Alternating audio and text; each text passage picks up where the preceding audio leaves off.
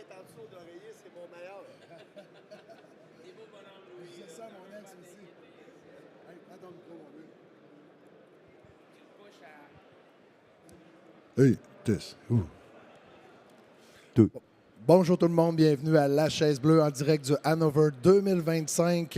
On est en direct live sur un stage aujourd'hui, puis on a la chance d'accueillir un invité en or. Je pense que plusieurs personnes le connaissent. C'est Louis Veilleux du groupe Mondial. Louis, bienvenue sur La Chaise Bleue cette année. Merci beaucoup. Merci de m'inviter. Être le premier le matin, Benoît, c'est toujours un peu difficile. On casse la glace. Mais là, il fait chaud à Hannover, donc il n'y a pas bien de glace, fait que ça va être facile. Louis, avant de se lancer, là, je pense que les gens connaissent bien ton parcours. Est-ce que tu veux nous expliquer quand même c'est quoi le groupe Mondial?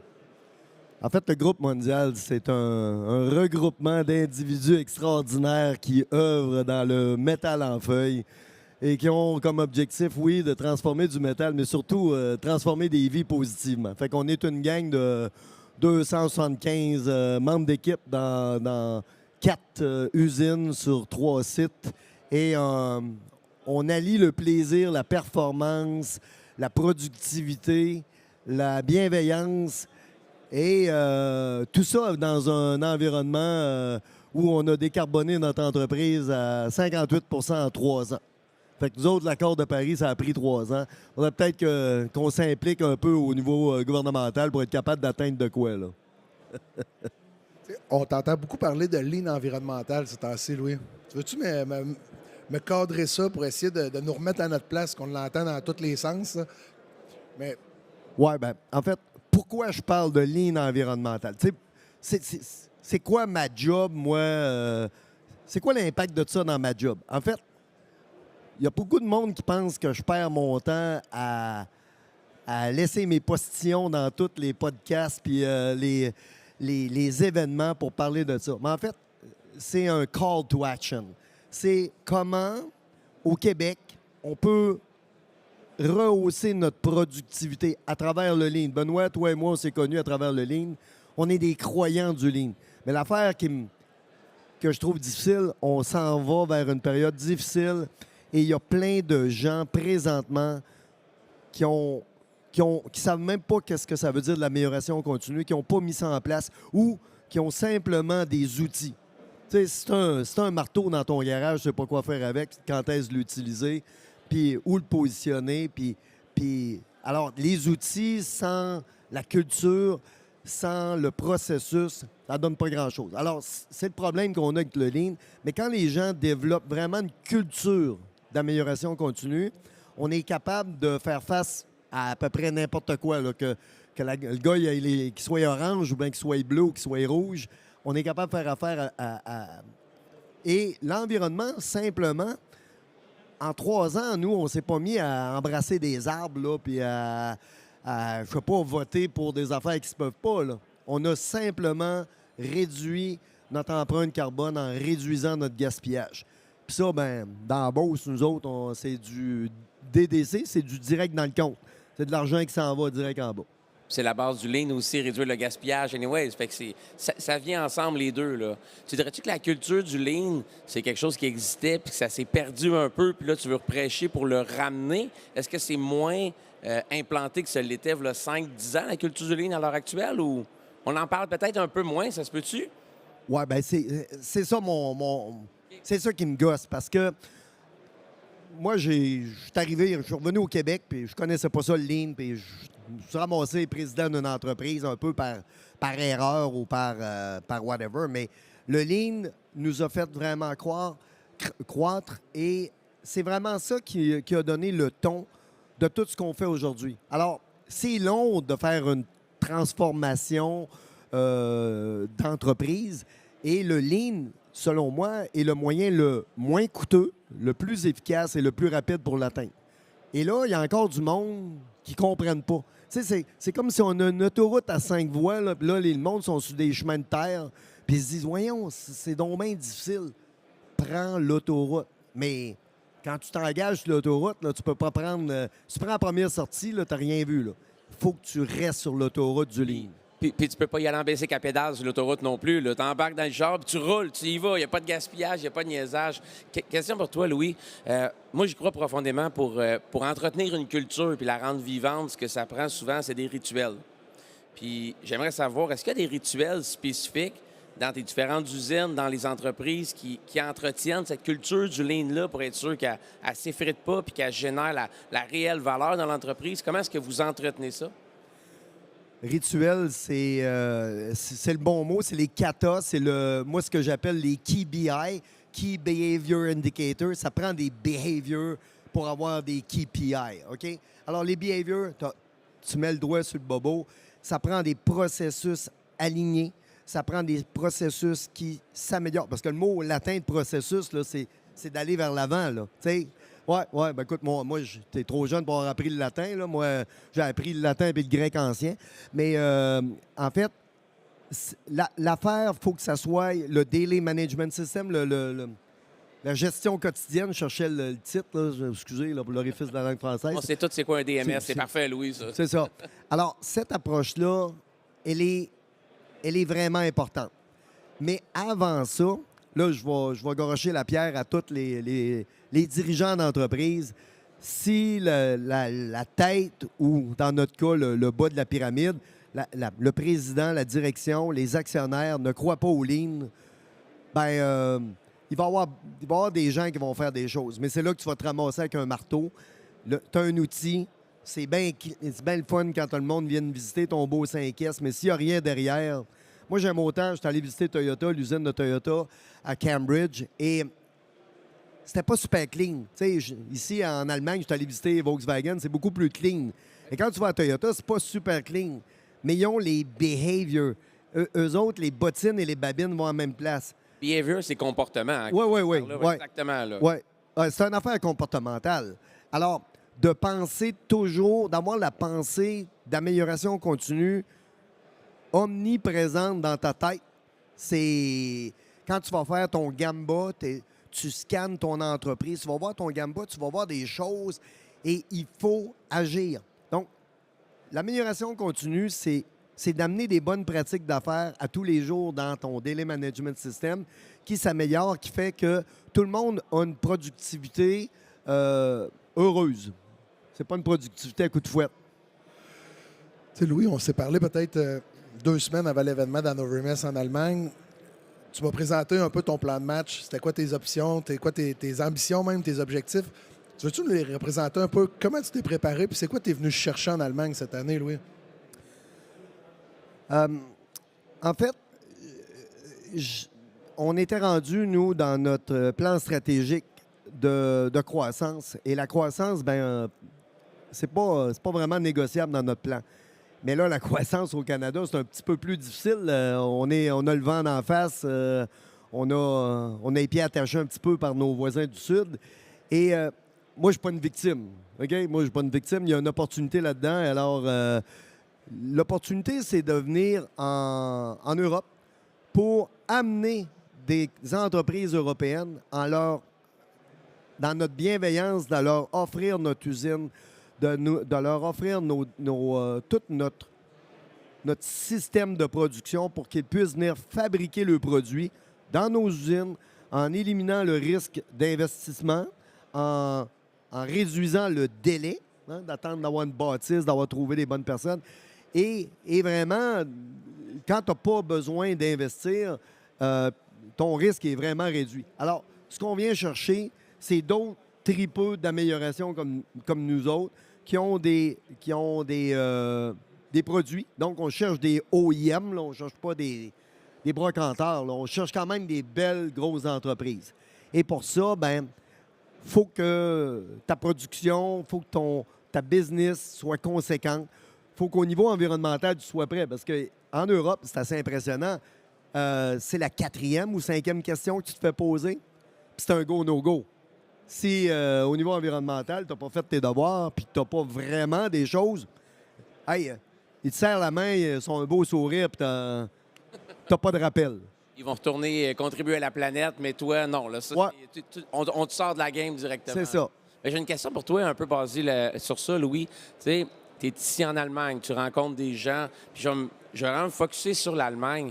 Quelles sont, selon toi, les valeurs communes que le Canada partage avec l'Allemagne qui peut faciliter ce maillage-là?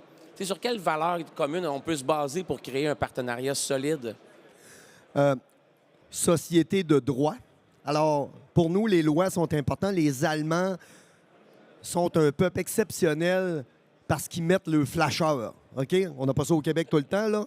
Mais ici, là, c'est facile de comprendre comment ça marche.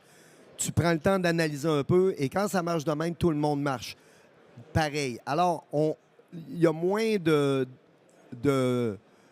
d'enjeux de culture quand c'est facilement comprenable et qu'une poignée de main en Allemagne reste aussi bon qu'une poignée de main au Canada.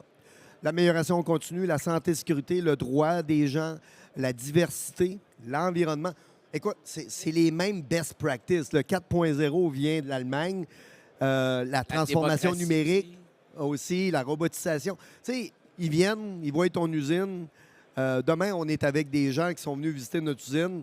Puis c'est drôle parce que, je ne sais pas si je peux dire ça, mais une des choses qu'ils ont aimé, c'est que notre salle de conférence était pas mal bof.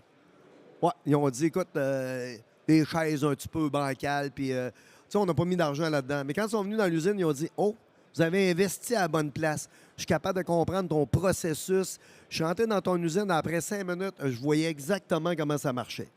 Fait que, moi, c'est des gens qui me plaisent, ça. Parce que, tu sais, une salle de conférence, là, ça facture pas bien, bien. Mais une super usine, ça garde ton monde heureux. Puis une salle de conférence, quand c'est trop confortable, là, c'est non productif. Ça remplit l'ego mauvaisement, peut-être, pour rien, des fois. Dès qu'il rit, parce que là, le bureau qu'on vient d'aménager à Québec, on a des rénaux, là, je fais te poser un gym, une douche. C'est rendu un loft. Ouais, ben c'est ça. Tu sais ce que je pense de ça, hein? Le meilleur gym, c'est tu t'en vas plier des plates de fer, me dire tu viens avec des belles épaules, des beaux bras, là. Hey Louis, est-ce qu'il y en a des usines extérieures, des gens qui ont des produits, qui ont déjà commencé à faire des tests chez vous, à s'intégrer dans vos processus, puis à produire ou à commercialiser un produit au Canada? En fait, on le fait pour des entreprises canadiennes présentement, qui sont des belles entreprises canadiennes et qui ont compris, j'aime ça, moi, parce que, tu sais, ce qu'on offre, là, c'est au lieu d'avoir des coûts fixes, tu as des coûts variables. Tu sais, moi, je mets à disposition 4 usines. Fait que tu as des produits, tu en produis un par mois, puis tout d'un coup, tu as des ventes d'en produire 25 par mois. Hey, I'm your man. Fait que oui, on le fait avec des Canadiens. Et on a beaucoup de clients qui sont européens aussi. Fait qu'on est habitué aussi à ce type de business-là. Mais écoute, moi, mes attentes sont hyper élevées. Moi, je veux 3 clients majeurs cette année. Puis si je réussis pas, ben écoute, on va changer de président, on va le mettre dehors. J'adore ça. Écoute, Louis, on est présentement, oui, en Allemagne, mais on se transporte dans un beau petit chalet en Boiron en Beauce. On s'en va se promener, là, puis on s'assoit, on est sur le bord du feu présentement. Fait que là, c'est le matin, on se réveille de notre petite journée hier de ski dans le coin de Thetford Mines. Puis je te pose une question. Tu sais, souvent, tu as de l'énergie, tu as de la drive, tu t'impliques dans plein de causes, tu es un gars là, vraiment impliqué. Puis pour avoir cette énergie-là, souvent, c'est important de filer des bûches dans son feu intérieur. Puis pour avoir des petites routines, autant personnelles que dans la vie professionnelle, pour entretenir ce feu-là, puis recréer le bien alentour, puis accomplir ta mission de vie ou peu importe. Tu sais, je me demande, c'est quoi, toi, que tu fais, Louis, pour feeder ton feu intérieur? C'est quoi les bûches que tu te mets en dedans là, qui font en sorte que tu te réveilles le matin puis tu as le goût d'y aller, de foncer?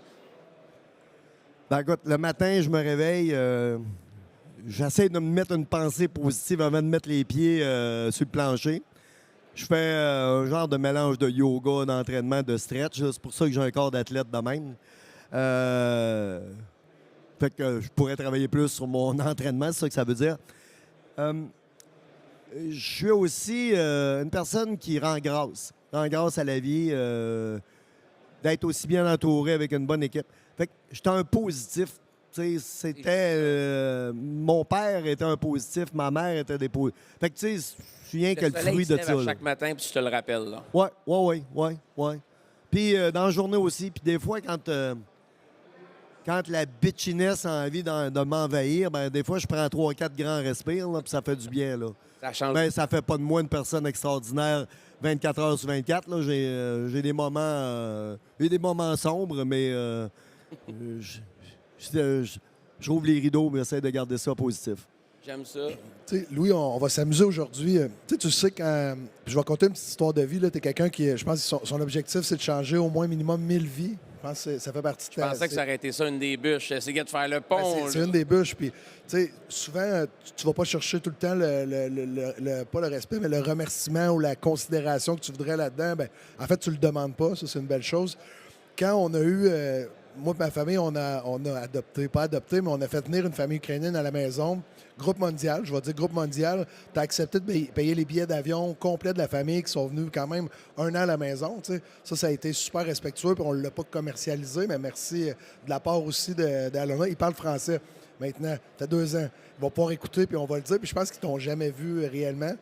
Puis on veut aussi ajouter Ivan Moscovitch, qui est un... Je pense que tu as entendu parler de l'histoire de son usine qui a explosé en Ukraine. Puis j'aimerais ça aujourd'hui qu'on fasse un échange. Que Ivan, ça fait peut-être 3 fois qu'il me relance et dit je veux fabriquer mes balances au Québec. Puis je sais pas si tu as vu tous ses plans partout qu'il en fabrique. As-tu eu une discussion avec lui avant qu'on l'embarque sur le stage ou tu n'as-tu entendu parler? Ou? Oui. Écoute, hier, j'ai eu une bonne discussion avec Ivan et quel homme remarquable.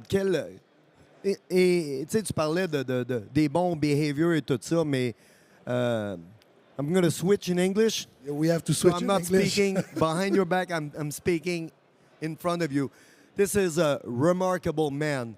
Ivan and his friend, we met yesterday, and Ivan is from Ukraine, but he's from hot Ukraine, the Donbass, Kharkiv, and he's the man here on the stage. You know, I would love to be half that man because he's been standing strong. And I made fun of him yesterday because him and his buddy, I've never seen so many people being so eager to pay taxes and being, that's their war effort. They are entrepreneur wanting to make a difference in their country. They had to rebuild their plant. They were bombed. The whole thing was all bombed up. So there was no more plan. And they rebuilt. They rebuilt better. And this gentleman is one of the greatest men in this entire place. Conference today. here. And agreed on that. Thank you, Louis. And maybe Ivan, for the people listening to us right now, and we will do another podcast later on today because I'm so curious to understand what was going on in the last year since we saw you the last time. Can you give us just a little bit of a background of the story you had, I think, when it all started? Just to do a recap of the story there. Okay, yeah. Thank you for your hot words, and for me it is pleasure to hear it, and for me it's pleasure to be here with you guys, because last year when we met you first time, I totally understood that it should be continue of this conversation, it should be continue of collaboration with Canada. And yes, about my story, I will be too short. Yes, when the war started, unfortunately, our factory was totally destroyed, and we made relocation of that parts that survived. Some machineries, buildings was totally destroyed. Machines like trucks was also totally destroyed. And we built a new factory in western part of Ukraine. Now we're finishing next one for 400 square meters. I also told you last year that we started it, yep. But now we are finishing it already. And for today, I think we are working good. We are working in Ukraine. We are working in European Union. We want to work with Canada. We want to collaborate with Canada, and I think that we have interesting experience. That's our experience can be useful for other countries, for other entrepreneurs, how to be resilient, how to be flexible, and how to be open-minded. So all these things that happened, they made us a little bit stronger. And in these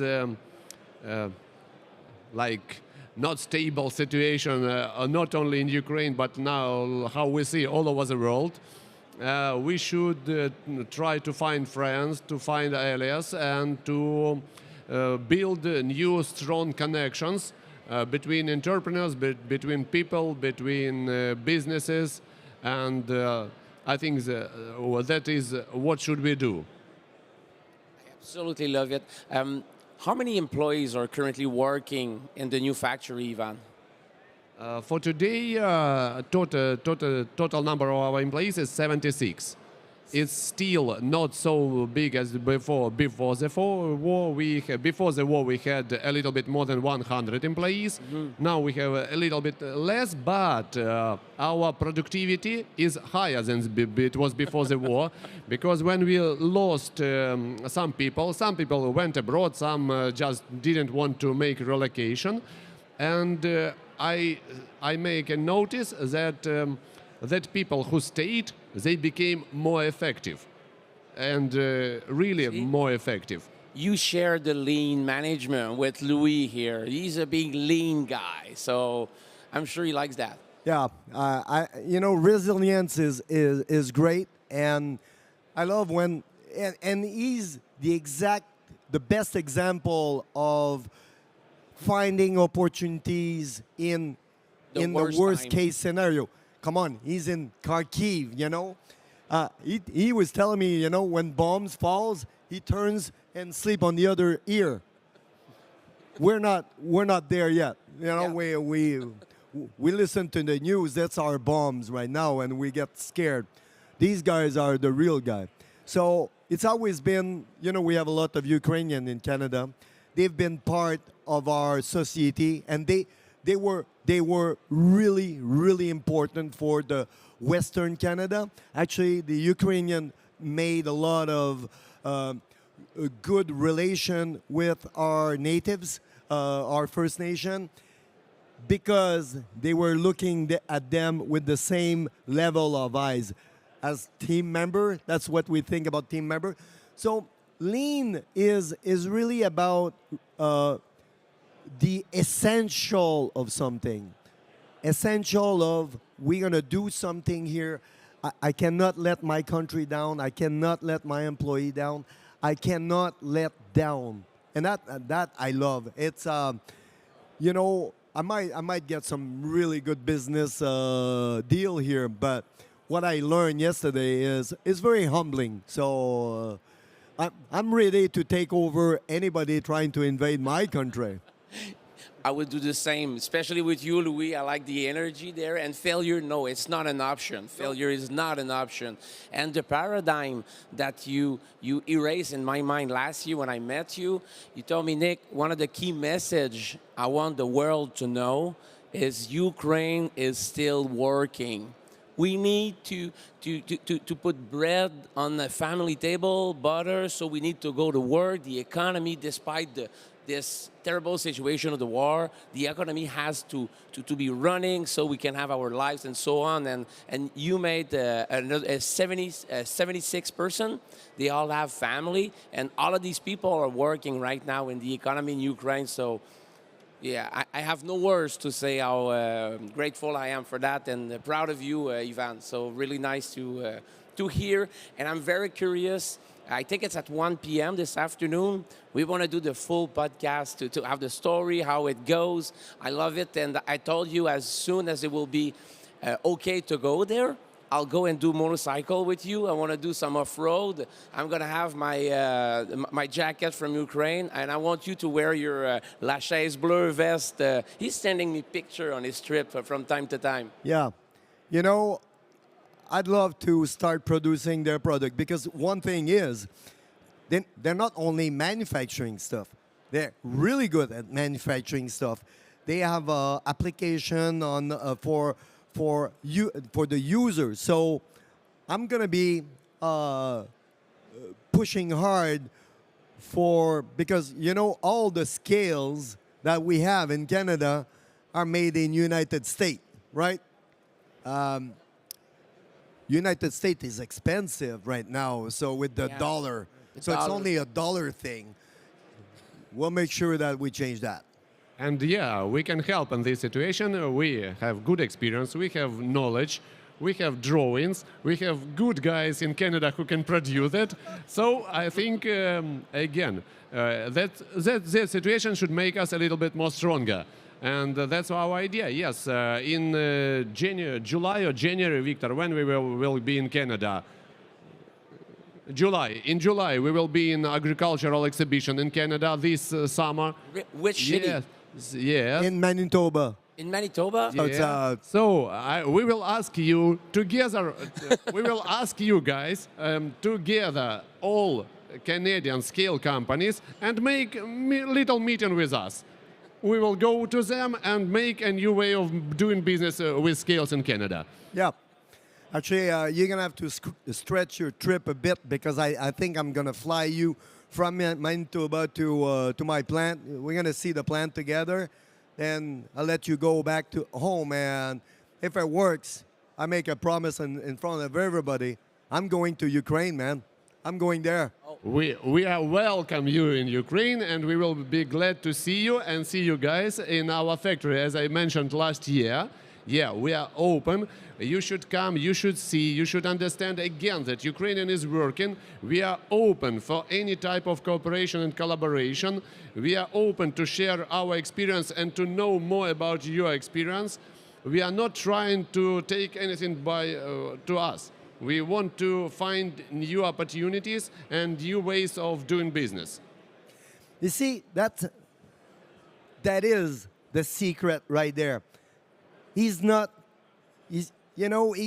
thinking of himself. He's thinking of a better good for everybody. And if everybody had the same mindset of, I didn't tell you that, but I used to box. I was doing boxing. I was so good at receiving, was not good at giving, but receiving I was good. So, but it's not the way it is. You should be given. Yeah. So I quit boxing because I couldn't give enough, and I went in entrepreneurship. More you give, the better you are. We have much in common. I was boxing for more than 5 years. Yeah. I'm sure you were better than me. So I'm happy because we do the magic of the blue chair. Last year, we promised to you, me and Nick, that I will introduce you to a Canadian entrepreneur or a business. That's we do. We can say done.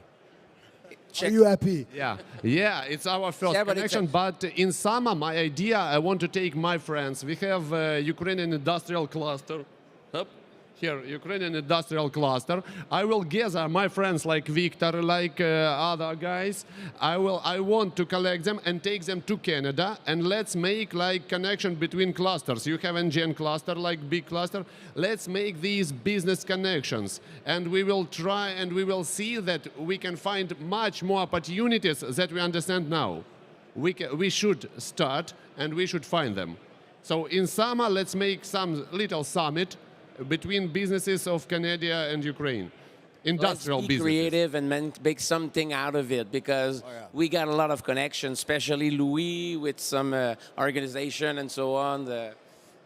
Let's be creative about that. Yeah, let's take it. I will also talk to Bridget, and we will try to organize it. And I think it will be some steps in collaboration between Ukraine and Canada. And again, last year was some chance for us, and we should take it. That's, again, opportunities. Like you say, in each hard situation, we need to find some opportunities.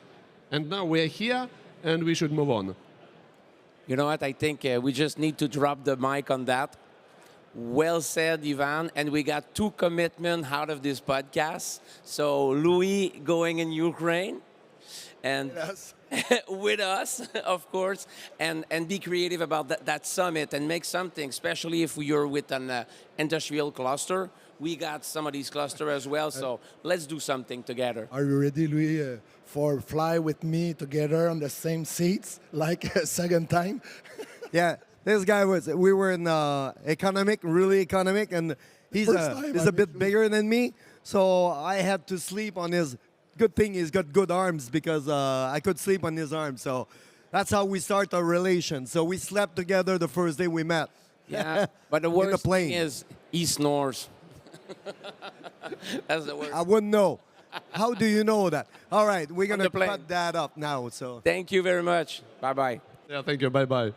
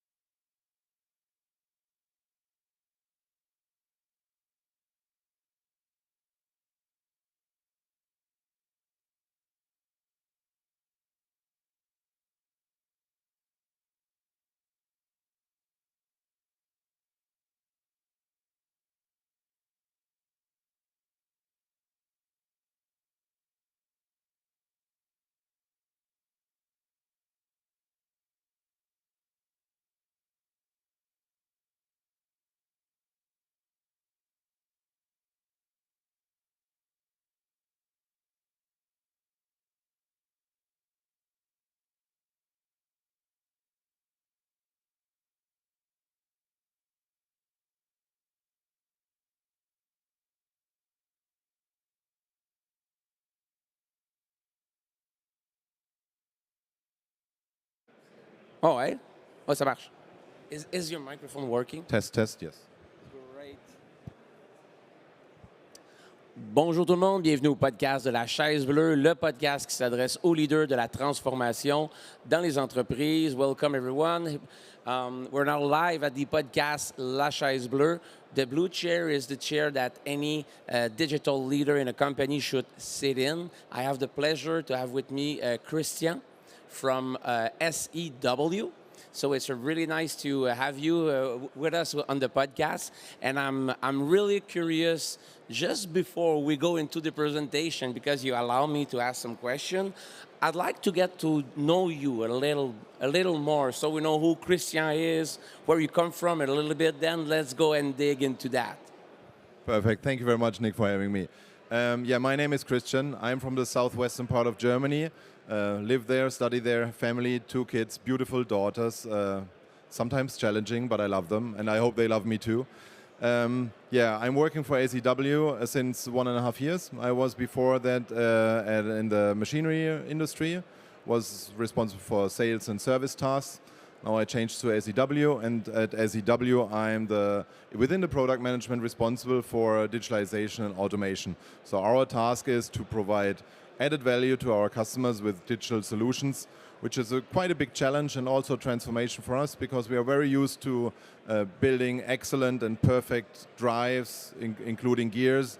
And now for us it's kind of the step to somehow get familiar with the digital world, and also adding value still also in the future to our customers.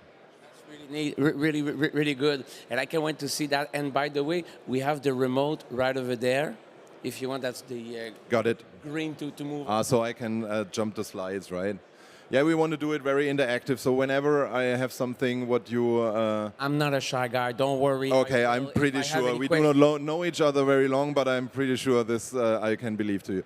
So I'm also not very familiar with your crowd, but I do not want to bore you, but it's a nice slide to explain a little bit what is digitalization for us. So, you know, as I said, we are coming from the mechanical world, and this is why also this slide is internally quite important. So for us, digitalization, in English you have 2 words like digitalization and digitization. In Germany we only have digitalization. So there are 2 steps, right? So on the left side, I know that from my father, to be honest, there was the LP, like music on analog signal on an LP. There was the first step of the digitalization to put this music in a digital way on a CD. So it added already a little bit of comfort, like you could select different songs without lifting up a needle and dropping it somewhere. And that was already a great improvement. So this is my childhood, by the way, without telling too much about my age. But then there was a second step. I mean, I'm not talking about the early stage of sharing music online. So there are professional platforms now where you pay money and it's legal. But that was the 7th step. So this was a change in the business model. So digitalization, 2 steps, making things more convenient and better. Better and more convenient and available all the time. So this is the 2 step of digitalization. And it addressed, let's say, the laziness of people. You want to select a song, you do not no longer go to your LP player, lift the needle, you just select the song by a remote. And here you can select any song which you want, and you're paid for it already flat. Yeah. Either laziness or the desire for effectiveness. Yeah. Well, this is really good. And I fully agree with you. With digital change, it has to be some sort of a revolution about the way how you do things. Yes. It's not only a matter of doing the digitalization of what you've been doing. Yes. You need to reinvent yourself and create more value for the end customer. Yes. That's what we see on the exactly. At the end. So exactly. fully agree with that. Exactly. I cannot argue on that. Exactly. Another example is my big cash. Yeah, you do travel a lot. I mean, if you're happy, you have cash, but then you have to have the different cash. Then you use the credit card. You are all over the world at home. And I mean, the future fellows, they all pay with a mobile phone now. It's no problem anymore. You do not even need to have to carry your credit card. So again, it's addressing the laziness of people, and it adds a lot of comfort to it. And now I don't even need to tap my phone on some application. Exactly. Just Uber. Exactly. It's exactly. all It comes a little bit with some risk, which you need to overcome. You need to trust the new technology. But overall, the people are accepting it more and more. And they are even more also I mean, in Germany, we love cash. We really love cash. I mean, not the amount of cash, but the ability to pay cash and being anonymous. Still? Still. Welcome to Germany. We are very conservative on that, so I'm looking forward to the time when this is over. But okay, that's my personal opinion. So also here, it makes the things easier, simpler, but also more efficient. And now I transfer this to the operation technology world, to the professional world, the B2B business. There, the easiness and the simpliness, that means more productivity, right? So not losing time, being very efficient, and saving costs at the end. And saving the planet. That is for us anyway important. I really forget to mention it all the time, because that's for us the sustainability aspect only comes with digitalization. If I do not think about digitalization, it's really tough to improve the sustainability aspect. But if I have the digitalization in place, the sustainability comes somehow to some extent for free with it. It makes much more easier also to close the material cycle loop if I can follow everything. So it all makes sense for us. It's a real enabler for sustainability. You only improve whatever you can trace or you control. Yes. So yes. Really, really important. Yes. We have a lot of discussions about software definition, software-defined factories, and to explain it to people what means software-defined, because it's quite an abstract world. Every IT guy knows exactly what I mean, but usually I think it's a fair bet to say everybody has a smartphone up today in the yeah, of course you need pretty much. Yeah. And in the past you used to have an analog or a digital camera, an MP3 player, or a navigation system which you plug in your car. You had this beautiful mobile phones which lasted forever. You did not have to charge it every day, but once a week. So, but there you have a lot of apps, like 2.2 million apps are available. 80 of them we have on our mobile phones on average, and 10 we are using every day without carrying all these other things. For the car industry, pretty much the same. In Germany, a very sensitive topic, because I think some do it better, some do it less good. But that's a big challenge in this industry, so I want to leave it with that.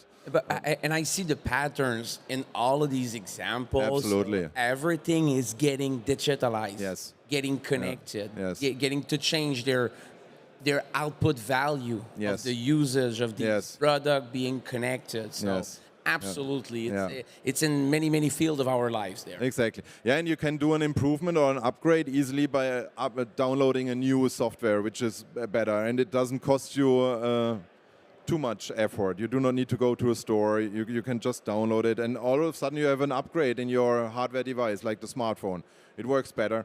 And it was done seamless, exactly. without any exactly. effort, and exactly. just having the value. Exactly. And I was curious, how does it affect your business model at SEW? All of these trends we're seeing these days. Yeah, that's a very good point, and this is the challenge. For us, it adds a lot of benefit, I would say. For the business model itself, I mean, we are a hardware supplier. We are producing gear motors. There will never be a software which lifts a box from the floor. There will be always the necessity that something changes electricity into kinetic energy. That's the difference between IT and OT. Exactly. Well, as we need you IT guys all the time, you need us OT guys as well. So there is no way of getting rid of each other. So we need to deal with each other. So that's the point. In the automation industry, this is a quite regular picture. This guy usually looks quite stressed, because if a system runs, you better don't touch it. You do not go there and optimize. If it runs, you leave it running. Yep. But if it doesn't run, then okay, then you need to touch it.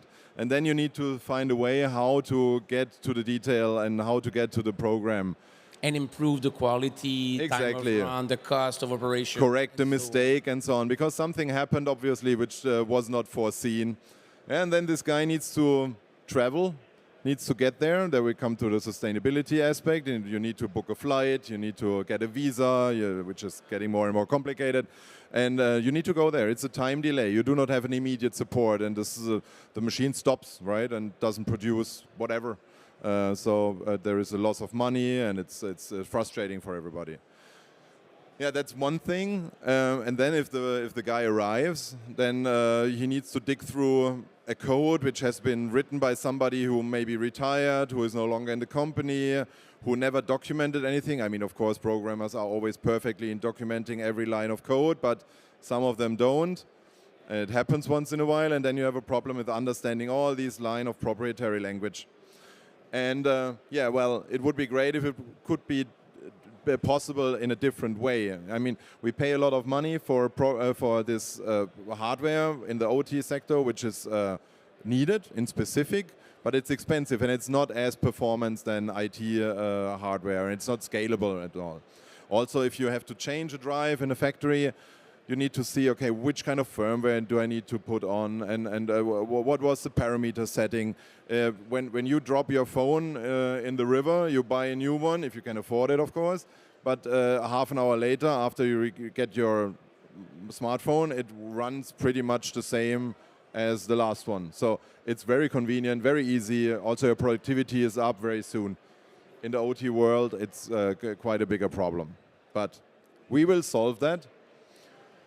Here we see our business model represented by the hardware-defined factory. So we are on the bottom of it. So we produce actors, motors, we produce also PLCs.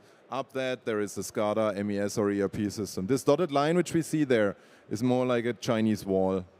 So it's very That's tough. what you do and where it stops, right? Exactly, exactly. Right. We think about a lot of things like Industry 4.0, condition monitoring, whatever. But it's so tough. With this layer here Yes. that you're focusing on, because this is the connection between the rest there up to the ERP system, dashboard, and so on. So typically your company would have sold most of these products, very quality product, but now you're focusing to add more easy PLC, so it's easier to get connected real time for the operation. Absolutely. This is the layer where we have to play the most with it. Above has its tasks. This is the IT world anyway. So yeah, no. And how long your company have been working in this product? Yeah. It's a company that have been up and running for the past 20 years. Above 90 years. So 1931 we have been founded. 9 years. So we are looking forward to our 100th birthday in a couple of years. So we are very proud of it, of course. Okay. And the PLC technology is anyway familiar to us. That's not a problem. But in the market, we are not a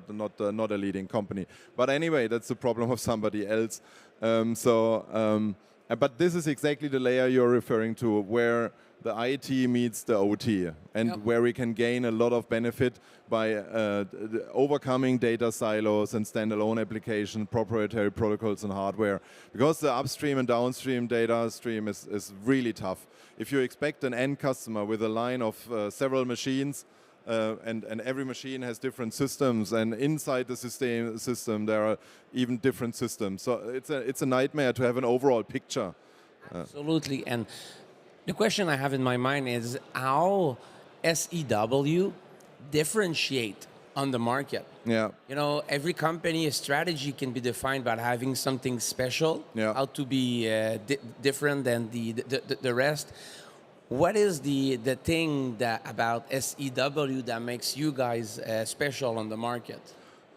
We focus on our strength, so we want to produce the drives also in the future. We rely on our quality, we rely on our competence to integrate. So we want to become best in digital integration. Okay. We will not be the next company who produces a platform or an ecosystem, or however you want to call it, to ask everybody to join.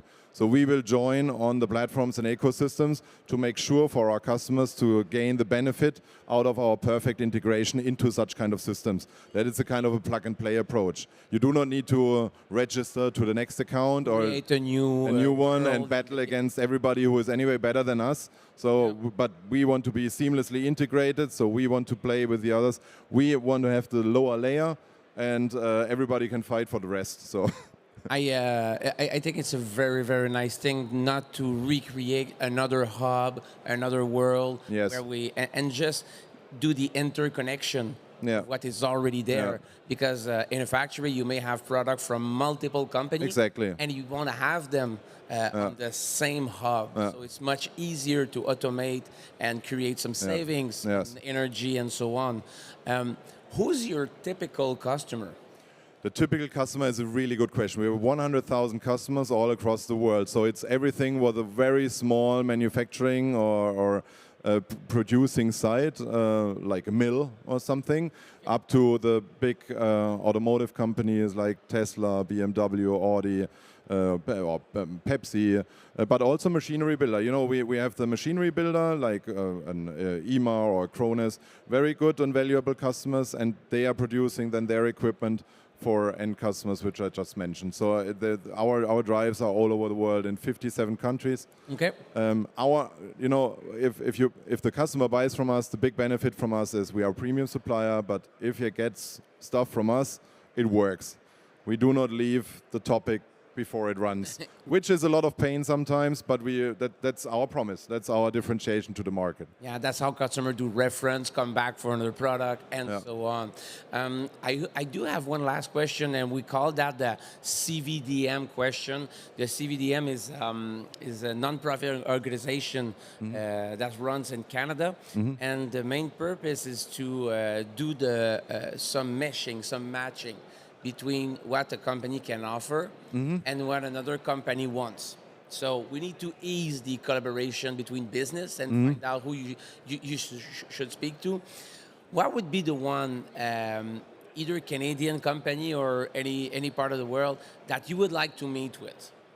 Who would be one company you would like to have a discussion and present a product and you think you can bring value to?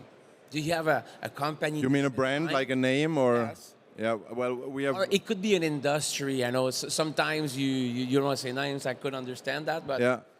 To be honest, we have a lot of very valuable and customers in Canada. Like we have Conestoga, which we are in very deep exchange for. Conestoga? Conestoga, it's a cold storage company. It's a very big company, and they do have big facilities, big storage, and they love us, and we love them, and that's awesome. That's one of the industries which maybe nobody knows, a cold storage, which is I'm sure it's going to get quite important for the supply chain, right? But we have a lot of companies in the wood industry, in the mining industry, which is also in Canada quite strong.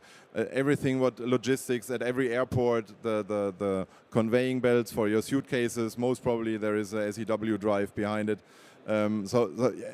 Amusement parks, if there is a roller coaster or something, probably the carriers are pulled up by SEW drive. You know, you find us everywhere. When you look into the areas where you should better not look into, most probably there is one of our gearboxes or one of our drives. So actually, we want to serve. We drive the world. That's our slogan, and this is really what we want to do. Turn the world around. It is really, really neat to have a company such as yours with a huge legacy. You've been in the market.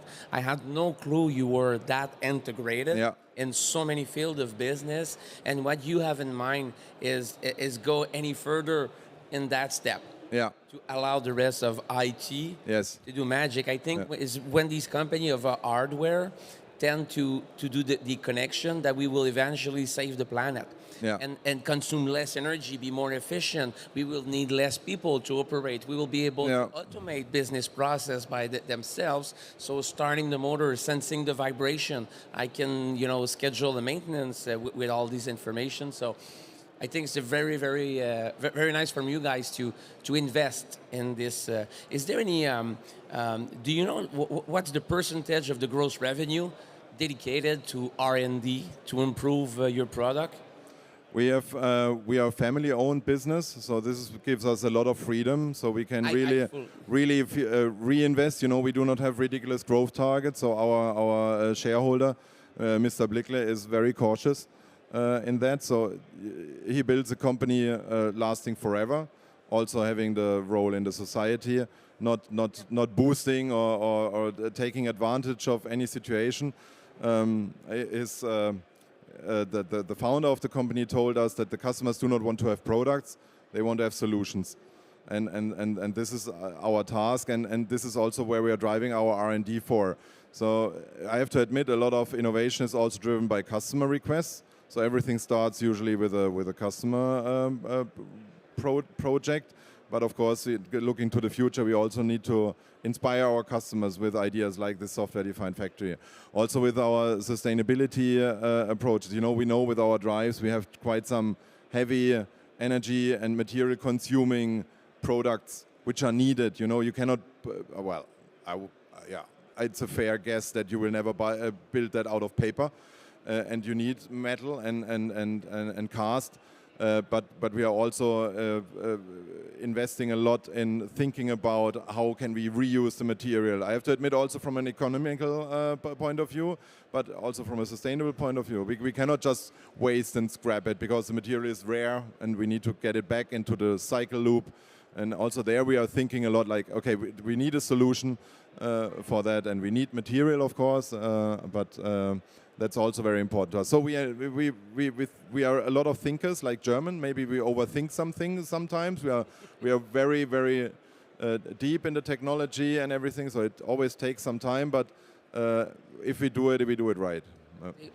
Please continue to do so, because this is how, like I told you, that we will eventually save the planet, and I hope, and I'm a full optimist, it will happen. I have kids too, so we have to. So please still continue to overthink that, so we become way more efficient, use less energy. We need even to change the way we produce and do the concept of our future business process and product as well. And what you mentioned, I fully agree. I think any manufacturer should inspire their business model based on the circular economy. Of the so it's something truly important. We work hard on that as well in Canada. But as to know that it's also something really important here in Germany. Absolutely, it's really very great. Absolutely. So, thank you very much, Christian. Thank you, Nick. Thank you for having me. I know much more about SEW now. I visit a lot of factory, helping them to be more efficient. So I'll have my eyes open to see if I see SEW motors, and I'll double check if there's a PLC. Exactly. This is what you should do. Always look for these letters, and you're kindly invited to our manufacturing sites if you want to see a real nice factory. So, please get in touch with me, and we can see if we can show you. Will be greatly appreciated. Thank you, Christian. Thank you so Have a good much. show. Thank you.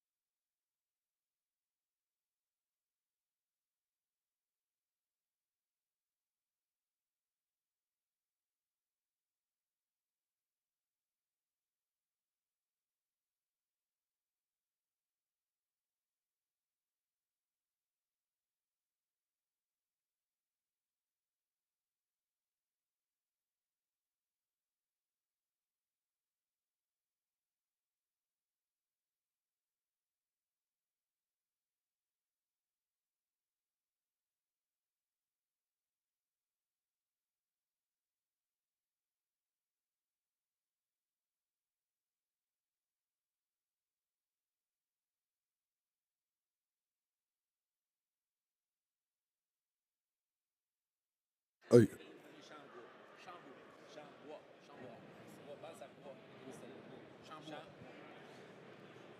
Tu veux que je parte ça? Bienvenue tout le monde à La Chaise Bleue en direct de Hannover Messe 2025.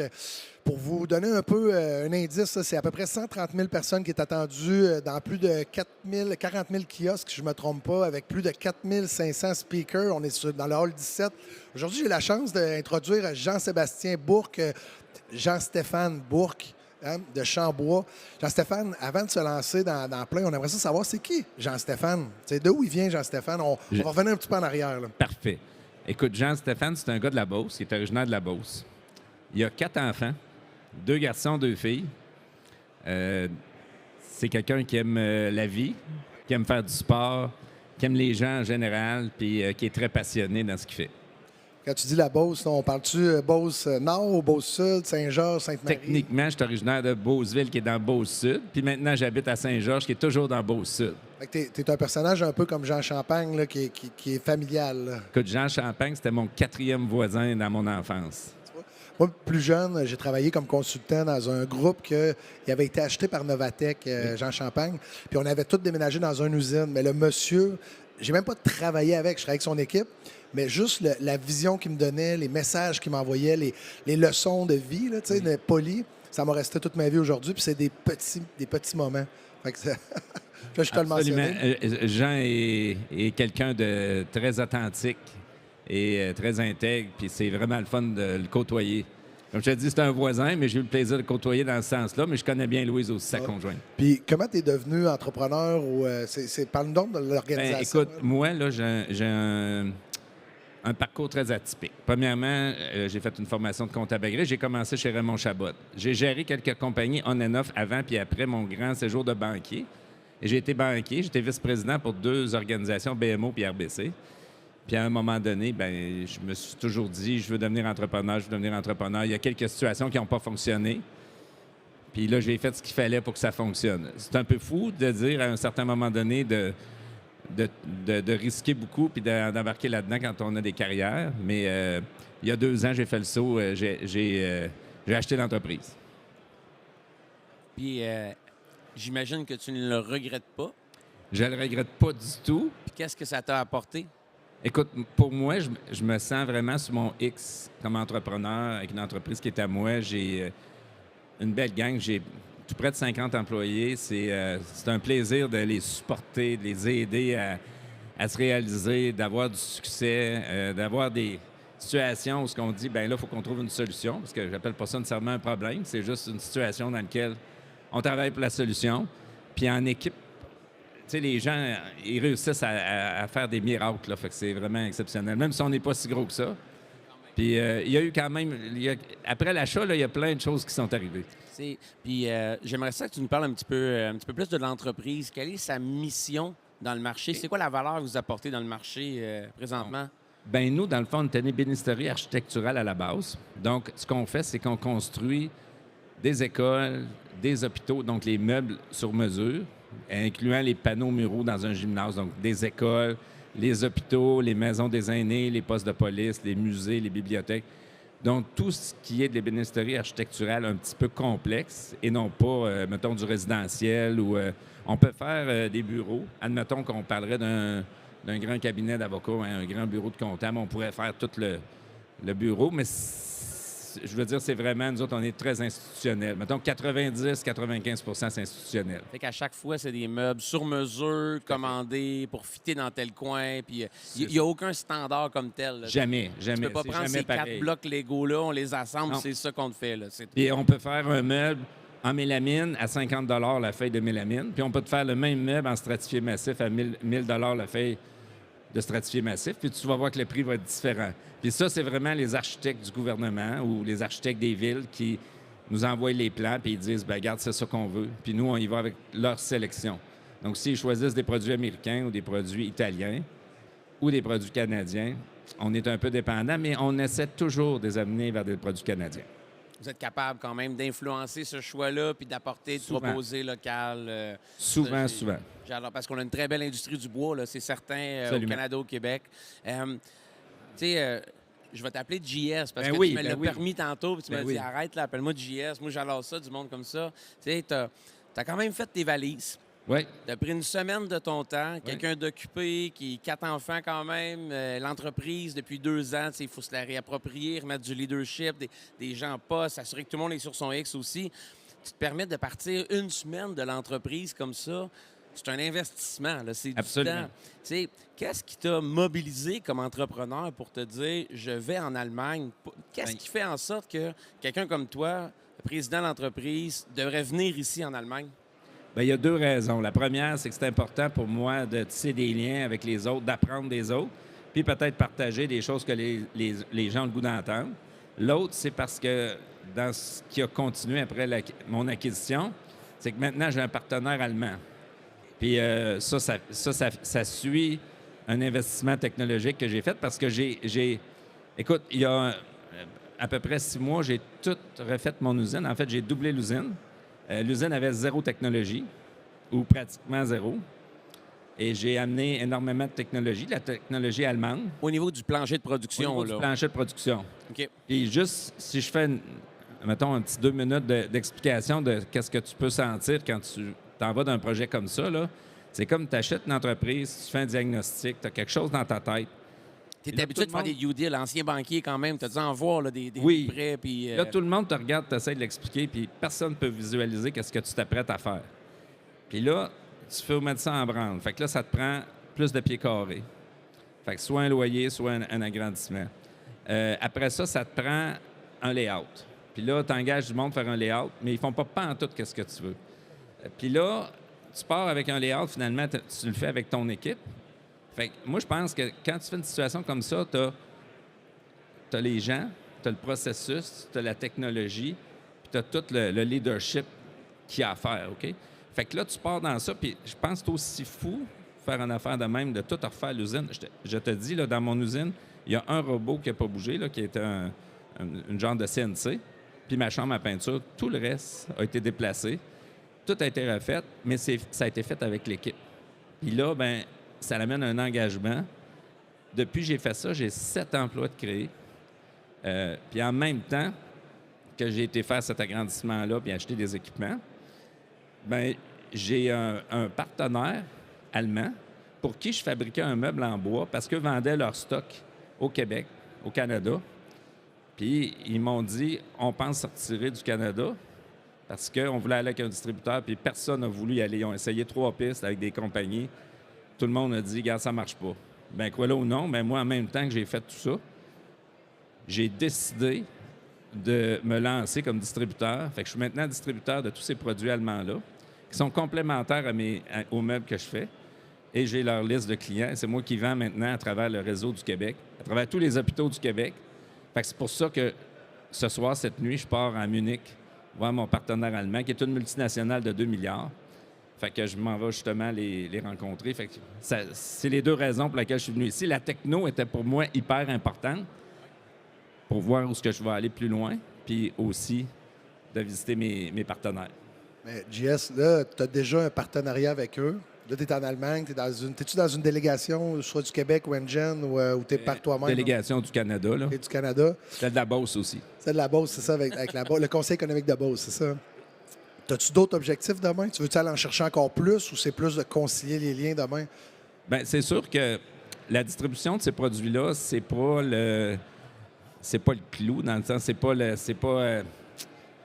summum. Oui, je voudrais aller en chercher plus parce que c'est important d'être capable de se diversifier puis d'en faire un petit peu plus puis de pouvoir pour moi, je me dis, je serais capable de le maximiser parce que ça a permis de garder le loyer, les productions de ces meubles-là. Mais c'est sûr que l'ensemble, ça serait beaucoup plus profitable s'il y avait d'autres choses qui se greffaient à ça. Fait que l'objectif, c'était ça, de faire des contacts et essayer d'en trouver d'autres. Tu sais, il y a d'autres entrepreneurs en ébénisterie au Québec. Il y en a beaucoup d'ébénisteries architecturaux, là, Oui. sans les nommer. Puis dans chaque région, il y en a qui ont des forces, des faiblesses, et c'est ça. Mais c'est la première fois, moi, c'est la 8e fois que je viens à Hannover. C'est la première fois que je vois une ébénisterie architecturaux prendre le temps, comme il a dit tantôt, faire ses valises, mobiliser une semaine, venir ici. Toi, tu as déjà fait des développements ici, mais Si tu avais un mot à dire à ces gens-là de sortir de chez eux et de venir ici, ce serait quoi l'argument ou la raison d'être de sortir de chez vous, venir ici? Qu'est-ce qui fait que c'est important d'être ici? T'sais? Bien, c'est sûr que c'est toute une question de contact. Tu sais, des fois, tu vois des entrepreneurs que tu n'aurais pas la chance de voir parce que tout le monde est ici.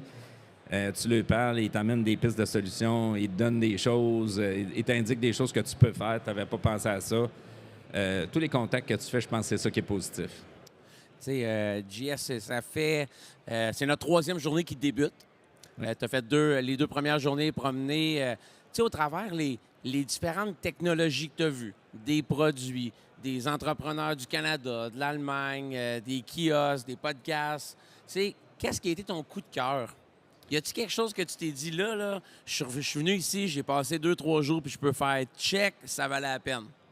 C'est certain que pour moi, je vais leur dire encore, c'est vraiment les contacts, les pistes de solutions dans certaines technologies que je n'ai pas décidé, mais que je suis en train d'approfondir. Tu sais, des fois, tu hésites, tu as un ERP, tu te dis, je le change-tu, je le change pas. Tu vois des choses, là, tu regardes. Tu es moins dans quelqu'un qui essaie de venir te faire une vente. Tu es plus là, puis tu écoutes. Pour t'inspirer. Ça t'inspire, ça t'amène des idées. C'est qui ton coup de cœur d'inspiration? Qui as-tu rencontré là, qui a été le highlight que tu t'es dit ça a vraiment valu la peine, je suis ressorti avec quelque chose? Comme je te dis, moi, c'est vraiment les gens qui m'ont mis en contact. Il y a 3 personnes. Une personne au pavillon du Canada, personne avec Investissement Québec, celui que M. Bolduc, là, Hubert, Oui. pour me mettre en contact pour expansionner mon réseau de distribution, puis ce que j'ai réussi à bâtir en peu de temps. Ben, kudos à eux autres, c'est excellent de faire les mises en relation, les mises en contact, puis ça, j'adore ça. Tu avais une question? Moi, j'allais dire, tu disais que tu fais du sport tantôt. C'est-tu du vélo? C'est quoi tu fais Moi, comme je cours. sport? T'es un Je fais de la coureur? course. On va courir avec toi, puis là, à un moment donné, tu nous attends, mon Nicolas, pendant 20 minutes, puis on va te rejoindre, parce qu'on est des bons gabarits, là. Puis on s'assoit, on décide de prendre un peu d'eau, puis là, je trouve une baguette, puis je me rends compte, tabarouette, c'est une baguette magique, puis je suis tellement généreux que je la donne à Nick, puis je dis, fais ton vœu, Nicolas, là. Puis là, moi, je la regarde, puis je pense vraiment comme faut. Je me dis, correct, je viens de connaître JS, je le trouve sympathique, puis je te la donne. Fait que c'est moi qui fais le vœu. Ouais. Fait que n'importe quoi. Tu peux Fait que faire. ton entreprise.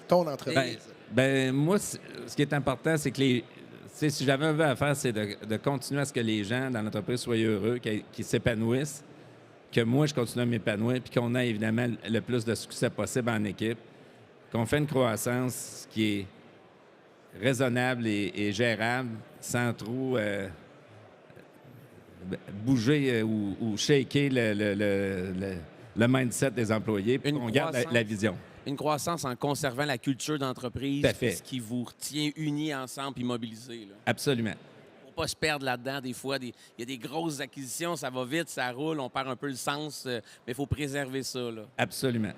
J'aime ça. Tu sais, il y a un message populaire en ce moment puis qui est important, mais on entend beaucoup parler des barrières tarifaires interprovinciales. Tu sais, on va lâcher nos voisins du Sud. Là, genre, on peut pas s'occuper de ce qu'on contrôle pas dans la vie. On n'influence Non, pas.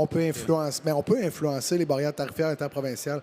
Est-ce que toi, présentement, c'est un frein, les barrières interprovinciales, puis est-ce que c'est une opportunité pour toi si jamais il y a une levée de ça? C'est les deux. C'est un frein actuellement, puis oui, c'est une opportunité. Parce que, tu sais, les entrepreneurs qui font beaucoup d'affaires aux États-Unis expliquent, quand tu vas aux États-Unis, tu as un interlocuteur. Quand tu veux faire affaire au Canada, tu as 14 interlocuteurs parce que tu as des provinces, des territoires, c'est très complexe. Il y a des produits faits en Ontario qui ne peuvent pas être vendus au Québec, mettons un siège de bébé parce que c'est pas conforme. Fait que c'est sûr qu'au niveau, pour moi, c'est le même principe dans tout ce que je fais dans le médical, étant donné que je suis distributeur canadien. Si j'étais capable d'aller dans d'autres provinces où je suis moins présent, ça serait vraiment un gros plus pour moi. Est-ce que ça veut dire que avec le même niveau de distribution de vente au Canada, s'il enlève des barrières, tu augmentes ton BAYA instantanément? Ou... J'augmente mes ventes. Sûrement que ça va avoir un impact positif sur le Là, je parle à un banquier, je vais utiliser le bon terme. Absolument. C'est bon. J'ai une question pour toi, moi, JS, c'est la question CVDM. On en a parlé un petit peu avant le podcast, qu'est-ce qui a été lancé hier, l'annonce officielle et tout. Puis la question CVDM, ça serait de dire, est-ce qu'il y a une entreprise, soit le nom d'une entreprise ou une industrie, avec qui est-ce que tu aimerais être maillé? Qui aimerais-tu aller rencontrer pour autant hybrider tes services peut-être pour amener plus de valeur au marché, comme tu l'as fait avec cette entreprise allemande qui est devenue ton partenaire, que tu redistribues en même temps, ça te refait une banque de clients?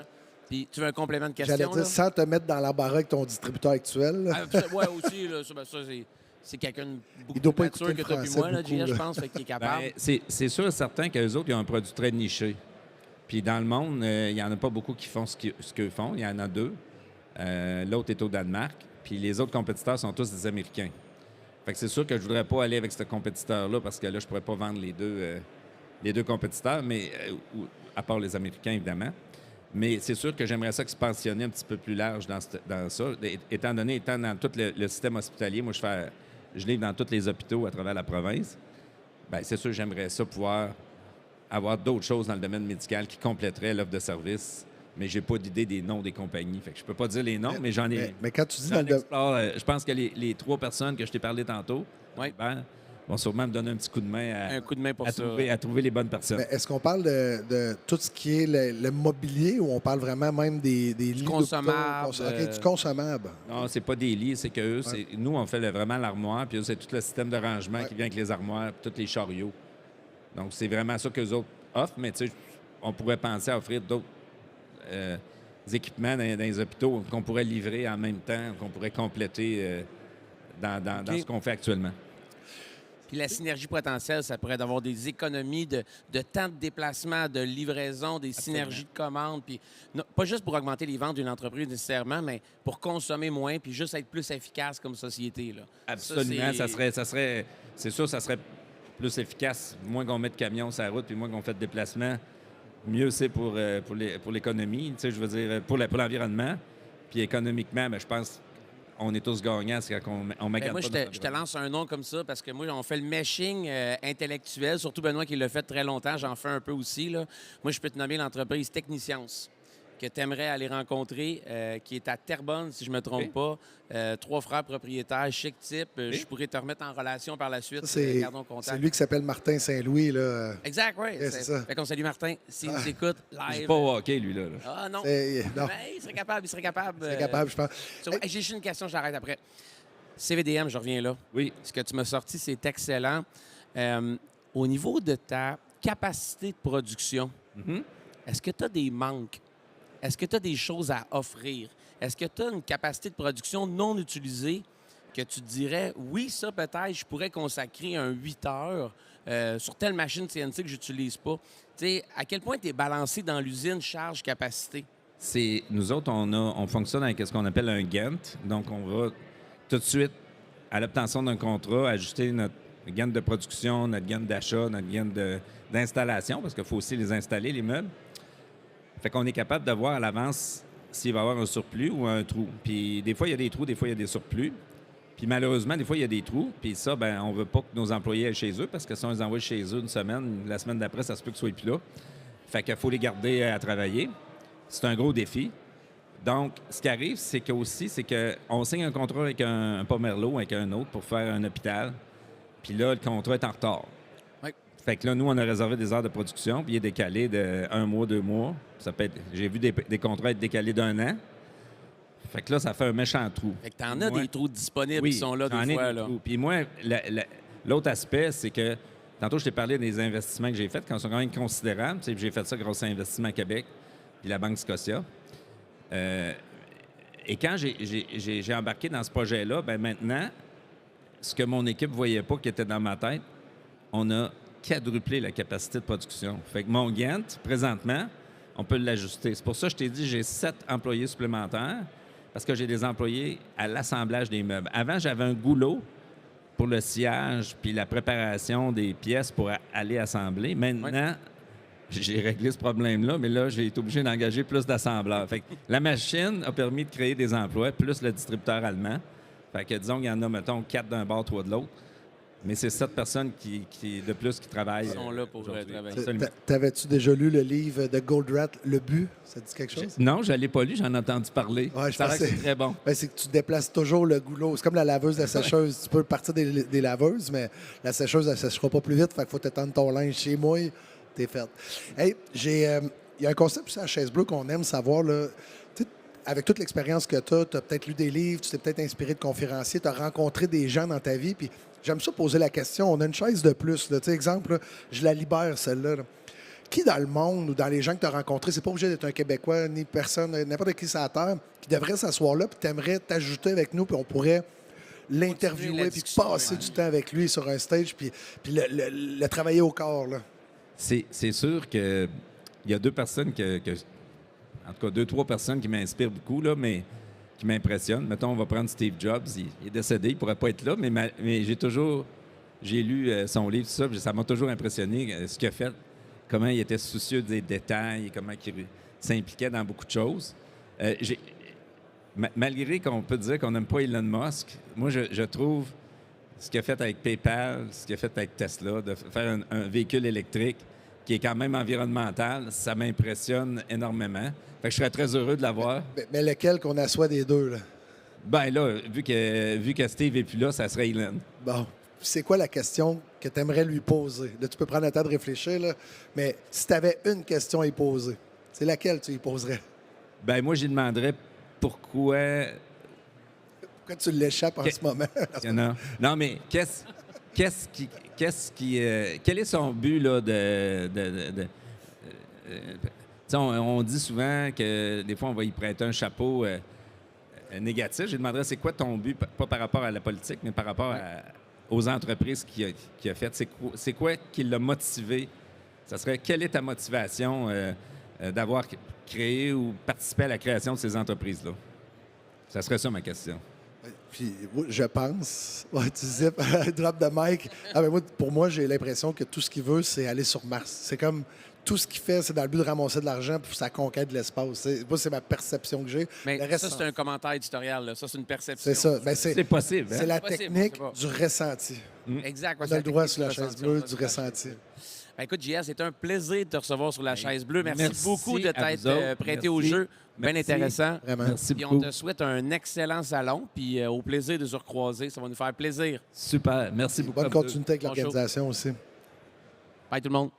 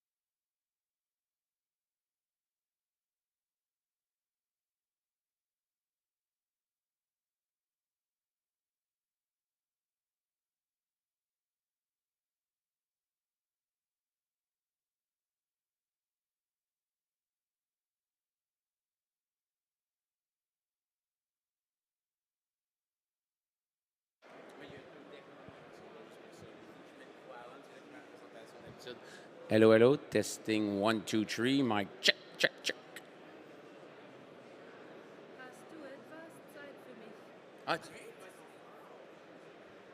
You're too good behind the scene there. Fait que je te laisse ça en avant, en arrière. Tu as même un laser si tu veux. T'es pas obligé du Je laser. pense pas que je vais faire ça, mais c'est lui, le laser. J'ai fait une comme ça, mais non, fais pas ça. C'est une bonne idée. Mais tu peux checker le slide deck. Quand même,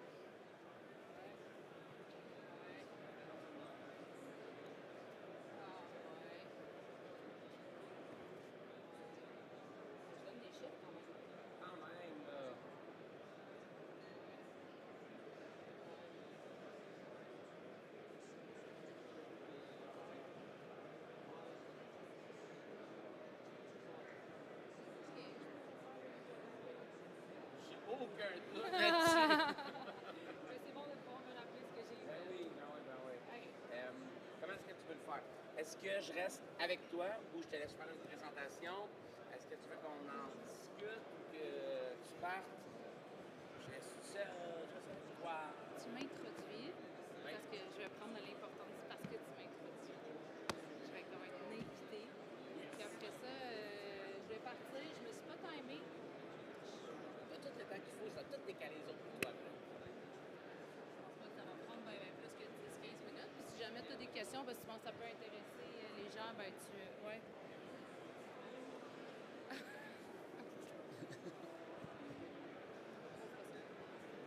Puis, est-ce que je reste avec toi ou je m'assois dans la salle? Moi, là, je t'attends service. Je fais tout ce que tu veux. Ça, mais j'avais pas pensé avec autant de détails. Non, je pense que j'aimerais bien avoir au moins une personne dans la salle. Jérémy a dit qu'il restait pour toute la vie. Si juste là, il n'est pas intéressé, il va pas dire. Je vais me ramasser tout ça. Ça risque d'être gênant. Au moins, ta casquette va être là. Parfait. Ouais. Fait que je vais m'asseoir. Ouais, puis je vais avoir du eye contact avec toi. C'est bon. Puis, ma dernière question. Est-ce qu'on fait ça en français ou en anglais? Ah, parce que c'est tout traduit, hein. Si je le fais en français, c'est tout traduit.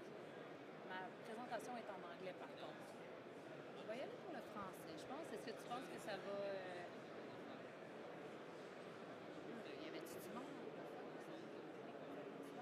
Ben, tu sais, c'est qu'après, tu reprends le vidéo, si tu fais du marketing, tu peux le réutiliser, conférence. Tu sais, il est bien stagé avec le Canada, le GLN. C'est ça. Puis, honnêtement, là, ça, l'année passée, c'était super petit. 10 par 10. C'était beaucoup plus petit. Mais là, qu'ils nous aillent offert une scène comme ça, ils peuvent en profiter, c'est bien que la chaise nous aussi. Fait que, français en anglais. Very good. C'est bon?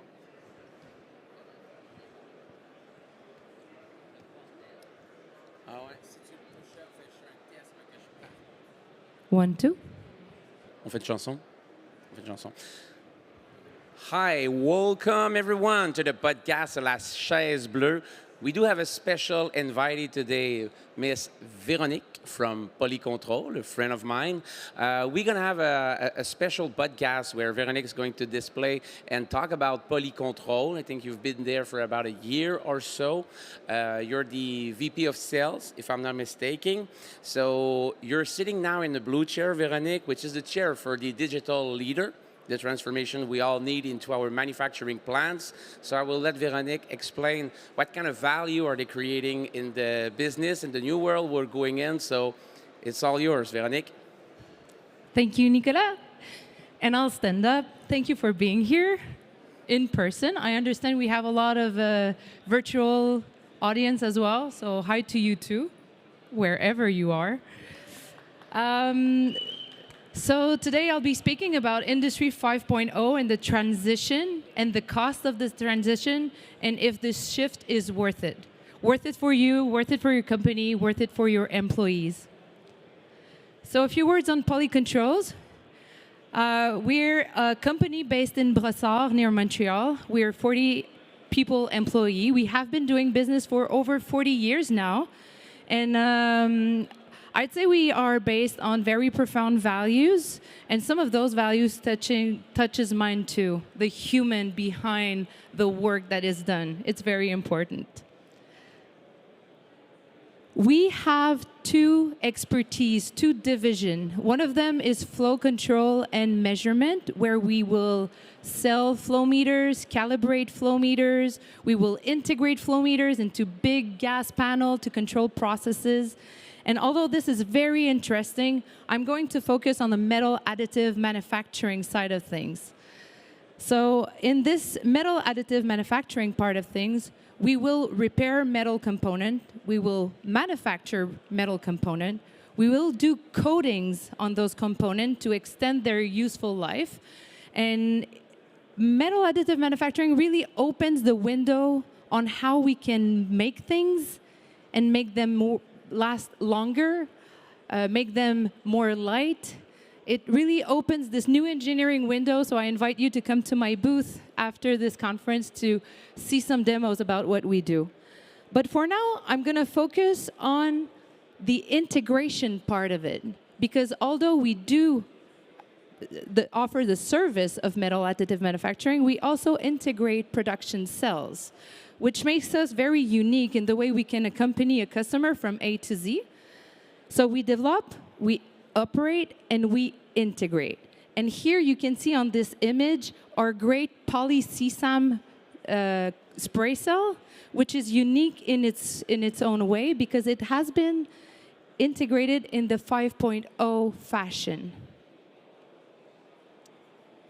What is 5.0? Anybody knows? Big question mark. So for those who are in the digital side of things, you've been hearing about the transition of automatization and then digitalization. If 5.0 builds upon 4.0 with all the robots and the digital aspect of it, but it will integrate the human-centric part, and it will also integrate sustainability, which is an important factor nowadays. What is the cost? It depends on the production cell and what you are actually integrated, but I'll share some costs that are specific to our investment. And so we build our production cells with two different purposes. One of them was high volume industrialization, production cell, a job shop. And the other purpose was R&D and applicative development, because it's science every day where I work, and we are proud of that, but there's a lot of questions that still needs answer, and that's exactly what we do at poly-CSAM. The initial investment 5 years ago was about 3.2 million to build that cell. And we continued investing as we went on, and we're now to about 5 million invested in that cell. And this is why we say we de-risk the approach, because now you can try cold spray for your industry without actually investing that much in your factory. I cannot list all the equipment that is in my production cell, but I did a short list to show you approximately where the money went, and it's not in any kind of order. So acoustic room, and why is it stated there? Cold spray is actually a process where we accelerate nitrogen to a very, very high velocity. I'm talking about Mach 2, Mach 3. We're spraying something like 1,000 liters per minute of gas, and that goes through a super tiny hole. And so this is very, very, very noisy. And we don't want ourselves or our employees to go through the factory with muff. We want them to live and talk and have fun. So we went over the industrial norm with our STC 45 acoustic room. And although that seems kind of a decision that can be made easily, it's actually a cost. So you need to think about it. Are you going to do your welding cell with normal opaque des rideaux, curtains, or are you going to invest to create an environment for your workers? So that's the kind of question you'll ask yourself.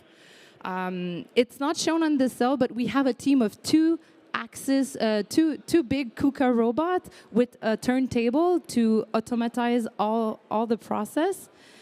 We are equipped with a 4 kilowatt continuous laser that we use to do surface preparation and heat treatment and a lot of different stuff in our processes. You can see the optical microscope. That's a couple of, it's above 100K.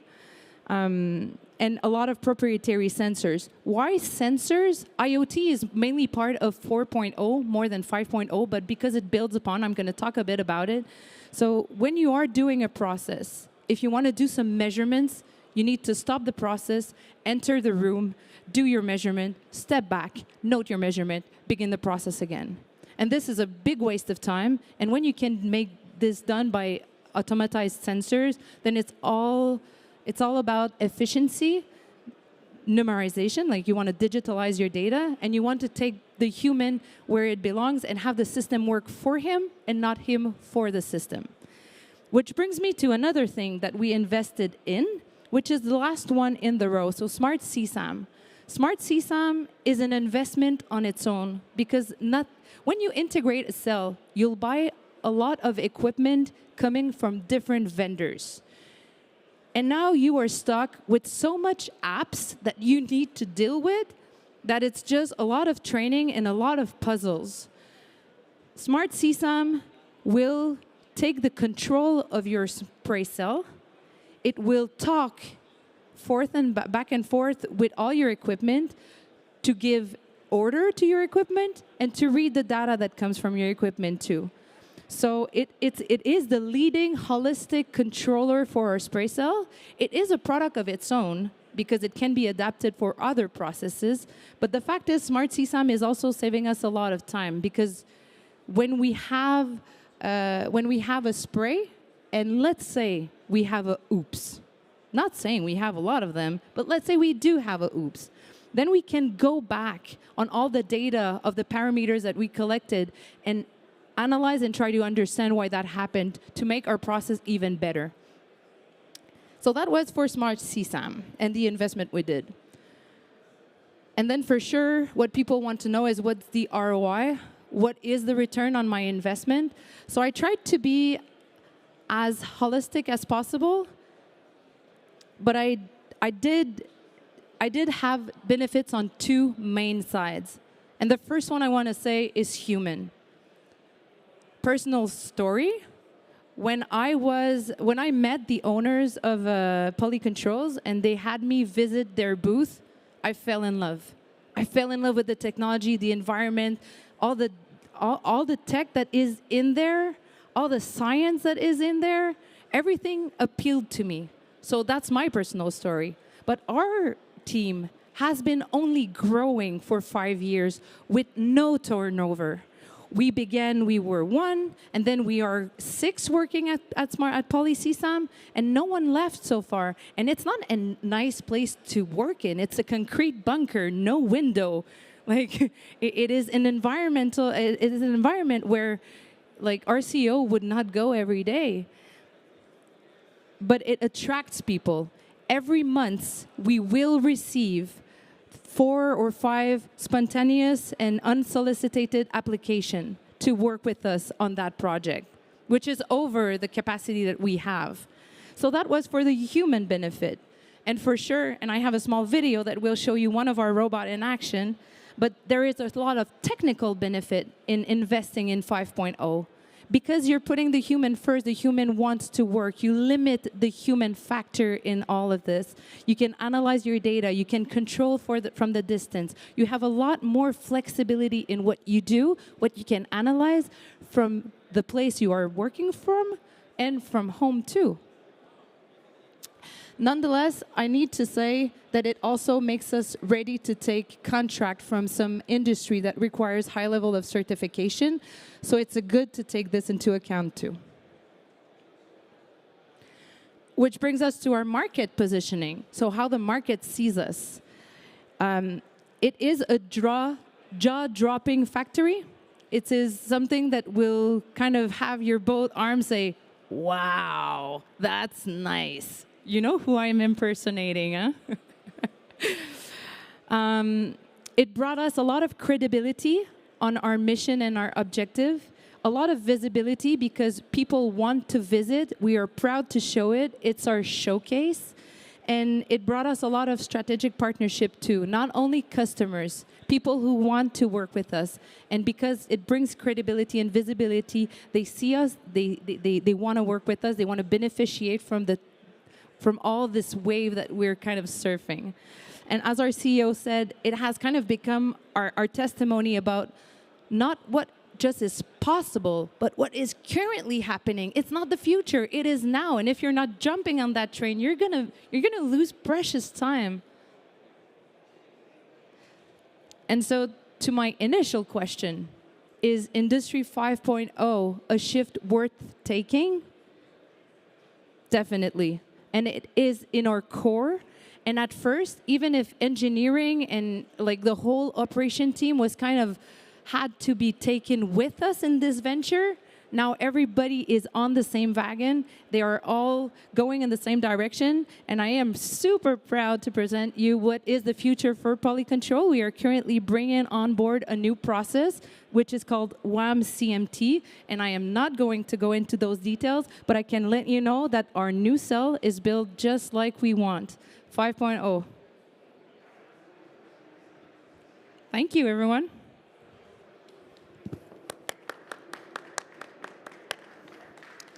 Congratulations, Veronique. And since we have the chance to have you on the stage, I think we should follow with some questions to maybe go a bit deeper in what you showed us today. First question in mind, which traditional industrial or manufacturing process could be either improved or replaced by this technology? Is there anything we should stop doing in our current manufacturing plant and replace it with the additive spray, metal spray? I have a lot of different answers for that question. The first one is, when you start from scratch, it's easier to build upon that philosophy.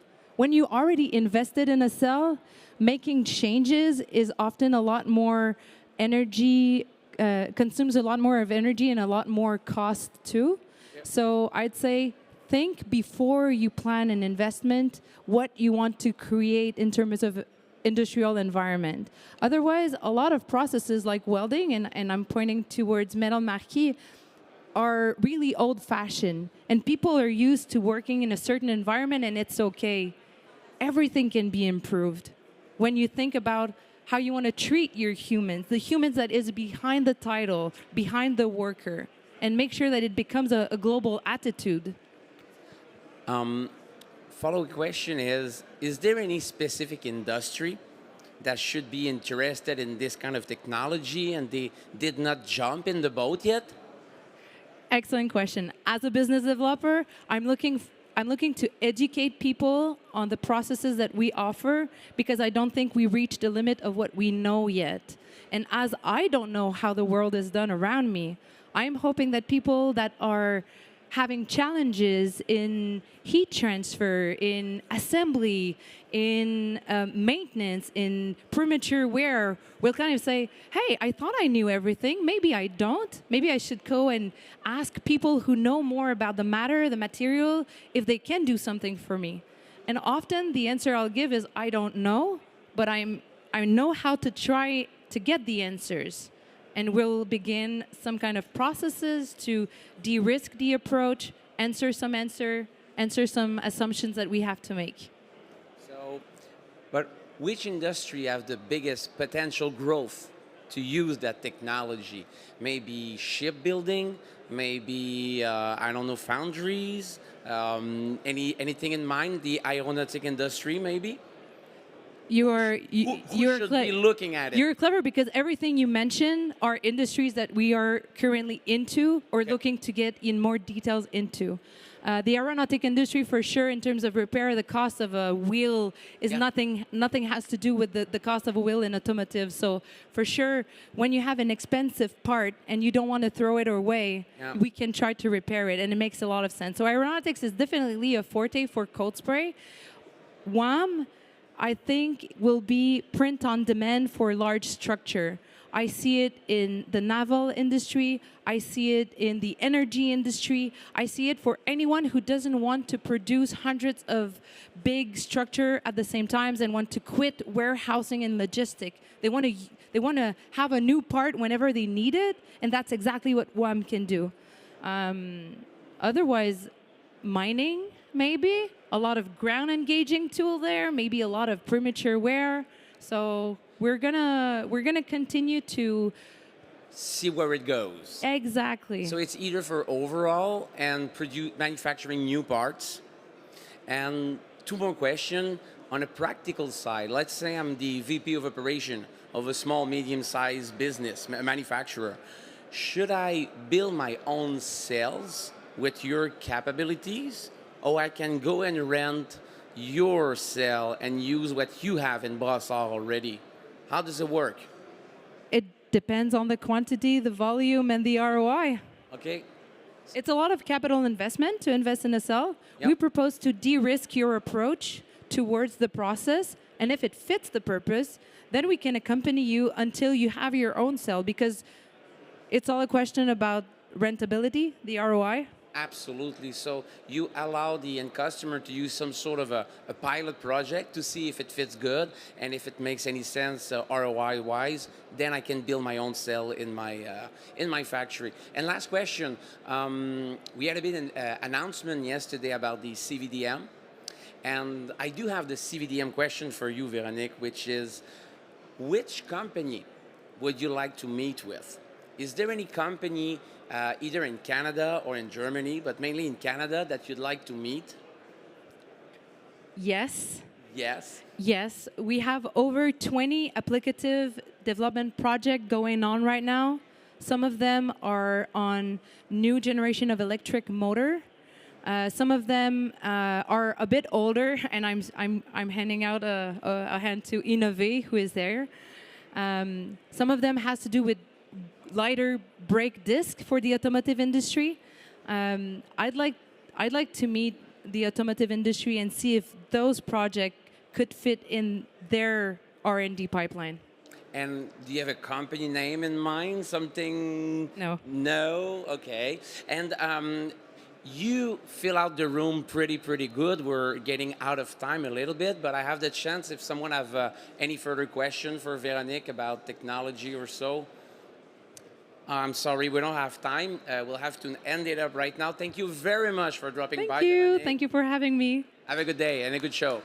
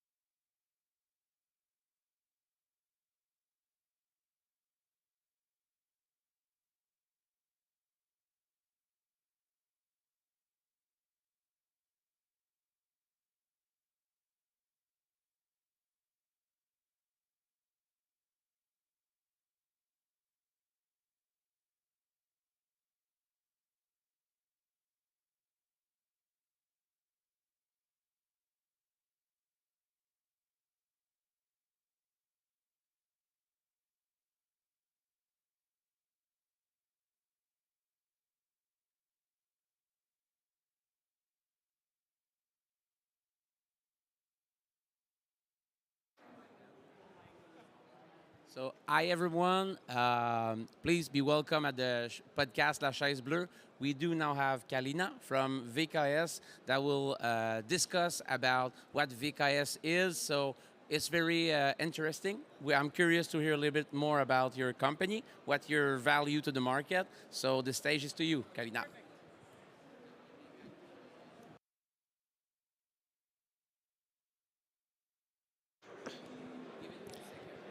Hi, everyone. Ooh, sorry, very loud. Guten Tag and hi, everyone. So my name is Kalina Spooner, and I work for VKS. And today I will be discussing the connected worker and Industry 4.0, essentially how a manufacturing facility can go paperless on the shop floor. So just to quickly talk a little bit about our company as a whole. So we are a unique organization. We are a Quebec company, and what I think really makes us stand out compared to some of our competitors is the fact that we were actually created on a shop floor. So our sister company is a sheet metal manufacturer that does a lot of high mix, low volume, and for them, they needed to go digital. They wanted to go paperless. They had a lack of standardization on the shop floor. There was a large knowledge loss due to the aging workforce. So they decided to develop this type of entity and this type of software internally at the beginning to fit their needs. And over the course of the last 15 years, we have expanded into over 35 different countries. We have over 400 customers worldwide. And today I'm going to talk to you a little bit about how a company can go from not having anything to being a full-fledged type of automated connected factory environment. So one of the questions that we get asked a lot, is the why in manufacturing. So why is it important to go digital? What are the key benefits and why should a company be motivated to kind of move towards that direction? So some of the stuff that you'll see up on the screen here is operators need to be able to operate advanced machinery and equipment. So sometimes they might need additional training or support or hands-on knowledge on how to maneuver around that. Being able to build products that are sometimes more customized or diverse. The knowledge loss and turnover rate of employees is another big push to go digital on the shop floor.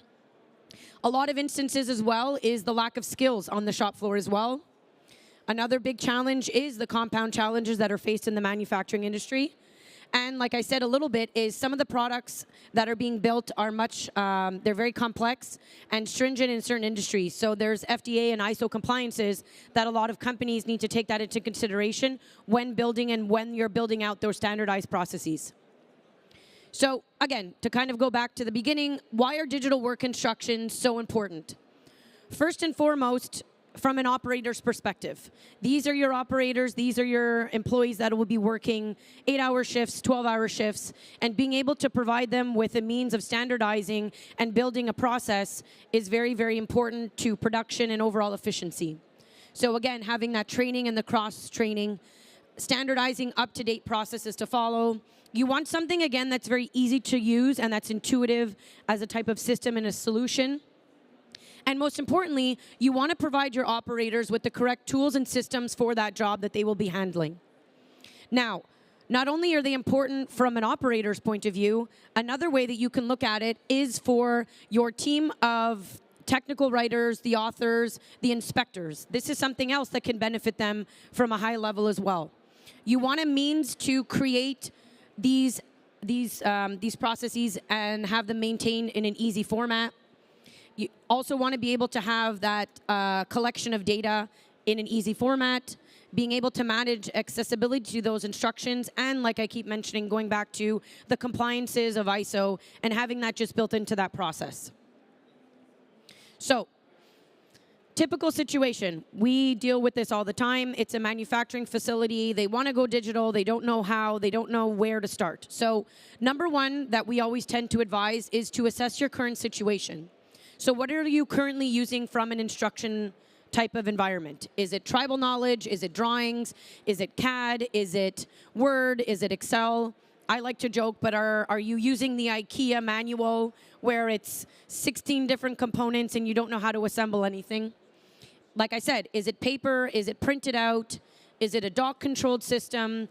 Are you having any type of standards? And also, on another more technical level, with your current situation, what are your integrations? What are you looking to do, and what are you looking to get out of that situation?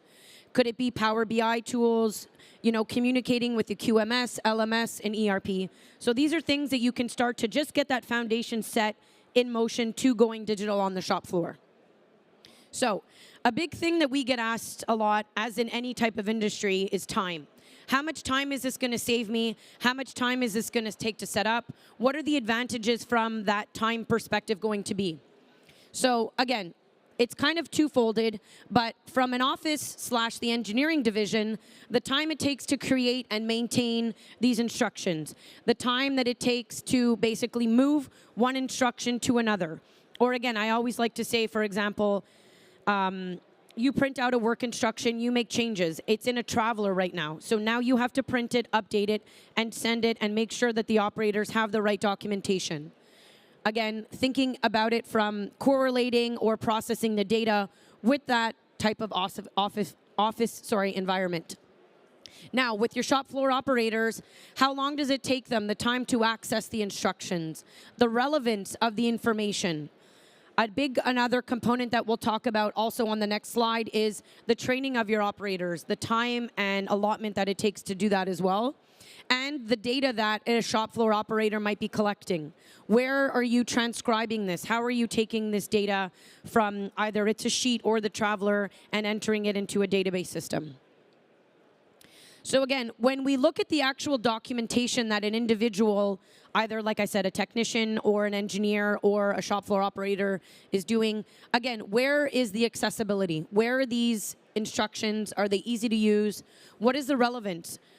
A lot of times what the feedback we get from some of our existing customers is the relevance of the documentation. An operator picks a traveler thinking that they have the right document and the right build, and after 30 minutes to 3 hours, they're realizing that this is the outdated documentation, and now you have to shut down production, do a non-conformance, kind of start all over. So that is something to take into account when going digital. So you might have heard me say it earlier on, but this is a very, very important term that we notice in manufacturing: tribal knowledge and the human capital flight. So the idea behind that is it's the best information and the best practice known that only a certain operator knows. So another way to look at this is my way is the best mentality. So the problem with that is it ends up having large efficiency gaps on the shop floor. So for example, I think I know how to build something the best way. This is how I build it. But now my colleague who does the night shift might do it a different way. How do you assess which one is better and which one, again, will create a standard product at the end of the line? So again, being able to have that sense of job security, but like I said, this is all ideas. The reality is that the information leaves with that operator. So if you have a high turnover rate of employees, or as we noticed back in 2011, a large percentage of our shop floor operators were starting to take their retirement, that information was also leaving with them. Again, people need to find new jobs, they retire, and the big thing as well is the time and the devotion that it takes to train new operators can also be a challenging and a little bit of a hard idea. So again, now we go back to the training. Not only are work instructions an amazing opportunity to standardize from an operations perspective, but from a training perspective, it adds that much more credibility as well to your operators. So currently, another way is to assess what you do. How do you train new personnel? Is it person to person? I'm shadowing a shop floor supervisor. Is it in a classroom environment? A big thing as well, to go back to the time that it will save you, is how much time does it take to train a new hire from start to finish? The benefit of going digital is it's now all simulated, it's all online, and you can kind of help to expedite that and speed that. Again, another thing that you can do with going digital is, again, being able to have sign-offs or quizzes after to make sure that that training was done to par and to code. And just, again, to have the traceability of who's missing training and who needs new ones. So, again, the benefit, like I keep talking about going digital, there's definitely ins and outs to all of it. But one of the key factors about going paperless on the shop floor is now being able to collect data. So another method that I always like to talk about is currently assess what you're doing at the moment. Is it on a paper? Is the supervisor coming? Is it on a tablet? Is it on a Google form? In some cases, it's on a sheet, and then that sheet, before it gets filed, gets lost or gets misplaced. So what do you also want to do with the data is a very, very important question that we get asked, and we like to advise from our own expertise in the market. So this is something that we like to talk about at VKS, is the 4 stages of the connected worker. So with key innovations from both Industry 4.0 and Industry 5.0, the connected worker technologies like VKS Digital Work Instructions really enable businesses to progressively connect their workforce at various levels depending on their digital readiness. So number 1 would be a new employee onboarding through visual training. You're able to reduce the time it takes to train, and now you can get that person on the shop floor and really expedite your next steps on production. Stage number 2 is direct access to knowledge on the shop floor. No longer does it have an operator need to find the traveler or find the raw documentation. They can log into their workstation and bam, right there is the most up-to-date, version-controlled documentation that they can use. The 3rd stage of the connected worker is real-time data collection. Platforms like VKS really allow you to collect data from different components, the interactiveness, ERP data, and again, it's all in real time, which gives you a really high-level overview and that traceability aspect on how productivity is moving along, but also how an operator is actually building a product. And the last one is called the human-machine collaboration through digital workflows. So this is where we're launching our new product here at Hannover, which is called IO Connect. So now our integration and the next level of Industry 5.0 is being able to communicate and the ability to speak to PLCs or other machines, being able to have that inspection systems and the IoT sensors and the industry machines to really provide a shop floor experience that's no longer necessarily, manual, but now it's all automated and you can see predictive maintenance and you can see high-level functionings on how everything is being built from a high-level perspective. So the last thing I just want to do is just quickly talk about some use cases that I think would generate with the experience that we're noticing here at Hannover Messe. So one of our existing customers, which is Cone, which you've probably seen because you're taking the escalators up to the train and down from the trains. One of the challenges, or some of the challenges that they faced before using our platform was it was all paperwork instructions. They were having a large percentage of a retiring workforce, and the knowledge transfer to the new hires was something that they were struggling with. So by going digital on the shop floor, they were able to increase productivity by up to 75%. There was faster notifications for materials. They were able to reduce their training time as well by close to, if I'm not mistaken, it's 63%.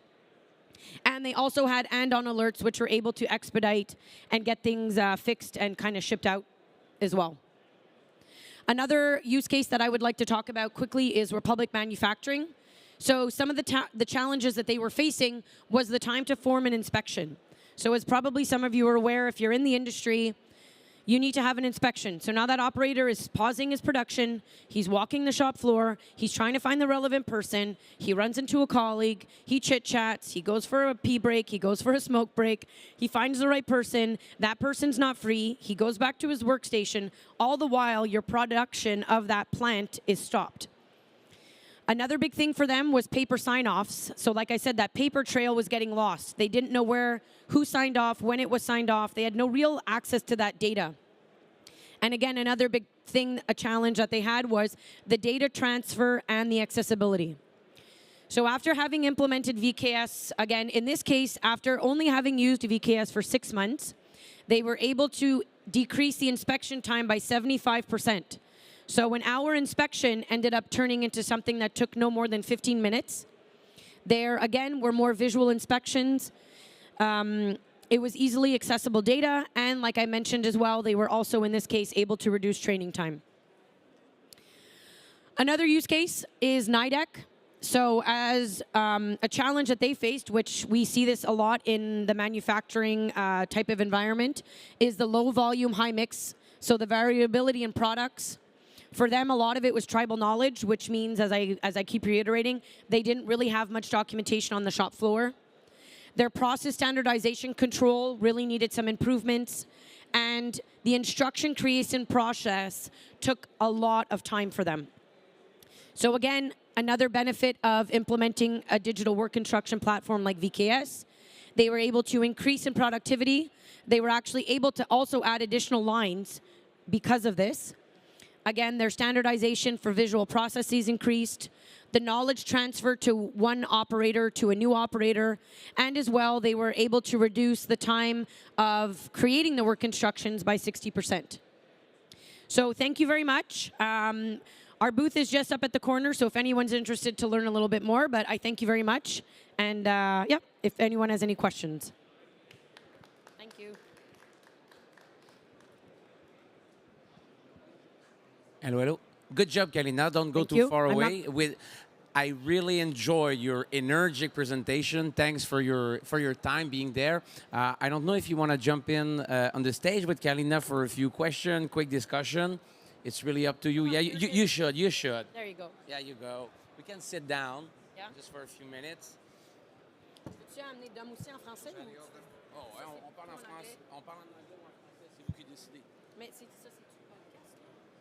Ça, c'est Bon, après. mais tu sais, je fais juste continuer une discussion après ta conférence. OK, Je cool. fais comme des discussions, OK. un podcast différent, mettons. Excellent. There we go. Hello, hello. Okay, perfect. And if anyone has a question in the room, no problem. Let us know. Est-ce qu'on continue en français? Ça me dérange pas. Lui est anglais seulement, c'est pour ça. Oh, we're gonna continue in English. That's perfect. I practice my English the whole week, so that's just good. Fair enough for me. First question I had, you already answered it. I saw you last year here in Hannover, and I was going to ask what was done in the past year. You know, what kind of project have you guys worked on? But now I understand this is the I/O project, the connectivity to PLCs and machinery. What did you guys allow different? What does it bring differently to the end customer? What kind of benefits do they really have now? Because in my mind, VKS is a well-known system for the instruction for all of these things. But now having the real-time data of the machinery, I guess either speed, number of parts that have been completed, have I respected the instruction, and have I finished in time? What kind of new benefits do customers have to have this real-time information on the instruction pad, if I may say? Yeah. Go ahead. I'll let you go. So the major benefit of this is that your process compliance will be dramatically increased. So in the past, right, we were able to communicate with other software. So we would provide the operator the work orders, the operations, the routing, in which sequence they should go through a certain process. The operator would be guided step by step by our instructions, what Kalina explained before, and at the same time they would capture certain data. But this data was always an input from the operator himself. So it's an input, right? You write something on a piece of paper, you write it on a computer, there's still room for error, right? You might have a typo, anything like that. So with IO Connect, we basically close the gap and we really ensure that the data is coming directly from a device. So when a camera, so for example, in our booth today, we have a camera. That camera verifies that an operator did the job the right way. So like, let's say I put like this microphone on the table. I can say on a checklist, yes, I did it. And in a lot of cases in the paper world, that's exactly what's happening. A product is being built. At the end, there's an inspection. It might be true or not. Who knows? Yeah. Exactly. And what the operator does is just like they're figuring out where's the yes, where's the no column, and then it's going like ding, ding, ding, ding, ding, ding, ding. And product is good, is getting delivered, and the customer still has a complaint, and no one knows why. So with like that integration of these manufacturing devices, we really make sure that what the operator is supposed to do is actually happening without the opportunity to manipulate the data and eventually to have like a wrong input, right? You better know right away when it's on the shop floor than when it's at the customer site, with repair on site and so on. So yeah. And do you see a lot of question from your end customer to integrate maybe new tools such as artificial intelligence to improve either the instruction, to have quicker access to the information I need, or maybe crunch the data that is, because collecting the data is one thing, but truly use it to create new value. Any question from your current customer to improve the product in that way?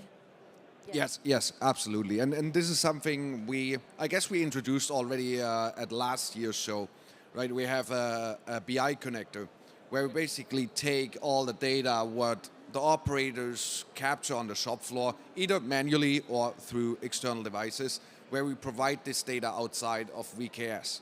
And then you can use like certain tools. There's well-known ones from like big companies which are around the corners here, where you can use these tools from these companies and analyze this data.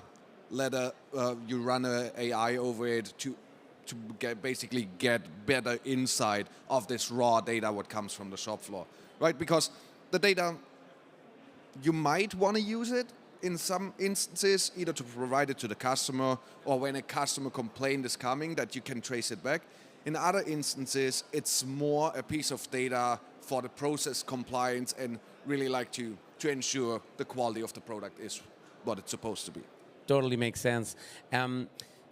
How does it work? And that's an entrepreneur question on my end. How does it work at VKS or VKS for the research and development? How do you guys manage the priority of new feature and what's coming up? How are you guys organized internally to get whatever is truly needed at the customer side and do the development? How does it work? You have a team R&D, it's being done by the people, the sales rep people on the floor with customer. How does it work? How are you guys organized to make sure you're always up to the next needs for the end customer?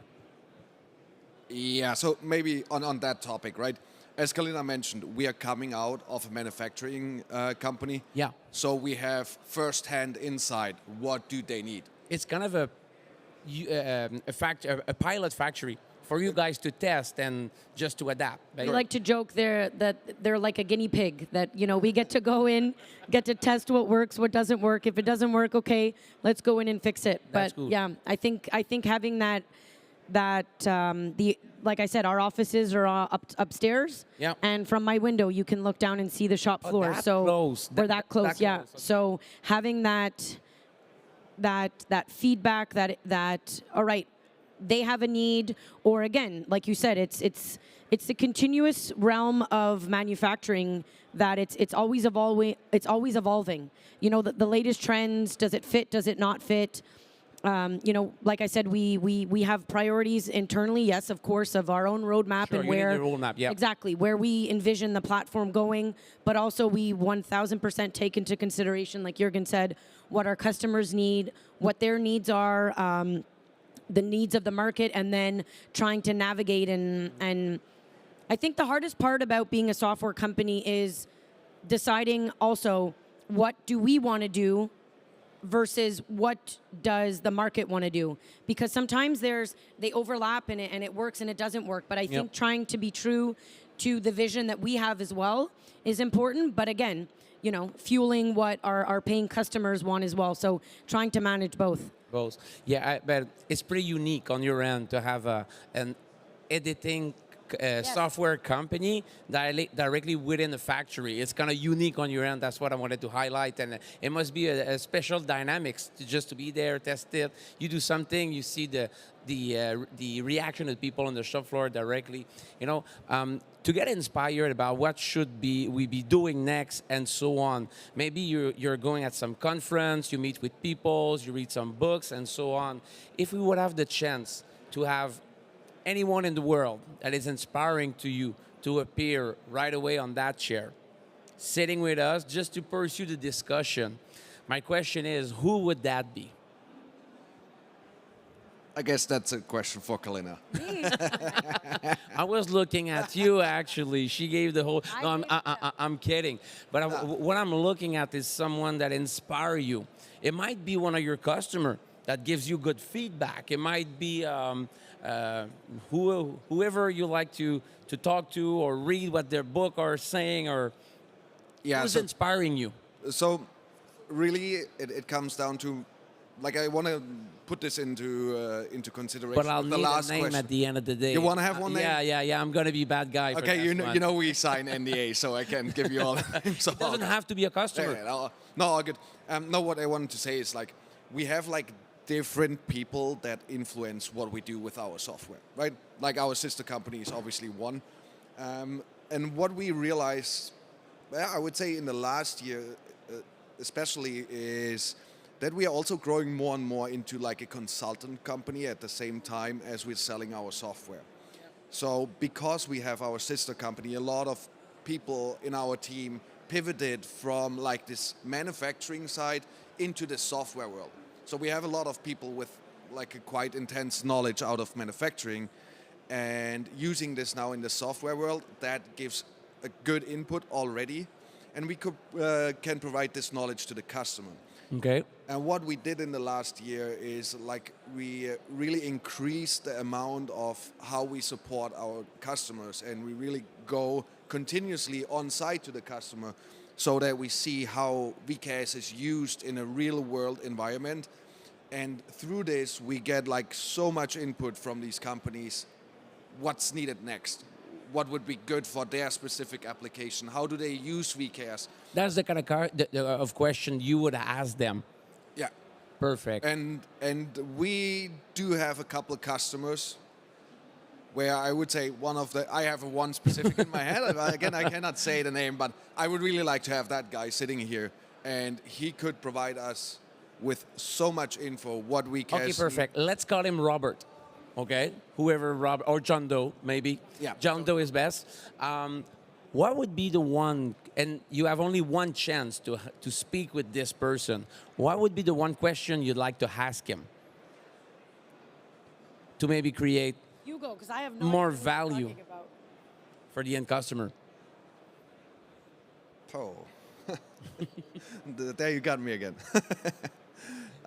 It could be any question, just to get some feedback, some insight about what's coming up in factory, what the new trends will be, the new ways of human collaboration. It could be on adoption as well. It was one of the topics I did not go through, but how do you guys make sure that the product is truly adopted by people? How do you manage change in your integration is one of the key aspects. I'm trying to buy some time to give you an insight for the question, but change management is quite often something that I hear, and people want to base their experience on something that can happen, but... Yeah, I guess good that you explained a little bit. So I guess like one of the questions I would ask, like this specific customer, is like how they see the whole development of AI. Like, first of all, in general, how do they think about it? Is this something they would want to implement? Yeah. Because we also, like, AI can how do a lot they of things. envision the future? How will their Exactly. business model change in the future with AI, so you can adapt or evolve what you guys are already doing for the next 10, 15 years to come? Exactly. Really good question. If I meet John Doe, I'll ask him for you. Perfect. Because looking at it from today's perspective, right, only like a one-digit percentage of the companies are actually using AI. And there is a reason to this, right? Because there's a certain hesitation about like data security, what's happening to the data in the models and this and that. So I would really, this is something like, obviously we need to explore like for the next years, like how our customers think about this topic. Absolutely, and I'm lacking time, but I have only one more question. Because I meet with a lot of factory, mainly in Quebec province, and about AI, one of the things is, many customers are exploring. They're using it just on a ad hoc request. I have this problem, give me a solution for this ad hoc thing. Main challenge is to bring AI capabilities within your own business process so it can flows directly and so on. What's your, and customer are asking me, Nick, how do I know which part of my process can be better with AI. And it's quite difficult sometimes to map a business process and say, okay, at this point, we're going to trigger something with AI there to better do that better and so on. Is there any insight or any works you guys have done to manage the business process on the shop floor? How do I know which part of my business process can I add AI to create more value? How do I know where I need to work first? Any insight about that? Well, I think it's an important question, and we tend to see that. And what we try to do is more of like a pilot approach. Okay. In the sense that, okay, if I just go back to work instructions fast, some people say, okay, I want the whole plant from A to Z. We're doing it. And a lot of times, yes, that might be the end goal, but it's not necessarily the right step at that moment. You're better to do something small, try it out on one project or one line or one area, and try and implement it. Get the data, get your ROI, get your budgetary means up so that you can eventually expand. So from an AI perspective, I think that would be a similar approach. Don't try and go grandiose and try and go full-fledged. Really stop and think.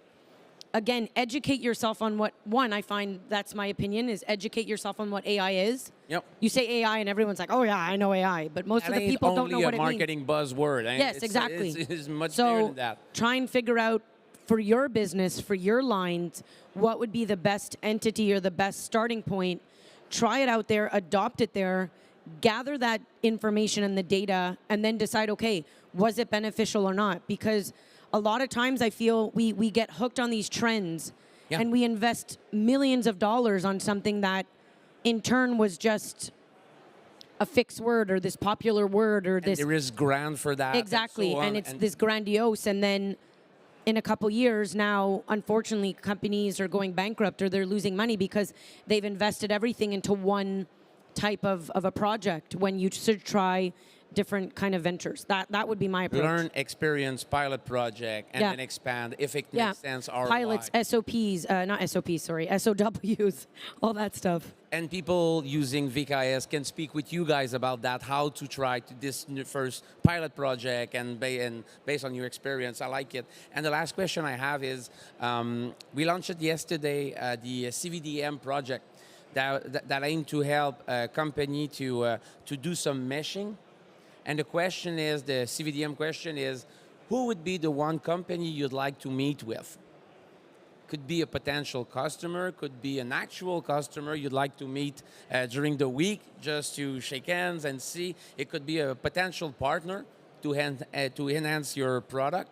Who would be the one company you'd like to meet here in the Hannover Mess? So if you look through these halls, right, basically anyone that builds a product is obviously a potential company we would like to meet with. And obviously there are very impressive companies, right? Especially for us, when you look into like the electrical section over in the hall. Absolutely, with the IO product, anybody doing the people such as Beckhoff, or there are so many in the PLC connectivity sector. So honestly, I don't want to name like one specific one, but anyone out of this area with the size of a booth like this one here is very interesting. A very interesting. And if I could interject, I think as well from a partnership point of view, again, because that's the benefit of what we do is our end goal is to always get new customers, but also find the right partners to help expand and get into those markets, those associations. So I think for us, from a partnership point of view, the big names, Microsoft, Google, AWS, being able to really get those synergies and connect with them, that would be an amazing opportunity here as well. I like it. Very good answer. So if I'm looking for you, you're either at your booth or you're over there with these big names. And we'll have a panel, I think it's in 2 hours from now. We're going to discuss with a small, medium-sized company from Canada. How are they end up doing business with a giant company such as Siemens and Beckhoff in Germany? So we're going to discuss how they are doing, what's the path for successful partnership, and so on. So it might be some insight. Yeah, we'll have to come sit. Very interesting. Absolutely. Thank you very much Thank to the you very both of much. you. Have a good show. Merci beaucoup. Thank you.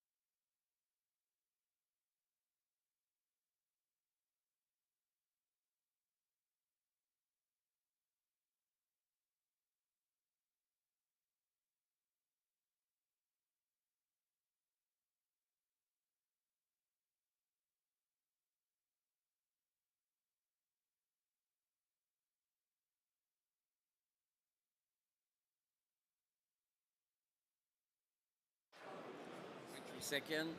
Testing, testing. Yeah, it's working good. So when you speak about 1 fist distance from the mic, or not all, I'll just do the introduction. Alisa, Metaphor 3D. Yeah, and I will. It's registered there. Okay, I will stand up for the Yeah, talk. yeah, you should. Yeah, Okay. yeah. And for the presentation, Yes. forward, backward. Perfect. Thank you. Testing 1, 2. Hi, everyone, and welcome to La Chaise Bleue podcast, the podcast dedicated to the leader of the digital transformation. I just had a quick discussion with Alisa from Metaphor 3D about what La Chaise Bleue means, what it is. So she's introduced to our concept right now. She may sit with me on the blue chair right after her presentation. So thanks for being here, and we'll have the discussion after your presentation. Thank you, Alisa. Amazing. Thank you for the introduction and for telling me about La Chaise Bleue. My name is Alyssa. I am the CEO of Metafold.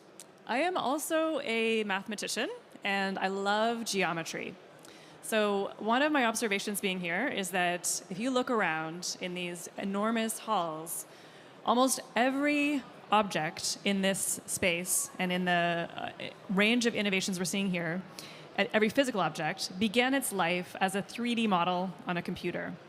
There's literally mountains and mountains of 3D data in the world, and Metafold is all about helping manufacturers make sense of 3D data and make good, critical business decisions from their 3D data. There's a bigger problem, which is that manufacturing involves a lot of waste. Many people think about material waste, but there is a ton of other types of waste that is very critical. By some measures, 20% of every dollar spent in manufacturing is wasted. This is an incredibly large problem to the tune of $8 trillion a year. As I said, not just material waste, energy waste in unnecessary prototyping and failed production runs, but also time and knowledge waste in the early phases of the design process. This is where we focus our attention at Metafold. There's also a huge market need as the amount of 3D data is exploding. Like all data in the world, we are creating more and more of it. And 3D data has particular value, especially the engineering and CAD data used to create parts in the world because of its direct impact on production and safety. And manufacturers need to make decisions from 3D data every day. These are critical decisions that impact their bottom line. Incorrect assessments can cost them millions of dollars. For example, a contract manufacturer might want to know, should I make this part? Is it likely to succeed? Might it fail? What manufacturing process should I use to produce it? And very simply, have I made this part in the past? This can be a surprisingly difficult question to answer when you're presented with only the 3D geometry. In aerospace, there's a huge push to remove material from the parts. Every gram of material removed contributes to a more sustainable flight. There's also an interest in doing this very broadly. So an aerospace manufacturer might ask, what other parts in my catalog of parts can I lightweight? In sportswear, we all love our running shoes, and the sportswear manufacturers put a tremendous amount of engineering into those shoes. Their interest is in athletics and propelling athletes forward. So they're always interested in what shapes return the most energy. So at Metafold, we are focused on transforming 3D data and 3D CAD files, design files, into actionable human-readable insights that people can use to make business decisions. We help our customers design incredible parts, like lightweight parts for aerospace. We help them analyze existing parts for manufacturability, and we help them develop custom CAD tooling for their special manufacturing process. It's a little bit like physical tooling, but digital tooling. For example, Safran, the French aerospace company, is interested in lightweighting. We are working with them to remove 50% of the material of a cabin part, which will have a huge impact on the lifetime of use of that part. We do this through a design of experiment approach, connecting variations in geometry to the performance of the part. This is a surprisingly hard connection to make and can result in a very long iteration cycle between changing a design and seeing the results in simulation. So at Metafold, our cloud-based API can be used to spin up many, many simulations all at once, allowing you to see what is the most performant shape for this lightweighting application. I want to do a little bit of an examination of one case study here. This is in the heat exchange application. And this demonstrates our approach to a problem like this. The problem is really what shape is going to perform the best for heat exchange. In heat exchange, we're interested in maximizing surface area while minimizing pressure drop. So we kind of want to pack a whole bunch of surface area into a small volume. In this case, at Metafold, we created a large data set of different structures. We ran them through an open source CFD library to test the heat exchange and pressure drop. And then we used design of experiment to analyze structures of high interest. So here are the results of those first two steps. We generated about 900 structures and then ran them through open source computational fluid dynamics to get this result. So on the bottom, we have surface area, on the side, permeability. And so we're really looking for structures that have high surface area and high permeability. And what you will see is that there's some sort of familiar structures maybe for people who are interested in additive manufacturing. The gyroid structure is often used as an example of a high surface area structure. But what we found was that there are actually higher performing structures like these more stochastic or random spinodoid structures. What was really exciting was to push these results a little bit further by taking two of the high-performing structures and combining them to create more structures, and then doing a design of experiment. So we systematically vary the geometry and check the results. Now, this green square represents the previous graph area, and you can see that we were able to introduce some very new and interesting geometries outside of that previous graph. So this example illustrates our approach to challenging problems involving understanding the connection between geometry and its performance. Turning to a totally different application now, I want to talk a little bit about high volume, high mix manufacturing. So this is the use case for a lot of on-demand and contract manufacturers. These folks receive a steady stream of 3D files, CAD parts, and they need to decide, how should I make these parts? Are they likely to succeed or fail? And how much should they cost? In other words, many of the on-demand manufacturers are actually trying to build their own quotation model, learning from a shape how much it should cost or some other kinds of manufacturing information. So our shape analysis API can answer these kinds of questions and be used to build up those sorts of models. We can answer things like, where are the holes and how big are the holes? Does this part have flanges? And as I mentioned, have I made a similar part in the past? One of the things I am so excited about at Metafold is the ability to convert 3D data into other forms of information that can be used as inputs to machine learning models. I see a tremendous amount of value here for large manufacturers who have a broad catalog of parts that they have made. Many times they're interested in understanding something about the parts they have made in the past. Maybe they just need to make a new part and they want to know what precedents do I have for this? So in my view, these large manufacturers are kind of sitting on this wealth of information. However, unlike text, unlike images, it's very hard to train machine learning models directly on 3D data. Despite the quantity of data these manufacturers have, they rarely have enough to make meaningful inference models. At Metafold, our shape descriptors, so these metrics that we're able to generate from 3D data, we can use these as inputs to learning models. And we're able to train models very efficiently, even with a small amount of data. So here's the slide with the shape descriptors.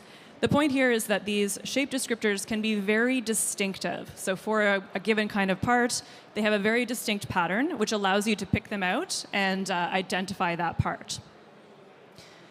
Our customers use these shape descriptors to build their own metrics and then use those to train their models. And not only that, but we can process huge collections of shapes very, very rapidly using our cloud-based API. And we have a workflow monitoring system that allows our customers to monitor all their compute and their assets at a glance. So when our customers find us, they are typically trying to address these challenges of 3D data through a mix of scripting, hiring, consultants, maybe PLM search if people have bothered to enter the metadata. In contrast, we have a genuinely new approach to looking at 3D geometry based on foundational new mathematics that allows us to extract more information from 3D models and other approaches.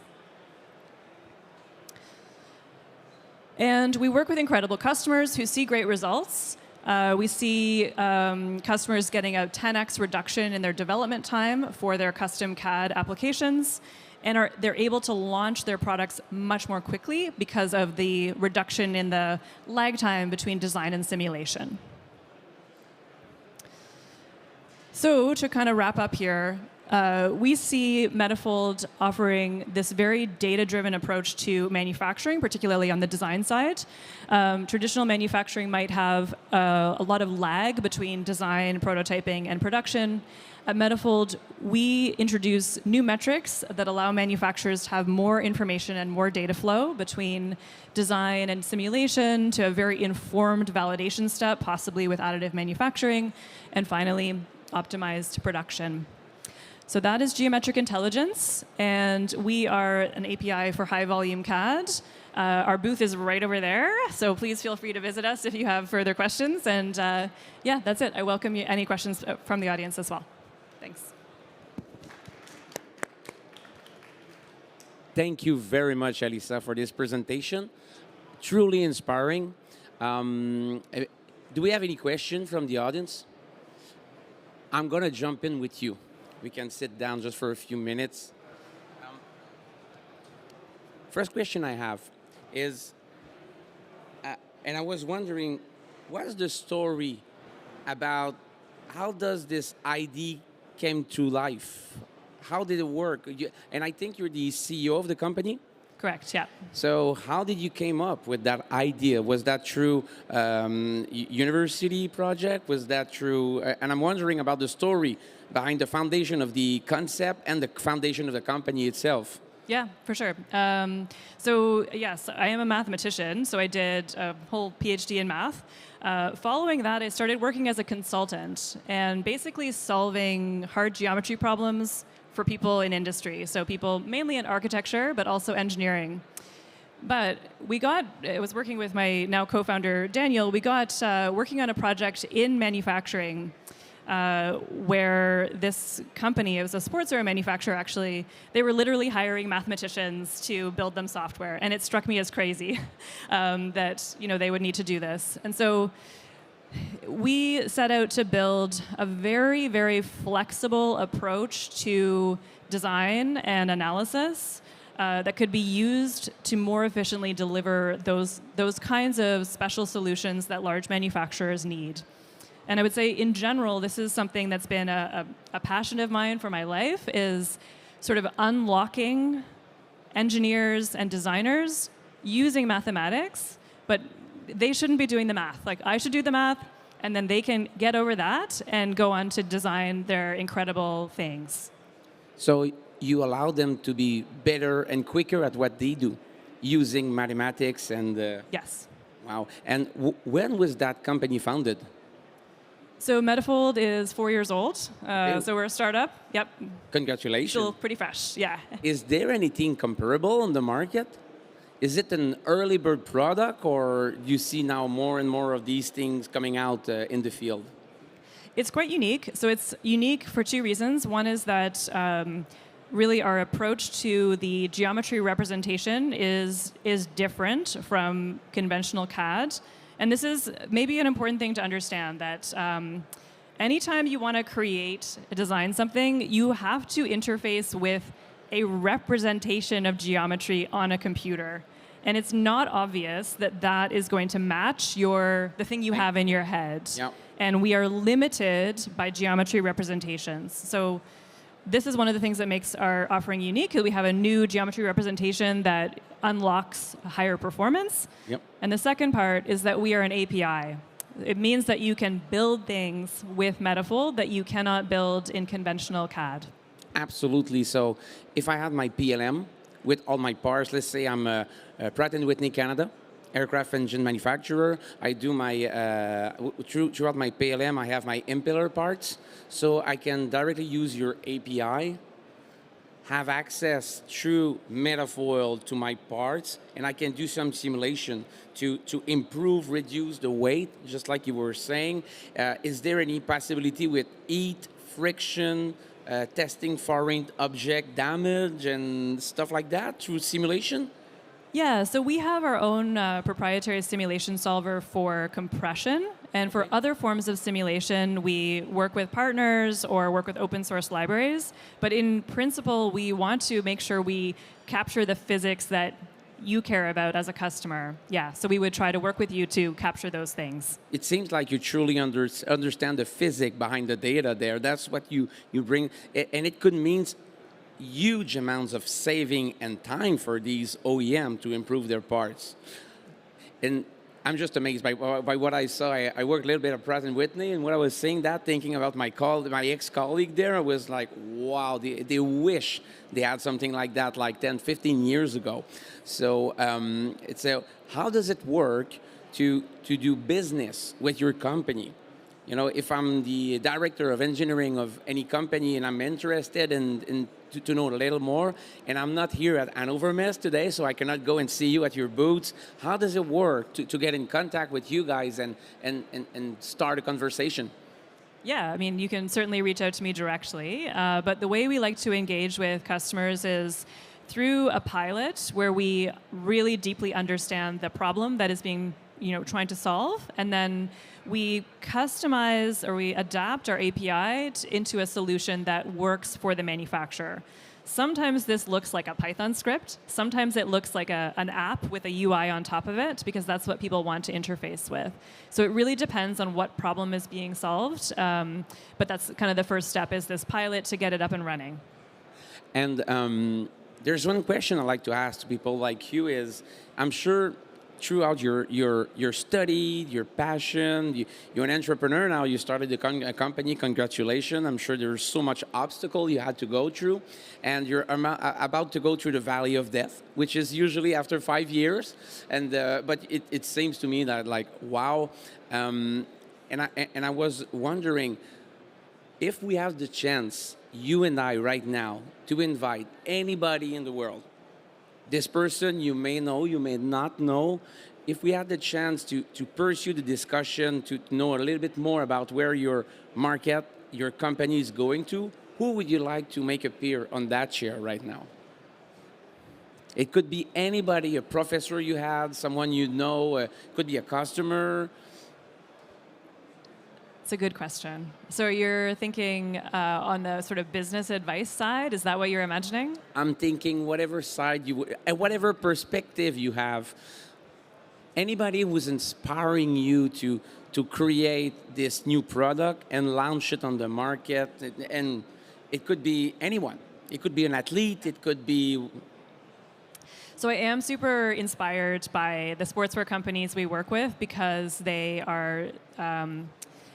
they put so much energy into how can we make athletes perform better with shape, with geometry.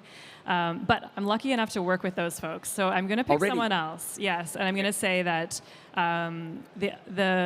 what really I'm so passionate about is people who are harnessing new manufacturing methods like additive manufacturing to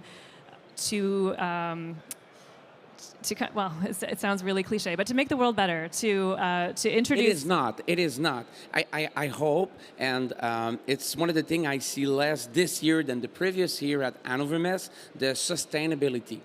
I think every manufacturer should inspire themselves by the circular economy. And when I saw your first slide, to me, it is not cliche. I got 2 kids. I think it's one of the most important things. And when I see people that study like you and not only do university project, but bring this idea to life to truly create value on a day-to-day life, I think it's just amazing, and it's not cliche. I'm totally on your side, Alisa. You found something into me. Amazing. So I'm glad to hear that. And it's the people who are ready to grab onto technologies like additive manufacturing and who want to create higher performing heat exchangers, lightweight parts, and incredible filtration devices using additive manufacturing. These are incredible things, and they are bottlenecked by challenges in geometry. So I'm always excited when I get to meet those folks who have that bigger ambition and are ready to take that step. Okay, and I'm going to take this question with another angle there. We launched yesterday a cluster called the CVDM, which is the data center for manufacturing in Canada. And one of the main objectives is to do the meshing of company needs and what the other can offer, kind of a matchmaking for needs and offer. If you would have the chance to meet with any companies in Canada, name one company you'd like to meet to and showcase and present your product. I know you're already working with major company for shoes wear and other, but is there any one company you have in your mind in Canada and you're telling yourself, they should have a look at what we do because we can improve, we can reduce their 4 type of waste, considering more the knowledge waste and the other waste there you're focusing on. Can you give me one company that you'd like to meet in Canada? That's a tough question. It is. And the sad truth is that we don't do much work in Canada yet. Yes. Maybe that's why I'm asking. Yeah. Well, so you did mention Pratt & Whitney. I guess, is it Collins? That's the Canadian. Pratt & Whitney Canada is Pratt & Whitney Canadian? But they are based in Canada. They are based in Canada. Yeah, so I might just this is Pratt & Whitney Canada. They have Pratt & Whitney US with much larger aircraft engine, but they are based in Canada. It's in Longueuil, South Shore, Montreal. Got it. The head office is right over there, so yes, you can name them. It's top of mind because you mentioned it, so I'll go with it. But if I may, I'll just send an email to some of my ex-colleagues and just tell them, have a look at Metafoil. And I cannot let you go, so I'm going to ask you one more question. Sure. Maybe more on the individual, Alisa. Right now, where are you from in Canada? Toronto. Toronto. So we're sitting up north of Ontario in a shack right now and close to our fire. And you look full of energy. It looks like you want to change something. And it's not cliche to me. Having people like you working hard to change the waste that we need to save the planet, and I'm a full optimist, so when I see people like you working on that, I'm just amazed.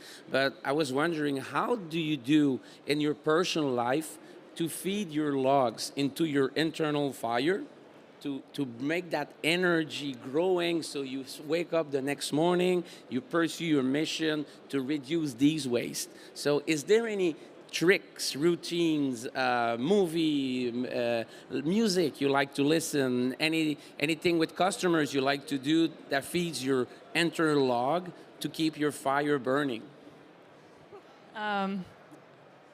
Yeah, I think this is pretty easy for me. So I love to move.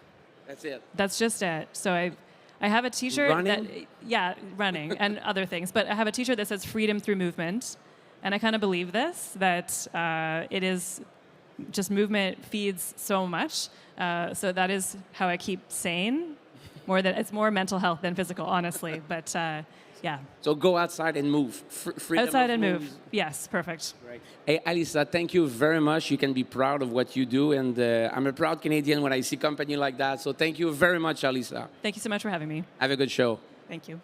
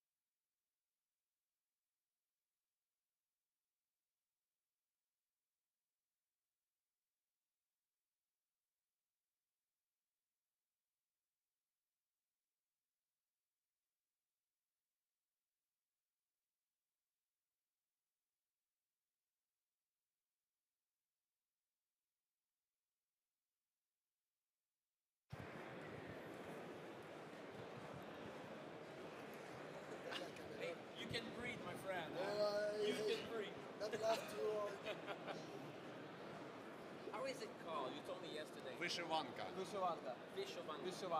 It's like a Because it's- sewing. Вишивать, it means sew, to sew. Because Okay, it's to sew. And this is sewing, Hands-on. вишиванка. Yeah. Вишиванка. Вишиванка. Tu peux te donner un lustre pour serrer. No, I like it. Vishivanta. Là, faut t'acheter ton bracelet pour. C'est la course, tu fais juste là. Après, là, Attends, reste assis pendant 2 minutes. J'ai pas reçu mon bracelet. pourquoi le bracelet? C'est pour la Charlotte Cartin tantôt. C'est où? C'est la petite table d'Engen. La petite table d'Engen en arrière. Tu sais que je suis allé donner, puis tu sais pas où je l'ai mis.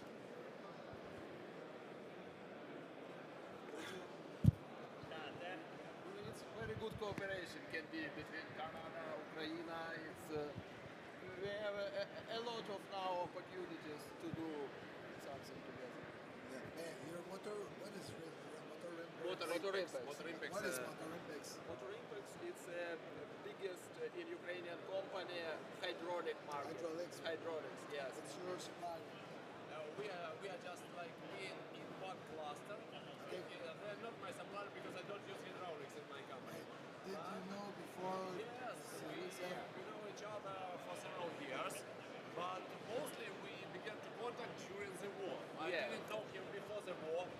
There was in Kharkiv. I was in Kharkiv. Their factory was destroyed. My factory was destroyed, but we changed. We had Now three different where companies. Where you live now? We live now in Ivano-Frankivsk, near Ivano-Frankivsk, Lviv. It's western part. Yes, but we had very huge engineers team, and now when we provide some solution together in cluster, our teams work together for realize this. Your business is a supplier, or you manufacture too? We manufacture. And your plant, your manufacturing plant was destroyed too. Same destroyed, but mostly we relocate and we build new plant. Same story. Yeah, and we build new plant in. What is your roles on this business? Sales director. How many people work on this business? 150. 150. Wow. Nice.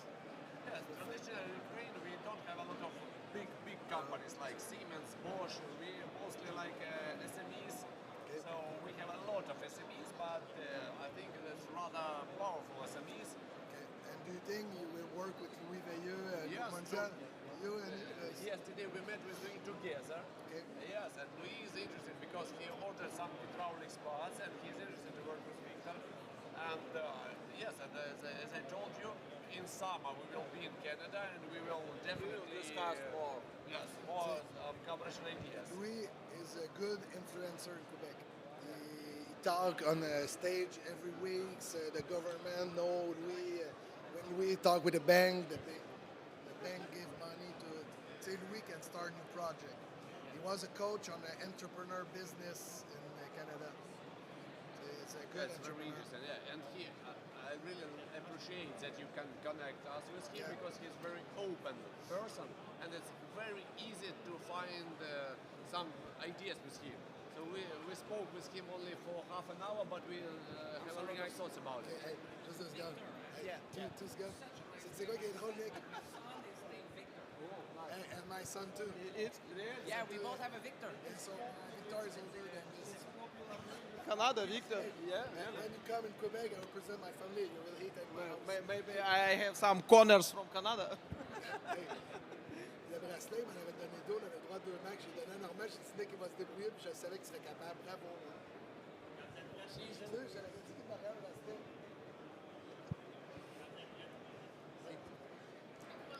Faut-tu que je tire? C'est un cadeau, gars. Lui, il avait donné mon pièce l'année passée. All right, we're ready. Quand tu me fais un 1, c'est pas ready, ça. Ça, c'est bon? Hi, everyone, and welcome to the podcast La Chaise Bleue. We have a special event now. We're going to do a special podcast. We have our friend Ivan that we see for the second time. We met you last year. inspiring meeting we had. So glad to see you again. So La Chaise Bleue stands for the leader of the transformation we need at the digital age. I really like the product you showed me last year. I'm wondering where is it now, if it's being produced somewhere else, how does it work? We're going to have so many questions. So thank you very much for being here, Ivan. And you did even better. You brought a friend. So very nice to meet you, Victor. Nice to meet you. Absolutely. So it's going to be a special podcast. If people have questions in the audience, eventually we're going to take questions, but only at the end. Because you guys are like 200 person now, it's we're going to have to manage the question afterwards, that's for sure. So, Ivan, so nice to see you. I have the shirt with me and I've been speaking. It's, how you call that? Вышиванка. Vyshevanka. I need to put that in my mind, the Vyshevanka. Thank you very much to bring that. And I'm so happy to see you with La Chaise Bleue jacket. I saw this jacket on some pictures of you doing racing in Ukraine, having fun there, and motorcycle and so on. So really nice. I'll start with your friend maybe. Next year, if we come back and meet Victor, I will bring a shirt for you guys. Of course, yeah, of course. And really nice to meet you, Victor. Nice to meet you. I'd like to get to know you a little bit more. So before going into your company, I'd like to know who Victor is, where you come from, a little bit of your background, and then we'll jump into your company and stories. Yeah, I would like the story too, since the tree last year, what it changed on your business too. Okay. Thank you firstly for visiting. Yes, but where you from and the background? I want to get to know you. Yeah. I'm from Kharkiv. It's eastern part of Ukraine. It's very close to Russian border, like 30 kilometers. I was born here, and till 2022, I don't have any chance that I need to change something and relocate to another place. But now, for 3 years, I live in Kalush.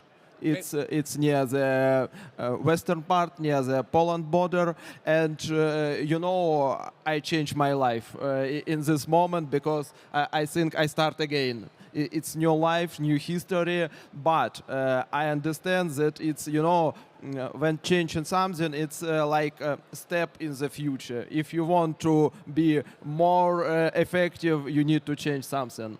Absolutely, and you didn't have to change. You had to change something. Yeah. And before, when you were in Kharkiv, what were you doing there as a work or as a life? You were, I'm just going to name accountant, you had a factory, you were a politician. What you were doing? I want to know your background there before you change it all. Okay. When I finished university, I started my work in Motor Impacts company as assistant of engineer. And I have a great career in Motor Impacts, from assistant of engineer till sales director, and I own my own business in Kharkiv. Congrats. So, and the mission of that company now? Mission of our company is to help every manufacturers of equipment to help our industry in our field in hydraulic equipment, where we had very huge experience. And tell me a little bit more about that field. Who's your typical customer? Which industry are you really helping and how? Okay, firstly, it's machine building. It's not never matter. It's machine building like agricultural, commune, or maybe it's industrial machine building like press machines, something else. And we have customers who produce these machines and equipment, and have customers who used it. Okay, it's so our yes. Both. So it's for the food transformation business. Equipment and all of these things there. And after 2022, what did change for you? it's changed because a lot of our customer was in eastern part in Mariupol. We work close with metallurgical plant. Maybe you know everybody like Azovstal, Illicha, which totally occupied territory now. Donetsk.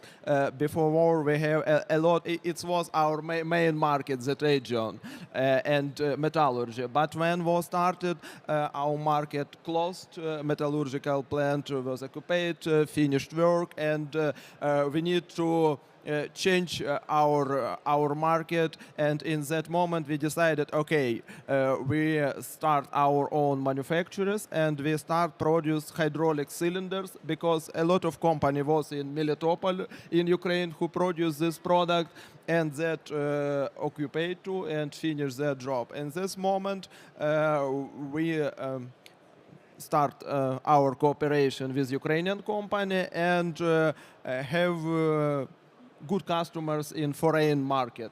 Because before war, we don't work foreign. It's only a little customer with whom we do that. But now we start being more popular. Now we have our own stand here in 6th hall where we present our products, and it's like new goal to be, now we are the first in Ukraine, and our goal to be one of the best in global market in our field.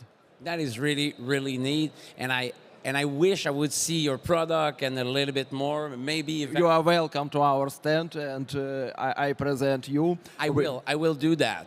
That's for sure. So right after the podcast, let's have a walk and go and check this out. In the 6th hall, D14, our stand.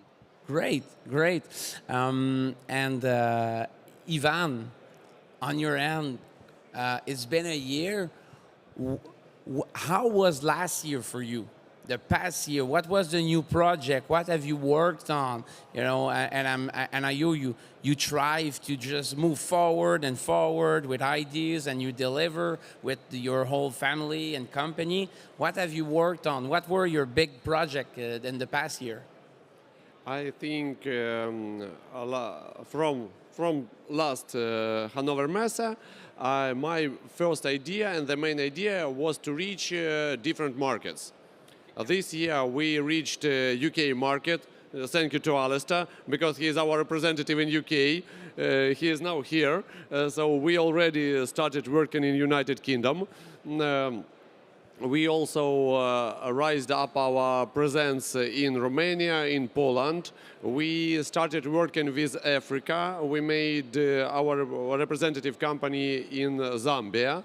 And we're still thinking about reaching the Canadian market. That's my main idea, because I want to reach Canadian market. And I think that we also changed for this year. We changed our attitude to reaching different markets. Before that, we think that we just want to sell our products to these markets. During this year, we understood that we need to cooperate and collaborate with companies on different markets, share our expertise, know more about their markets, and try to help each other and to make some like deep cooperation. And I think that's a new way of doing business. That's my main idea for this year. Also, last year, my second, proud of me, last year we started a defense project. We started production of unmanned ground vehicles. It was... What's a ground vehicle, just to make sure? Unmanned ground vehicles for mines, for logistics, for radio signal. I will show you a lot of videos if you are interested in. It was the project that I decided to start in February 2024, because I decided that I want to stop this war in 3 years. And I need to do something to stop this war. I collaborate with my partners from Cluster. We decided that we don't have enough expertise in defense tech. We have zero expertise in defense tech, but we have opportunity. We have production lines. We have some knowledge. For example, I have very good knowledge in machinery. They have very good knowledge in hydraulics. One of our members, they are the best producers of electronic bicycles. we combine our knowledge. We developed several types of these UGVs. And for today, we have rather big orders for them. We have more than 1,000 pieces that we need to produce in half a year. And these UGVs help to save lives of our soldiers. And I'm really proud about this project. And you should understand that's not only my project. That's like a cluster project because it was developed in cluster inside. As a cluster. And this is our first cluster product. And that's also what I want to share, that a company inside clusters sometimes should try to find some cooperation ideas in a crossing of their expertises. I don't want to know even something in hydraulics, but they know everything. And I can come and say, okay, guys, I can do this, you can do this, how we can combine this? And we try to find totally new products. And that's also what I want to share. I think it's really interesting. It was interesting, and we already have certification from NATO. We can sell our UGVs to any NATO member. Absolutely. Yes, yes. So and it take us less than 1 year to do that. From idea to production. The first pilot production. Yes, and yes. And we was on one exhibition several months ago. One company from Czech Ministry of Defense came to us and say, "What is the price for your UGV?" I told him 10,000 euro. He said, "In Czech it should be 100,000 euro because." They can't even imagine how we produce them in a so low price, but we have very big expertise with our soldiers. Yep. We have a lot of feedback every day from our soldiers.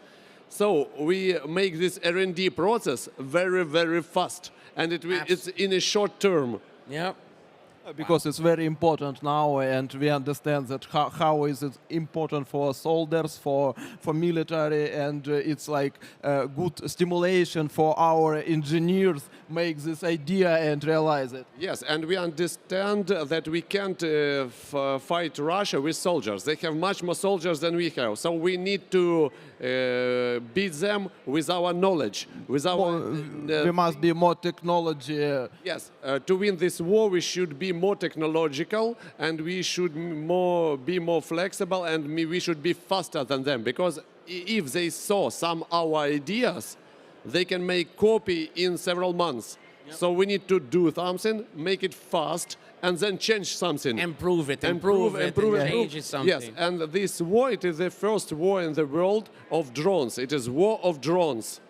And all type of drones, yes. All type of drones, it's totally. Yes, and now you should understand that almost all businesses in Ukraine, they're involved in this. So 1 year ago, I didn't even think about it. But now we have what we have. So the economy adapt. The economy there just changed, adapt, and got stronger and bigger. And it's amazing what you said, that you've been able to create something new, but with collaboration. And I think we should not wait to be in this kind of situation to start seeing our neighbor not as a competitor, but as a potential partner where you can hybrid your service, your knowledge, just like you say, and create something better. And it's truly unfortunate that you have the ground to test your product, but despite this terrible situation, you've made something good out of it to help the situation, and just not you guys are standing up. And how many companies are in that cluster? Yeah, we have like a Ukrainian cluster alliance, and it's have more than 1,000 companies. But also we have small clusters, like our Ukrainian industrial cluster. It's only 6 companies, but we all are members of Ukrainian cluster alliance. Okay, and there is around 1,000, more than 1,000 companies. Yeah, in this alliance. So you told me last year that Ukraine is still working. And you wanted to know that the Ukraine is still working, the factories are open, we are open. Please visit to our stand. I think you understand when you visit us. Absolutely. Ivan, I follow you since the one last year. I see the yellow scales all around the world. You drop off the plane, and it's very beautiful. I know that's your hope. And so, what's next for your business? What's the next year? If I see you next years, what you will? Frankly speaking, I will say it again. I want to reach Canada, Canadian market. Thank you about connection with Louis, because I think we will have good opportunities in this field. Also, I really want to reach Argentina market. It's also very interesting for me now. We have some cooperations there. Also, still German market is very interesting for us. Last year we made first sale to Germany. Yes, also I forgot about it. We made first sales here, and we also want to be focused on this market.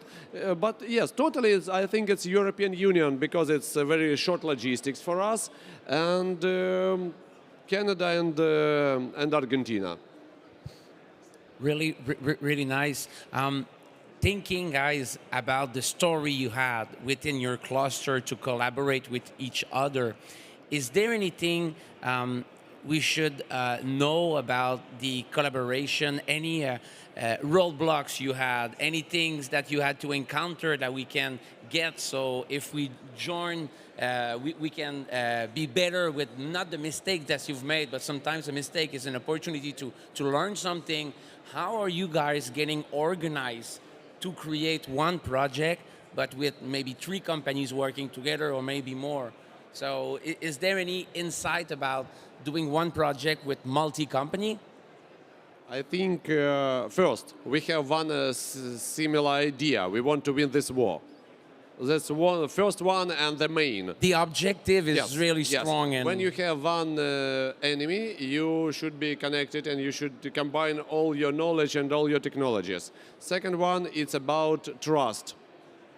I trust him 100%. And for me, it's also, I can share him easily. My drawings, my 3D models, and I know he won't do anything bad for me with this information. And it's about trust. So I think same idea and trust. That's very simple. Very important, it's owners who honors this company here, what they have in their mind, and what goals they have. And if this is the same, we have alliance, yes, where we work together.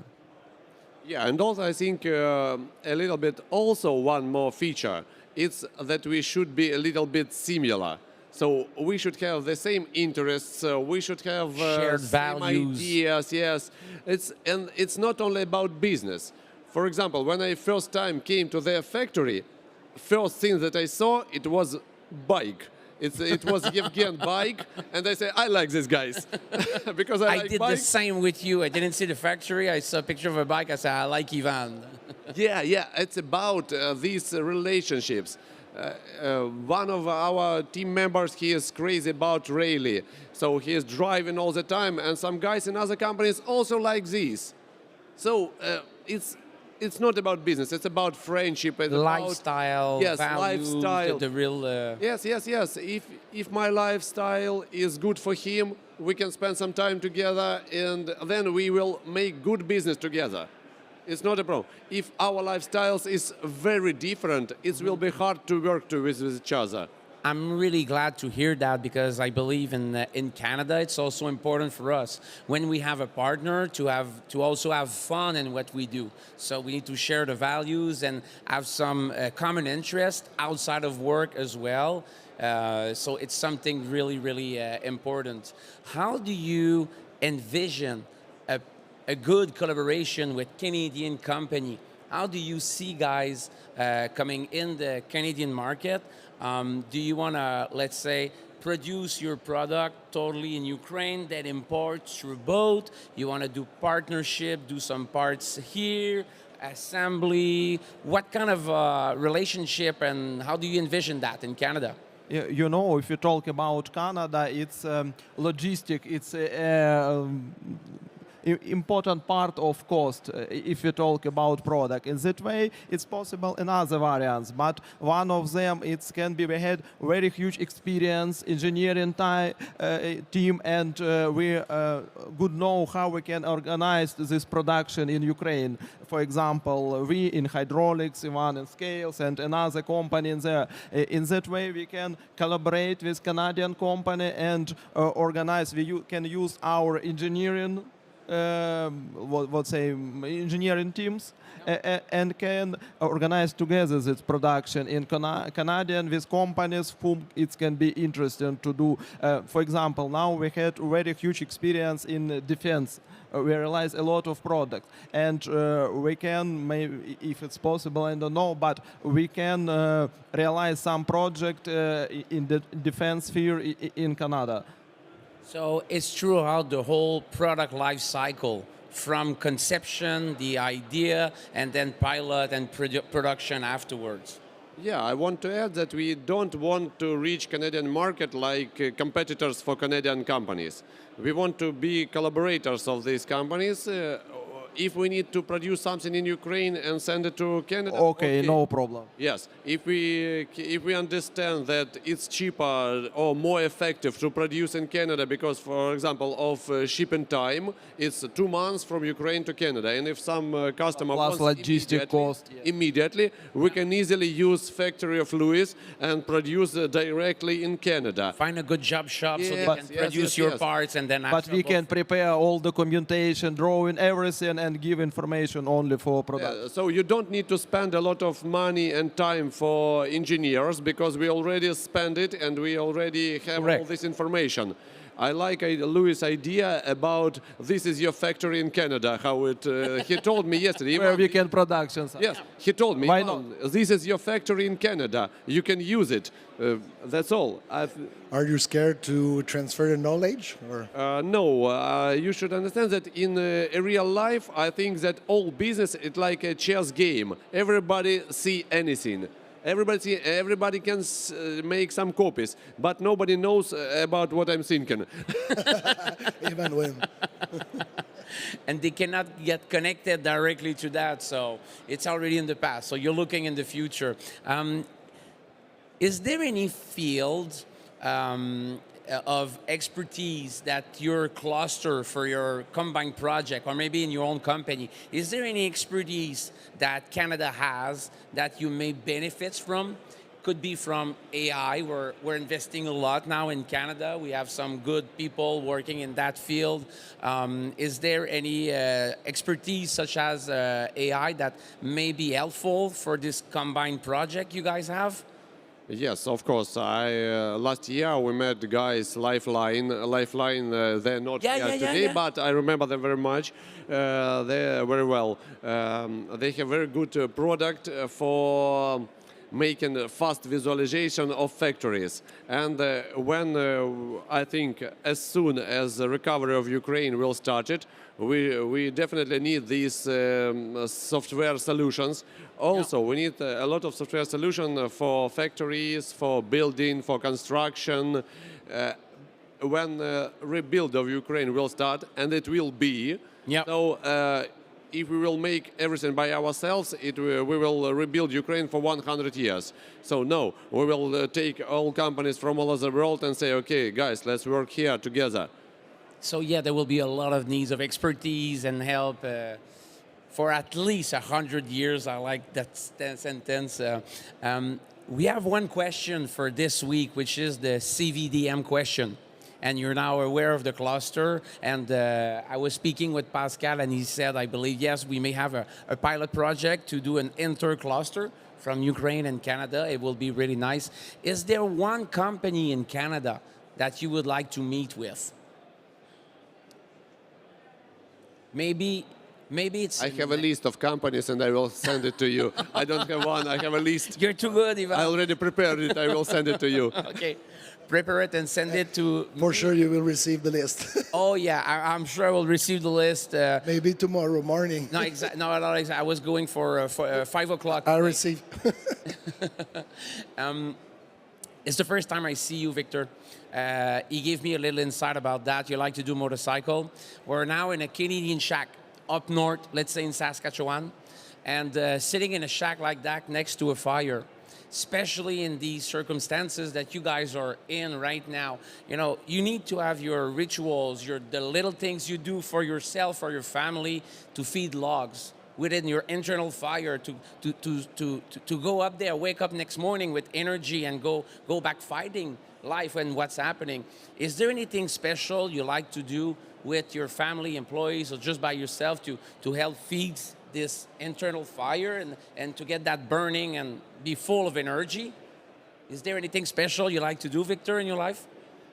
No, as for me, I get up early every day at 5 a.m. And firstly, yes, I have 30 minutes to reading books. It's like standard. After I going for a walk, make some exercise. Jogging or walk? Jogging, yes, in the morning. And it's like my morning routine, which I do after I learn English. It's very important for me, and after that only I start my working day. And in the evening, 3 per weeks or 4 per weeks, I want to go to sauna, like a swimming pool. It's helped me. And now I have mountain near me, and Carpate Mountain, it's a place where you can have some energy from mountain, you know. It's in it's the for me. forest and the wild, and just get this energy. In the winter, it's skiing, and in the summer, it's a very beautiful view. I wish I would see Ukraine, and we thought we will have to go and see. And should we go in Ukraine during summer or during winter? But if talk about what energized me, it's when we solve some problem of our customer. It's I happy from that. Which I have some somebody who can help. I personally or my company, it's energized with more and more to do something else.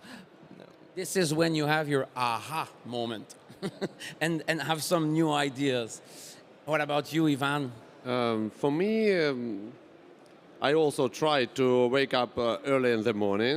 It's also the same scene. It's when you have your free time. It's my own time. I think about what I want to do, what I want to have, and sometimes I even think about who I want to be in 1 year, in 2 years. I try to be focused on these ideas and try to reach them. It's in the morning. In the evening, I have 4 children, and when I came up out of my factory or out of my work, I just tried to take my phone on somewhere else and spend time with my children. And I'm very lucky person. Now I have a daughter. She is only 2 years old. Congrats. I'm playing with her, and I have 3 boys and 1 girl. And I didn't know before that girl it is so cool. Totally different, eh? Totally different, and I'm really happy. And when you will come for business in Canada, bring your chill home. Not a problem. I think your that. family, guys.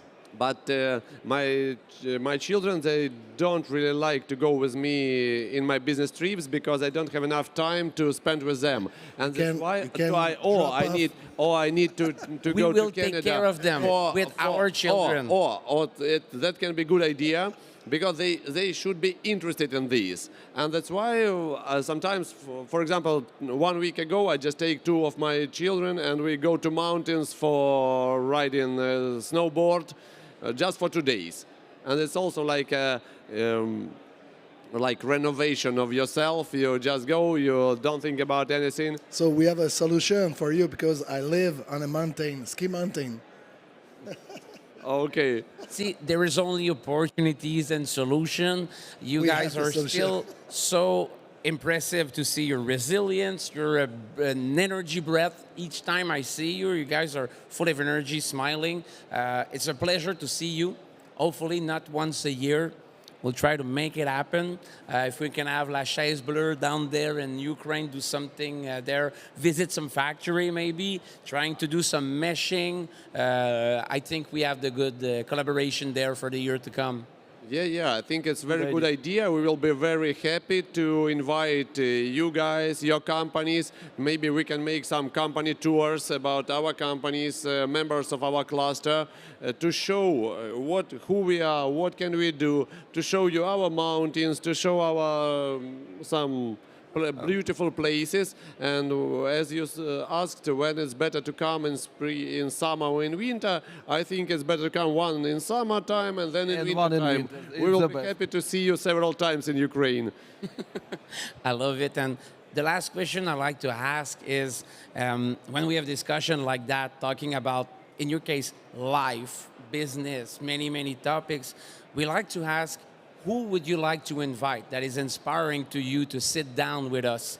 But I will not ask you this question. I will ask myself, and I would like to ask for you two guys to be there, because you're the inspiration for us today. So thank you very much to drop by. Always a pleasure to see you. You're welcome anytime on the podcast here at La Chaise Bleue. I want to get to know more about your company, because I'm a pragmatic guy. I will go and do the visit. I think we have another podcast after. I will go and do the visit. It will help me to see. We're going to have some ideas. So it will be a pleasure to speak with you again. Thank you, guys. Have a good day. Thank you very much.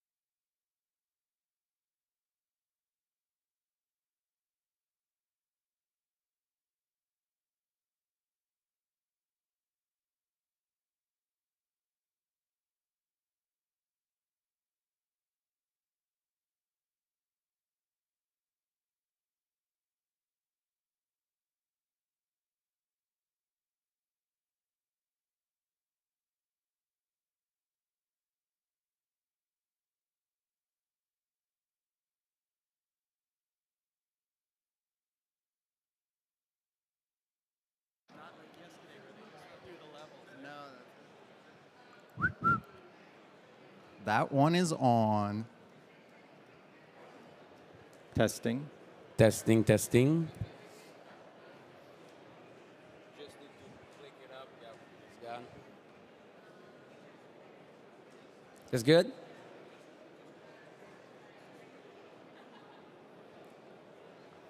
Yeah, don't be shy. Come in the front. I will be in the front, don't worry. Excellent. With my Vivanchka. Traditional shirt from Ukraine. Right? It's not for sale. Just like Canada. I will not go down that road. Don't worry, guys.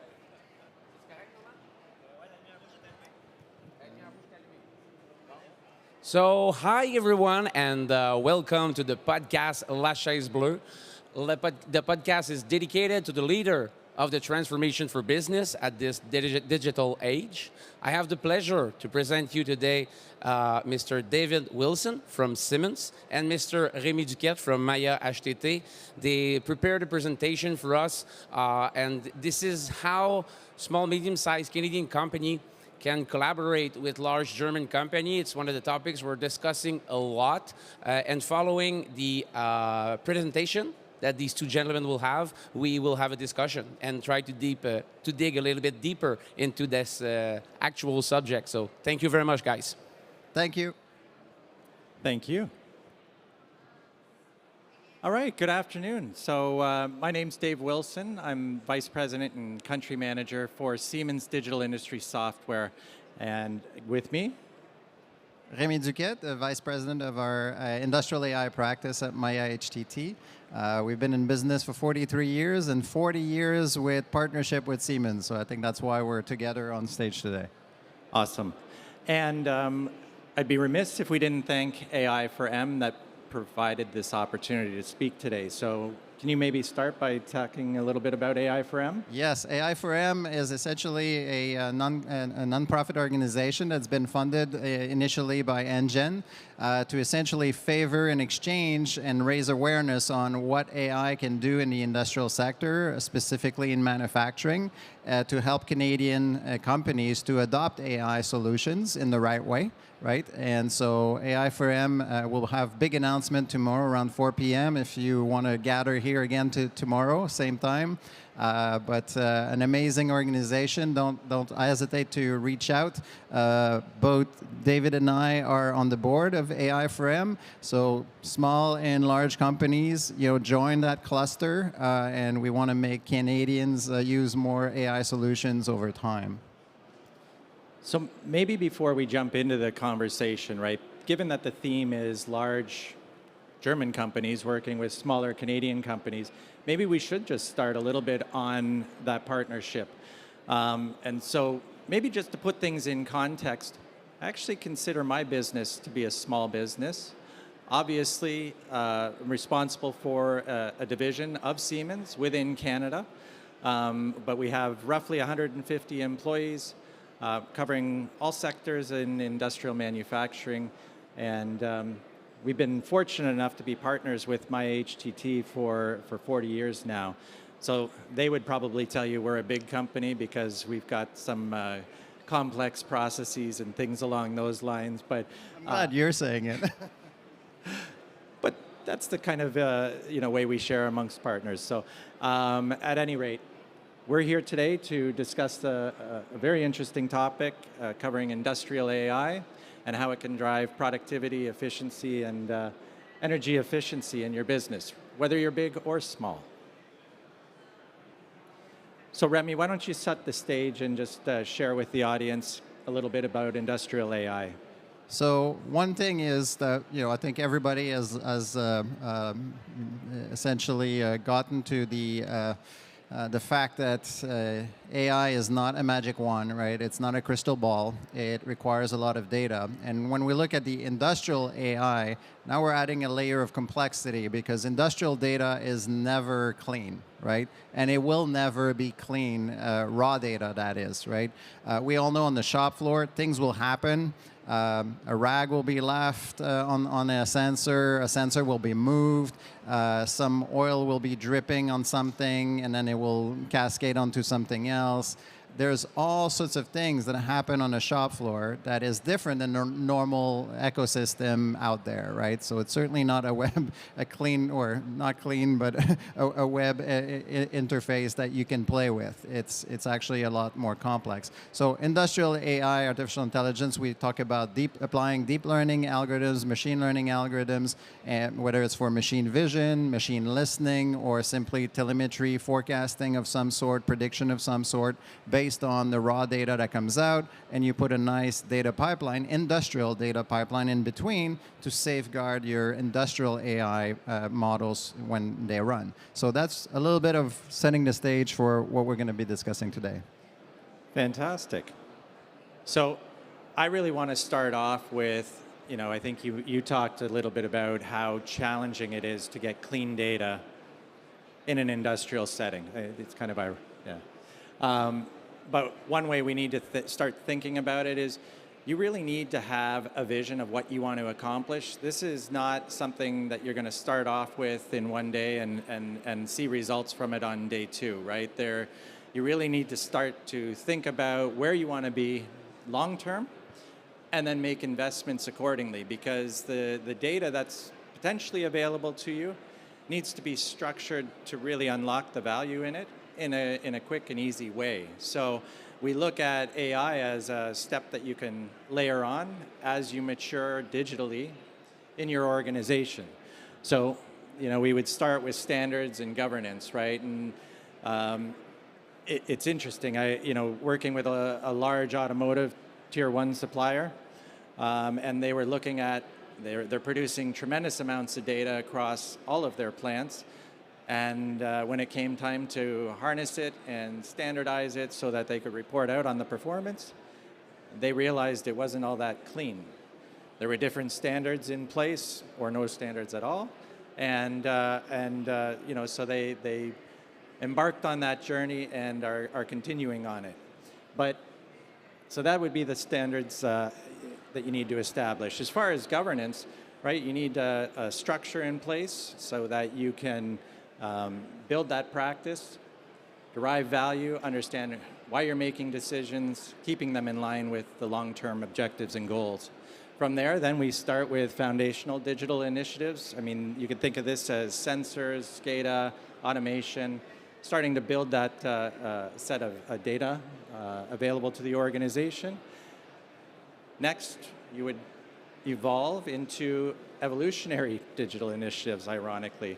This is where you can start applying more enterprise IT type of solutions to further add context to the data that you're grabbing off of the machines, et cetera.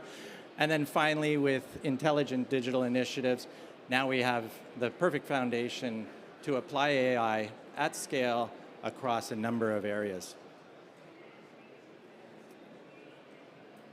This is really the key to unlocking the promises of Industry 4.0 and smart manufacturing.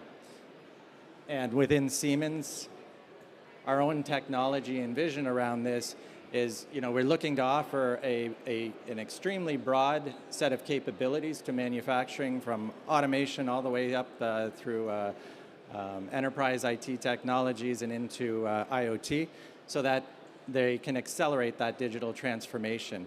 But at the end of it, it's based on three really strong principles, right? The first being the most comprehensive digital twin. Next being modern and personal and adaptable. My apologies.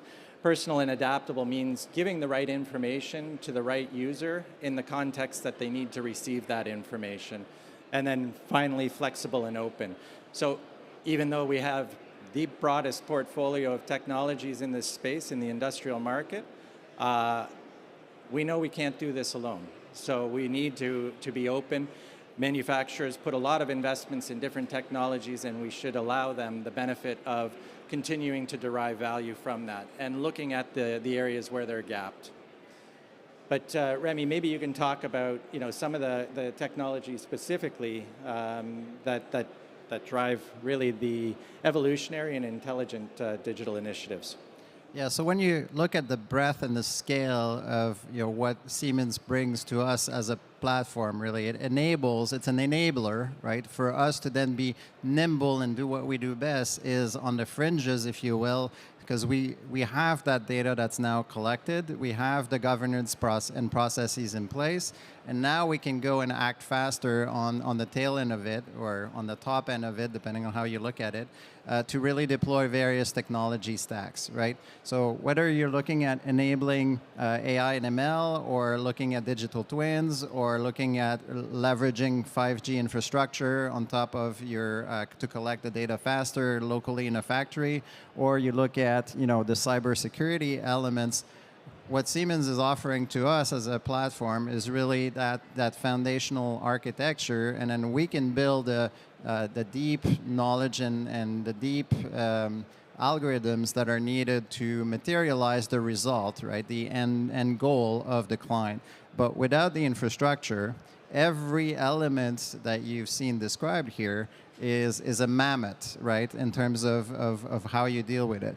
So one thing that this enables, and you don't need to boil the ocean, right? You can take one small use case, but leverage all the pillars and the foundational elements, and then tackle one use case first, and then you rinse and repeat, right? Once you have the infrastructure in place, you add more data, you add more sensor, you add more, but you start with what is in place with a layer of foundation of Siemens that enables that. So that's how we've been seeing it and being enabled, right? They're the enabler, they have the reach, and we are the person really enabling our joint clients, right, to deliver on the performance or reliability or other things that they need to deliver.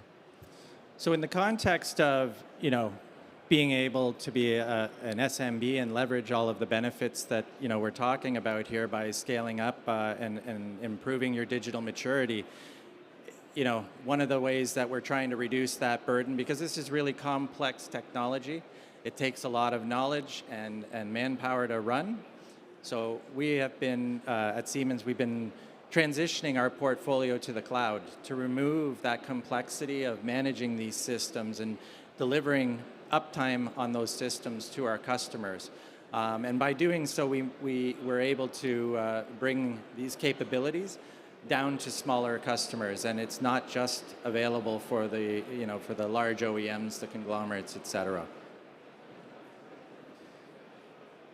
So let's dive into the AI enabling solutions. So we've talked high level here about capabilities and process and how you would mature across your organization, but let's dive a little bit into some of that technology that we've been talking about.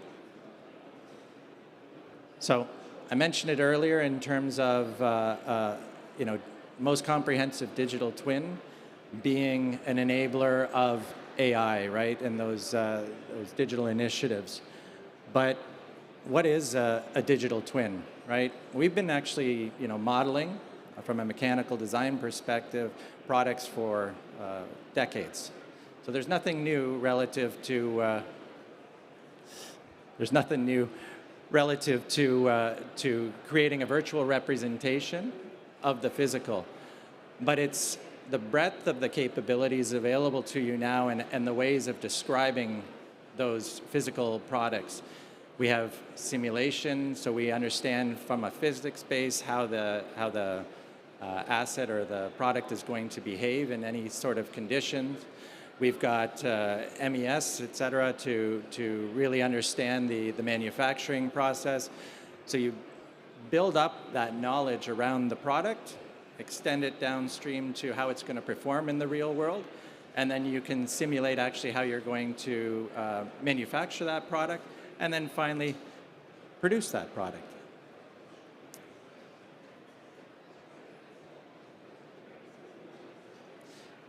And just to further my point here, it's not limited to just products and production, but you can now also measure the performance and the expected behavior of those products when it's been sold and it's in service with the customer. Much like the production floor, in order to really drive a digital twin, you need to connect the physical and the virtual models, and we do that through IoT. So speaking of IoT, there's a tremendous number of use cases that can be delivered through Insights Hub, which is Siemens IoT platform. Remy, do you want to comment on some of the most common use cases that your customers are asking you for? Yeah, I mean, you've probably heard me multiple times this week already on Epic M. So anything related to energy, right? E, productivity. P, I, inventory costing. Q for quality, and M, maintenance. Within those 5 major category of use cases, there's a lot of sub-use cases. Of course, you see a bunch here on the slide. But at the end of the day, any of those 5 use cases can yield, if done properly, a major improvement in the organization from a business standpoint. So this is really what we're discussing here. Perfect. And can you maybe talk about the components that are really necessary to drive a successful IoT program? Right. So, when we talk about the platform and the stack that is here today with the Siemens components, at the very basic layer, you have your PLCs, your controller, your SCADA systems, storing different components that you need to connect, right? So the connectivity aspect is a big element of the edge device and other components that, from a Siemens perspective, right, they deploy, I think, one factory we went was 22 million edge device per year that were produced to that. Anyway, so that kind of throughput is what's needed for us to enable our clients, right? So the deployment, the connectivity, and an easy way to deploy these components is absolutely necessary. Then you go one layer above, right? We go into the edge computing and actually putting some elements on that edge computer that is connected itself to the other PLCs and other components so that it can, in a bidirectional fashion at that point, on-premise, right? So at that point, we're still, from a cybersecurity perspective, we're on-premise. So you can then exchange information in a reliable way between the edge device that contains your AI model to make inference in real time, right? And send back the information to your PLC controllers or other systems, historians, SCADA systems in place to make better, more informed decisions based on that information. And then if you go one layer above, you have your IoT as a service. So these are all the applications, right, from an IoT perspective that can consume the IoT data. So energy manager, quality, inspection components, various application layer that would build on top of an IoT farm of components, right, and telemetry that you want to gather. And then on the last bit, then you go to cloud with the, and development of tailor-made low-code, no-code applications to fine-tune or create things that do not exist as part of the platform. One thing that Siemens has a great way of doing is they're very open by design, right? And so by adding this low-code, no-code platform, you can yourself, right, our end clients can themselves, with drag and drop of components, build a very simple application and deploy it on their industrial edge component. Of course, we can teach them, we can enable them. It may take a little support infrastructure from IHGT to deploy it, but by and large, that platform is something for them to enable them to create their own business apps without waiting for, let's say, an IT department that's already overloaded with front office type of business apps that they're building, right? And now, actually, the low-code, no-code can also be used for that, but that's a separate discussion. But from an OT perspective, it enables the business on the OT side, right, to deploy those simple apps for shop floor workers to check in, kind of submit information that will complement and augment the real-time telemetry. And if you recall, I did talk about personal and adaptable. And it's really about this layer, right? So that you're presenting the information to the shop floor technician in the manner that they're, able to receive it.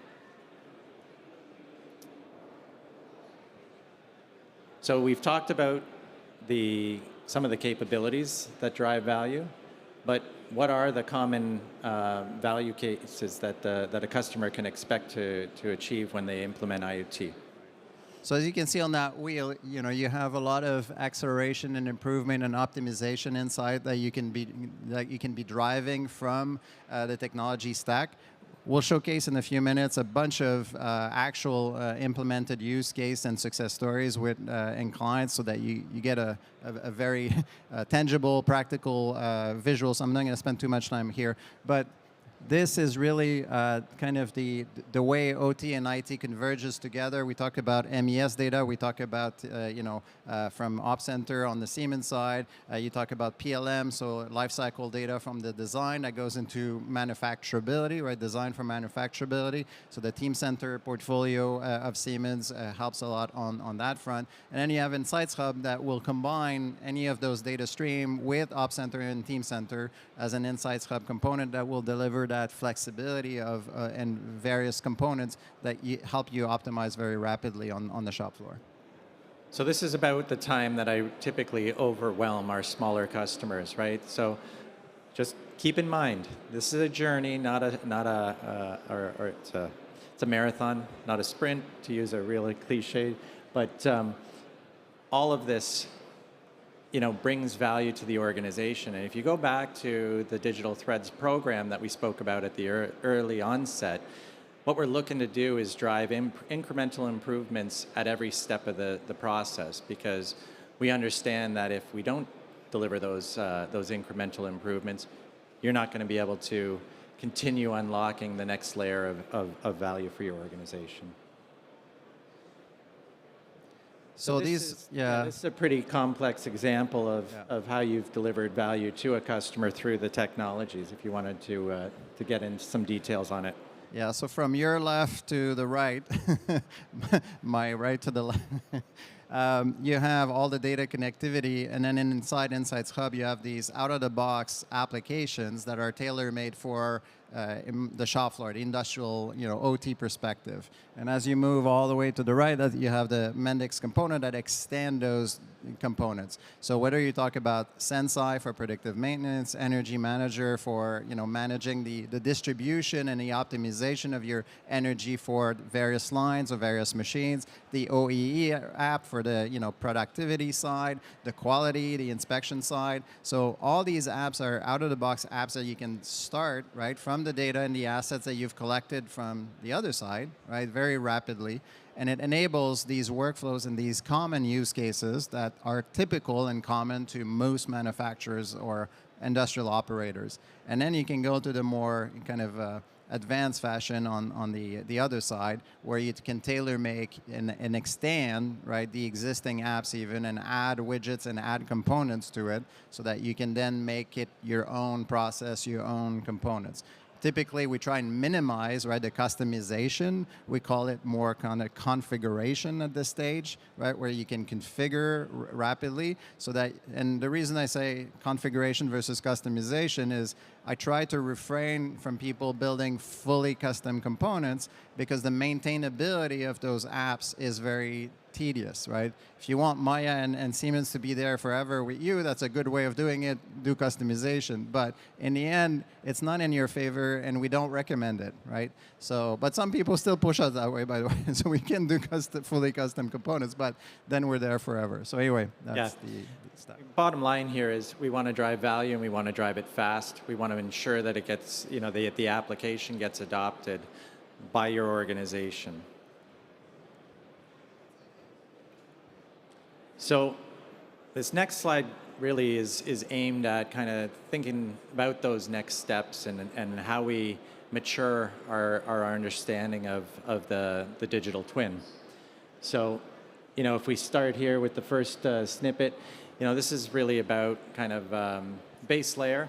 We're looking for anomalies in data to really understand what's going on with that product, that asset, et cetera.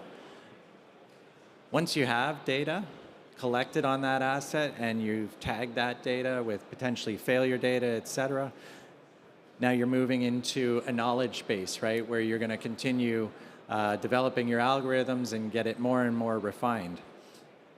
Continue further here.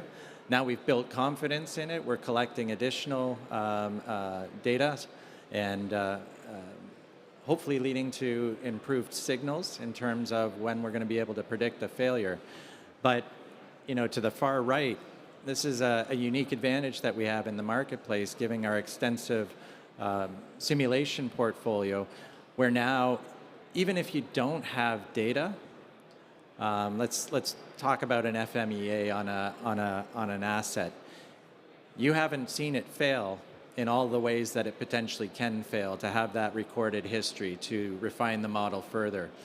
So we can actually model that asset and run it with all of those variables against it to drive the virtual or the digital twin to a failure point and produce the data sets enough so now that we can actually put them into production and have a much more robust AI model on that asset. Anything that you'd add to that? Well, one thing is, hopefully you don't have too many failures, right? So when we talk about AI, we talk about typically a high need for a lot of data.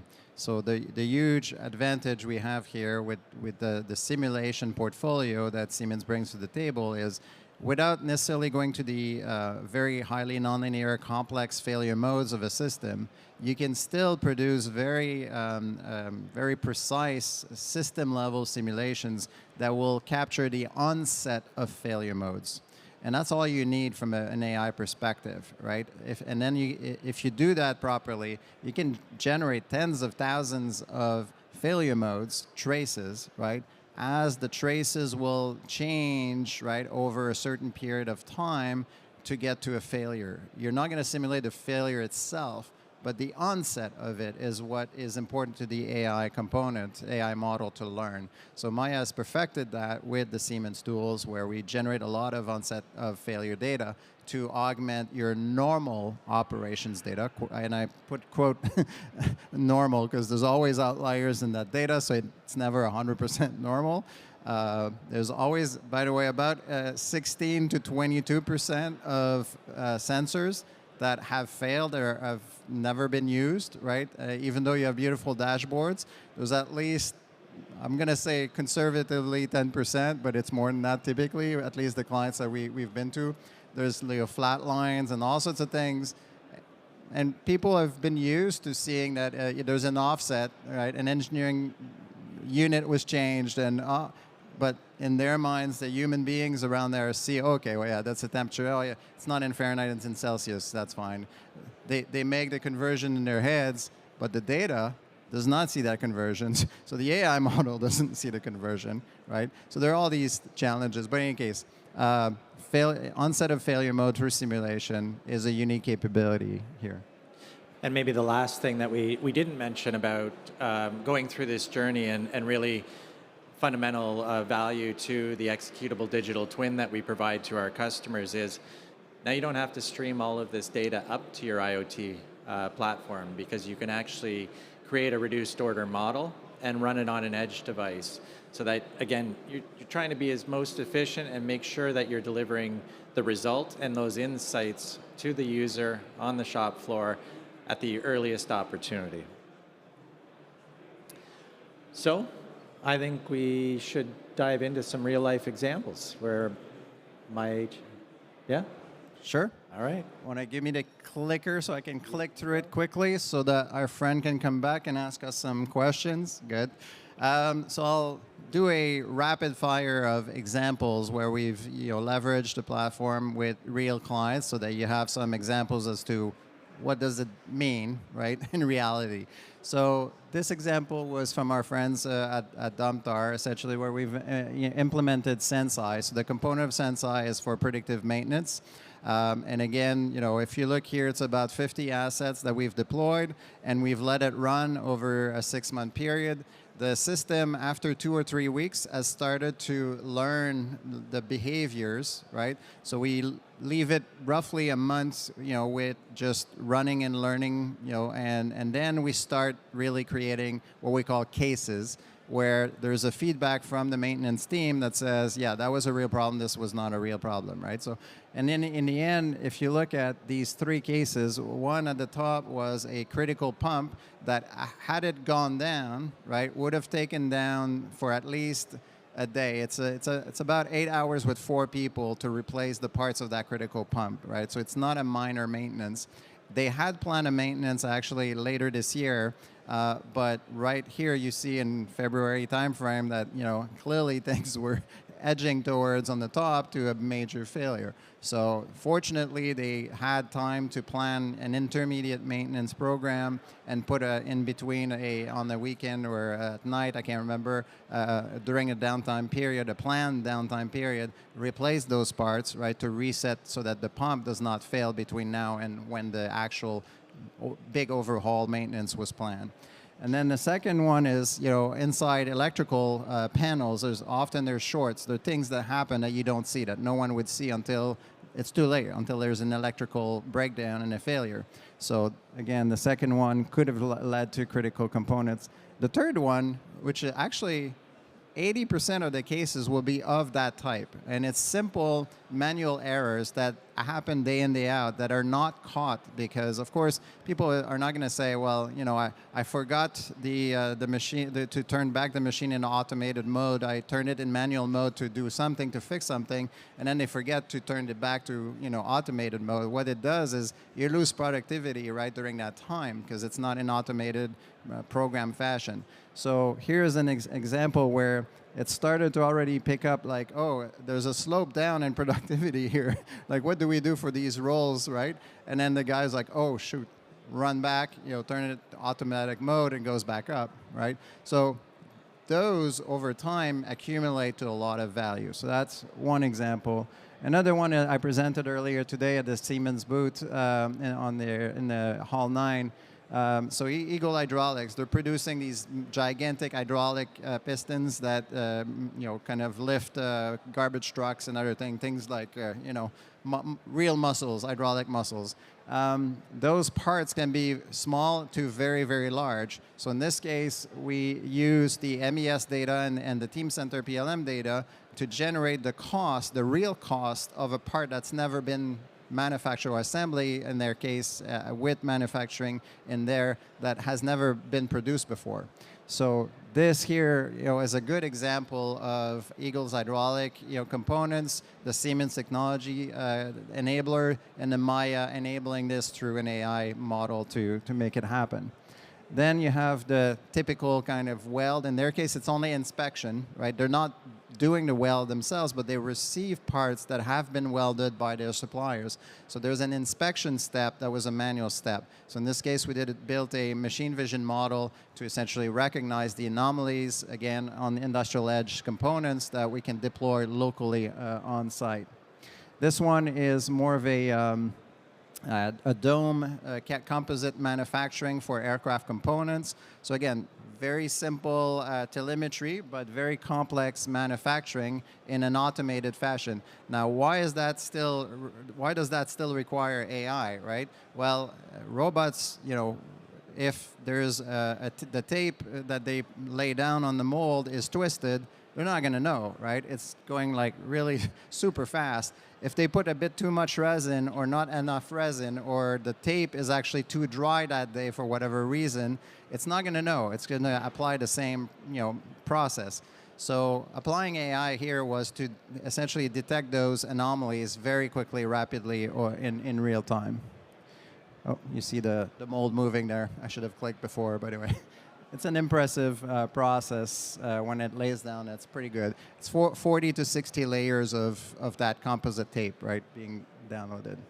This is Sayona, another NGen funded project where we looked at two manufacturing processes. Depending on the amount and the size of crystals found in those core sampling that they extract from the ground, you can use a manufacturing process very simple, or you have to build a huge plant that has a very complex manufacturing process attached to it.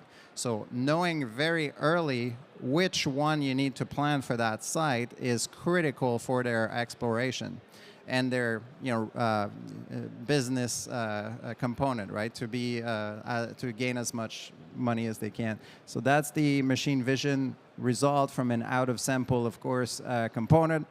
This sample had not been in the training set. These are all off sample, real results from the system. And the throughput is 65% faster in terms of getting the result, right? Other than what they were doing today. So big acceleration. Lithium batteries for electric cars, 16,000 real-time telemetry point. In the end, 10 hours of productivity saved per battery pack. If you know battery pack manufacturing, this is a significant number. And again, understanding the physics behind the data and the simulation aspect and the thermal aspect is where Maya can add a lot of value, Maya HTT. I was going to say, I think that might be your last one. Excellent. So it was my last one. So we can bring our friend back to ask us some I just can't wait. Complex I can't questions. wait to come and join you. David, especially David, thank you very much for this very interesting presentation. I'm now way more knowledgeable about your section at Siemens, what you guys do exactly. And I had the chance, and thanks to you, Remy, as well, but I had the chance to speak with you yesterday, Remy, and see this case. And we were talking about the secret or special sauce at Maya HTT. Now I think I know one of the main ingredients or one of the good ingredients in that special sauce. And I understand Siemens bring the platform. This open platform that allows to create and not to customize, but to configure all the needed data to improve efficiency in many fields in the factory or in many fields as well. So now I have a much better understanding of what it is about. And first question, I will not do what I've prepared though, because it's just bubbling in my mind. But David, how does it work at Siemens in the division you're working on to identify which kind of partnership you need? Because I understand you're kind of integrating their software and do the customization. How do you do your strategic planning to find new integrator and partner to hybridize what you're building and to make it live and creating value in manufacturers? Yeah, so that's a great question. So for my business, we're focused on very specific verticals. Yep. And the comment I might have made yesterday during a panel was, if the partner prospect knows their business inside and out and knows the customer's business inside and out, and then has a little bit of that special sauce, that's what we're looking for, right? Because as a small organization ourselves, I say, we do have large presence. The division is extremely large in itself, but we run on a regional level. And it's very specific. We're looking for Canadian-based partners that understand the way we do business in Canada, that can speak the customer's language and understand the various components, and then can bring their own IP and layer that on top to deliver a really successful outcome to the customer. Great, thank you very much, David. And pursuing on that path, looking ahead, what emerging technology do you see as having a great potential for hybridizing, and how will this shape the collaboration in the future? Is there any emerging technology? I know this was a lot of new technology already there. Yeah. A lot. I mean, most of the factory are not there yet. Yeah. But is there new things you see coming up in the future, the next year to come or so? Yeah, I mean, it's really the culmination of all of these technologies and how they equip us with information. And so, as a topic we introduced at Hannover Messe 2 years ago, right, was the industrial metaverse.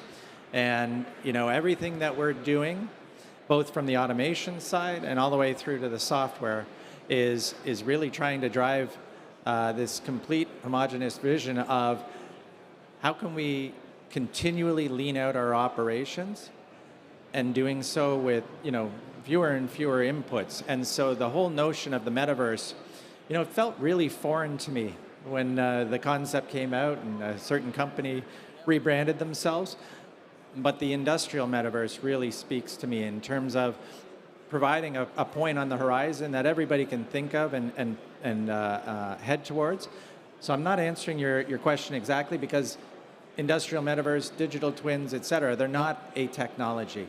It's really how we bring these technologies. It's a way of together thinking. It's a way of doing things, eliminating some waste because you can simulate stuff instead of building it and wasting energy and so on. So it's the combination, I guess, of all of these possibilities that we need to play with to create something different. And we're moving also from the using those metaverse kind of environments, right? From just pure simulation to training millions of. You can have millions of instances of virtual robots, right?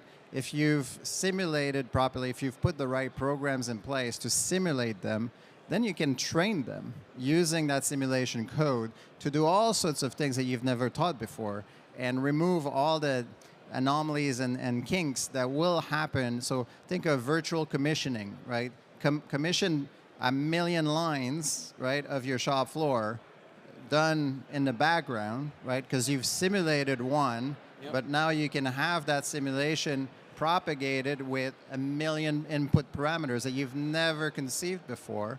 So it enables very drastically new way of building, and operating your business and avoiding pitfalls right downstream. So I think there are new things that will come up because of that enabling technology. We have started to kick the tires a little bit, but it's early it's a new, It's perfect. Yeah. And the last question is for you, Remy. And I was thinking about asking you, how does small, medium-sized company, still you're 250, it's more in the medium side, yeah. That's what I was going to say, more in the medium size. We've left the S, we've moved to M. Yeah, and even large size company for Canadian, it's not the same totally. The acronym are totally not the same. Yeah. But I will not ask you, what are the steps to get in touch with these larger German company, because you've been maintaining this relationship for the past 40 years.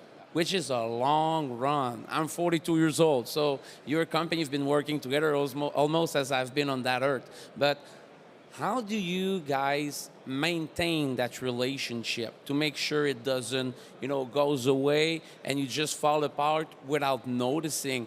Do you have either shared value, rituals, way of work what are you guys are doing to maintain a strong relationship? Well, I think the main key ingredient is the trust that we've built and the openness that we've built, right? So over time, if you're a trusted partner and you nurture that trust, right? And when there's always rocky elements in any relationship, right? Business relationship is no different. Yep. But when you can sit at a table and just be open with each other, say, okay, here's my boundary, here's what I don't want you to cross, right? From a big company, now we understand those are defenses that a small company, right? We just run against, right? And we say, okay, we can go up to there, but not beyond, right? And then if we see that we're going to go beyond, instead of hiding it, right? You call Dave and you say, hey, we know you have that boundary. Here's the special case here.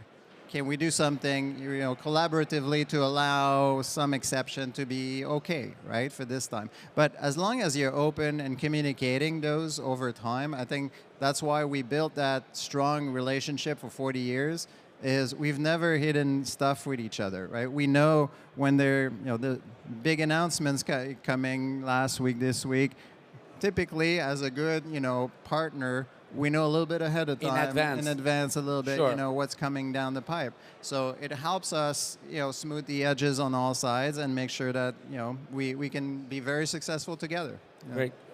I might even add just to that, right? Because there are some core values, and it's really about that honesty, the openness, transparency.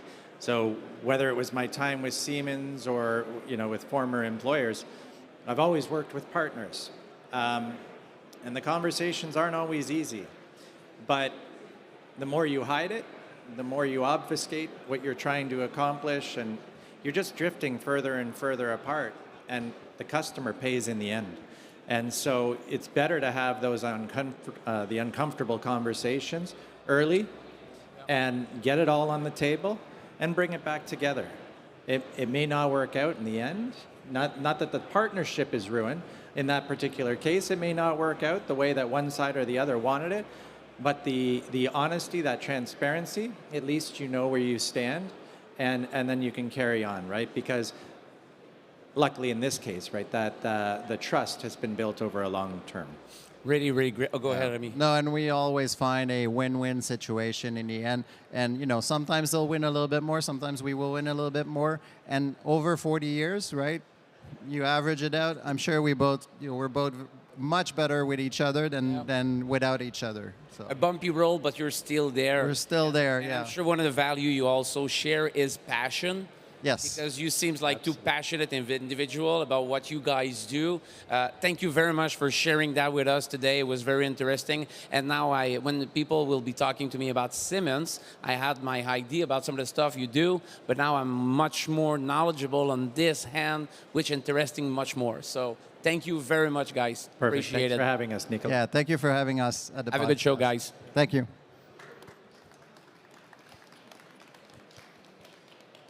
Good job. J'étais content la première section. Thank you, David.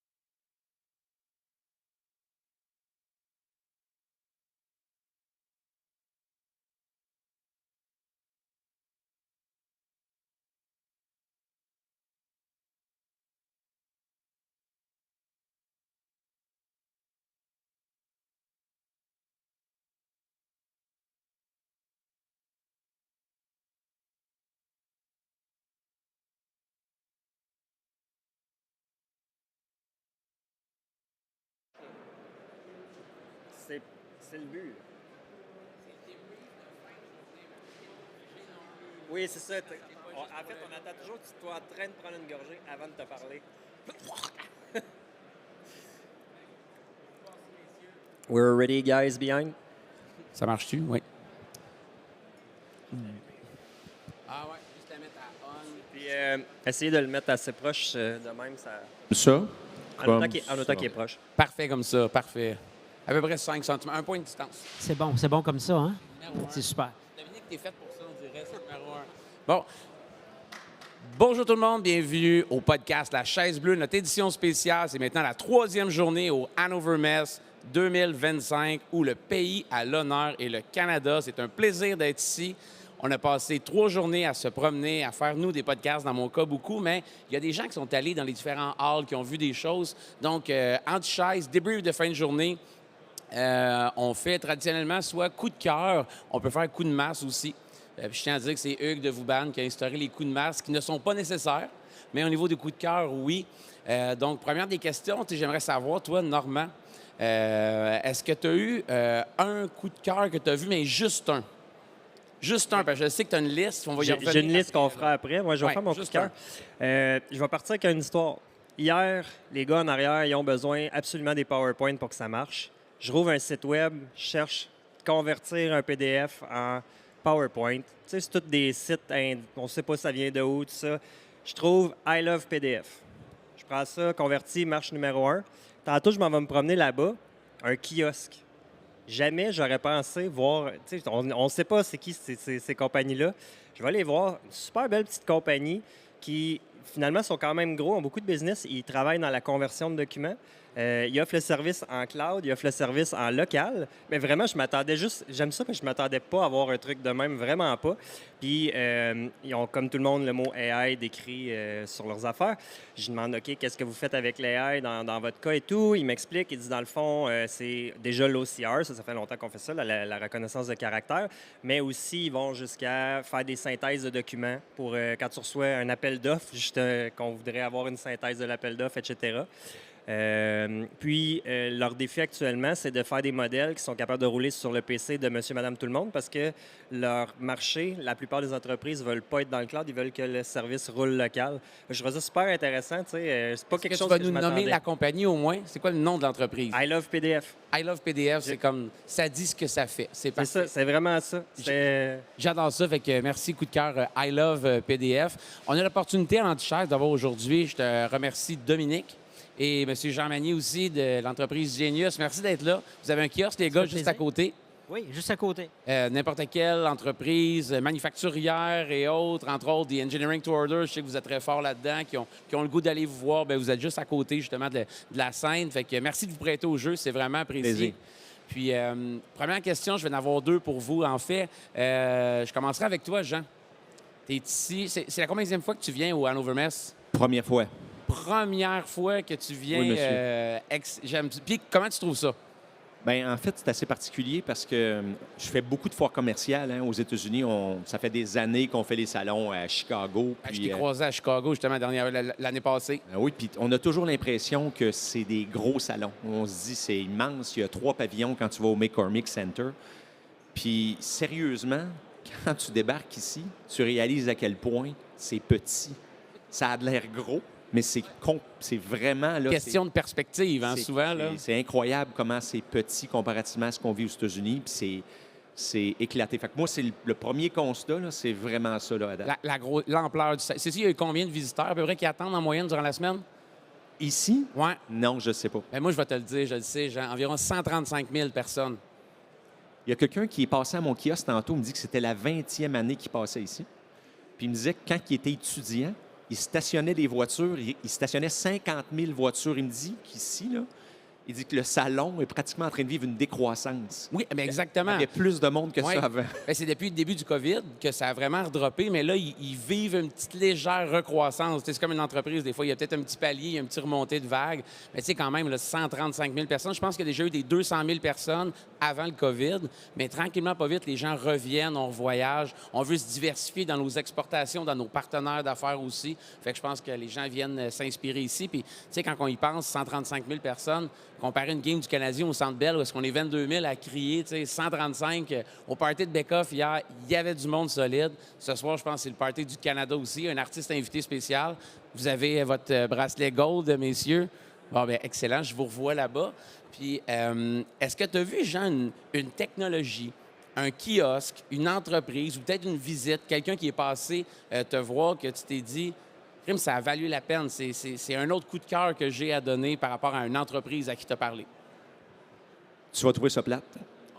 Tu vas trouver ça plate parce que, à prime abord, quand on est venu ici, on est venu sans trop d'attente. Hein? On est venu sans trop d'attente, puis on s'est dit, on va venir explorer. Mais là, il faut que je t'avoue là, que ça fait 2 jours qu'il y a beaucoup de trafic. Oui. Puis on est aussi bien de rester au kiosque. Fait qu'on a marché un peu d'autres pavillons, mais très peu. Fait que moi, je te dirais, pour moi, c'est une surprise. Je ne m'attendais pas à ça. Ouais. On a rencontré beaucoup de clients. On a rencontré des partenaires potentiels. On a rencontré des gens de pays qu'on ne ciblait pas sur le plan potentiellement d'une croissance. Fait que je te dirais, là, à part, dans le fond, évidemment, quand tu t'en vas voir tout ce qui s'appelle l'espace qui est Google, l'espace qui est Microsoft, ouais. Puis évidemment, bien, dans le système, dans le ERP, je ne dirais pas le nom de notre plus gros compétiteur, mais c'est impressionnant de voir comment ils sont setupés. C'est leur royaume ici. Là. Fait que j'ai pas accroché sur une tech tant que sur le volume de visiteurs ou le nombre qui peuvent passer devant nous autres. Ça m'a vraiment, vraiment surpris. Là. C'est là que je suis. Bien, je suis content de l'entendre. Puis dernière question que j'ai, bien, je vais peut-être en avoir d'autres après, on verra où ça nous mène. Là, mais qu'est-ce que tu aurais à dire, Jean, à n'importe quel entrepreneur? Quelqu'un d'une haute direction d'une entreprise, que ce soit en tech, à l'OQT, que ce soit un manufacturier, entreprise de services, n'importe qui que tu peux côtoyer au niveau de l'entrepreneuriat, qu'est-ce qui fait en sorte qu'il devrait se déplacer puis venir ici? Ça va être contre-intuitif encore parce que quand on a fait affaire avec NGen, puis c'est normal, là, ils te disent, quand tu as un salon comme ça, la première chose que tu dois faire, c'est de préparer. Il faut que tu fasses ta liste de fournisseurs ou de partenaires que tu veux rencontrer. Il faut que tu identifies les clients. Ils drive, puis ça fait des années qu'on fait des salons, puis c'est vraiment ça qu'on fait. On arrive, puis on se prépare. Oui. Ici, je pense qu'une des choses à faire la plus importante, c'est d'arriver dans un état d'esprit où, oui, tu peux te préparer, mais pas trop. Parce qu'il y a tellement de choses à voir, il y a tellement de choses, il faut que tu sois ouvert. Tu sois ouvert, dans le fond, tu vas recevoir tellement d'informations. Il faut absolument que tu aies du temps devant toi pour explorer, faire des rencontres qui n'étaient pas planifiées. Puis je dois vous avouer qu'actuellement, on a eu des bonnes nouvelles actuellement ou des bonnes rencontres qu'on a eues avec des gens. C'était unexpected. Là, on ne s'attendait pas du tout à ça. Fait que je te dirais, je dis à quelqu'un, mettons, du Québec, tu viens à un endroit comme ici, fais-toi une liste de choses à faire, mais garde-toi absolument du temps pour être capable d'oublier le tactique puis de penser au stratégique. C'est la meilleure place pour se remettre en question. Dominique puis moi, on est partenaires ensemble, ça fait 25 ans. Ça nous a permis d'avoir des discussions puis de se questionner, dans le fond, sur la business, ce qu'on aurait probablement eu bien de la difficulté à faire au Québec. Au Québec, c'est sûr. Là. Des fois, il faut sortir du Canada pour se retrouver. Là. Souvent, les meilleures façons de connaître quelqu'un, de collaborer, c'est de voyager ensemble. C'est un des bons moyens, là, c'est sûr. Tout à fait. Bien, Dominique, je te lance un peu les mêmes questions au travers le salon. Toi, est-ce que c'est la première fois que tu le visites aussi? Bien, oui, moi, là, je suis assez proche comme ça. Hein? Parfait. Oui. Oui, c'est la première fois que je visite, moi, de mon côté. J'ai fait d'autres salons comme Jean. J'en fais plus que moi. OK. Puis là, bien, c'est super le fun de sortir. Puis quand on a commencé la semaine, je disais à Jean, j'ai dit, ça va être long, 5 jours. C'est 9 h le matin, le soir, puis les activités extra en soirée aussi. Mais finalement, on commence à rencontrer du monde. On fait des relations la première journée. Puis les gens m'appelaient Dominique au début de la semaine, m'appellent Dom aujourd'hui. Puis ils demandent à d'autres personnes de venir nous voir, aller voir les gens de Genius. Puis là, bien, finalement, on a rencontré des clients du Québec qui font affaire avec nous autres, probablement avec qui on n'aurait pas parlé naturellement, sont venus nous voir, puis on dit, bon, on rencontre telle problématique, on veut régler telle affaire.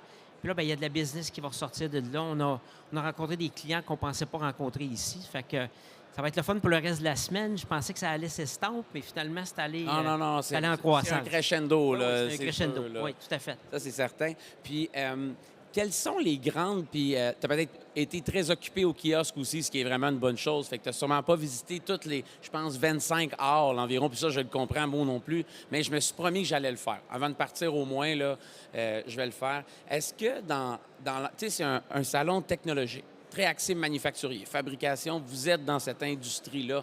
Est-ce qu'il y a des tendances de l'industrie émergente que vous voyez au travers les kiosques, les bannières, les gens ce qu'ils mettent comme logo, slogan, les discussions que vous avez eues?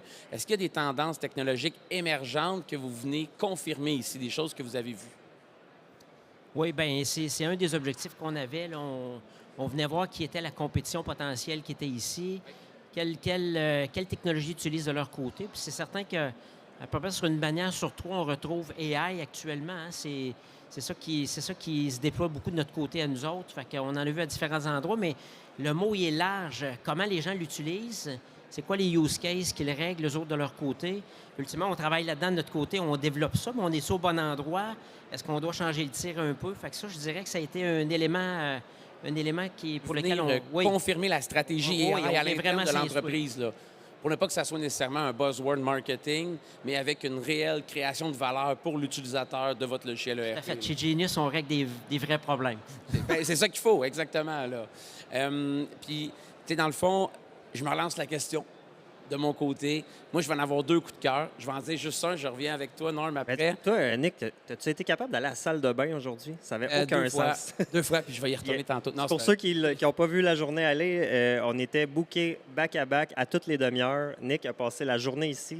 Ça m'étonne, tu as encore de la voix. C'est incroyable. Encore de la voix. J'en ai plus que lundi, même, je te dirais. C'est vrai, c'est vrai. Hier. Tu vas prendre du liquide pas mal? Il faut, oui. De la moussette, c'est parfait pour désaltérer. Vas-y avec ton coup de cœur. Mon coup de cœur, écoute, premier coup de cœur, là, c'est Louis Veilleux. Cet homme-là, là, Louis Veilleux de Groupe Mondial, à chaque fois que je le rencontre, là, il y a une aura particulière. Tu lui parles de son rêve de vie, il vous en reparlera si vous le rencontrez, là, c'est sûr, mais ce qu'il a fait aujourd'hui, c'est complètement incroyable parce que l'an passé, on avait rencontré M. Ivan, qui vient de l'Ukraine, qui nous avait raconté son histoire. Je n'irai pas au travers de l'histoire, les gens la connaissent un petit peu, je pense, mais Louis est venu s'asseoir ici, puis avec son grand cœur, ce qu'il a dit, parce qu'Ivan, il aimerait beaucoup venir faire affaire au Canada.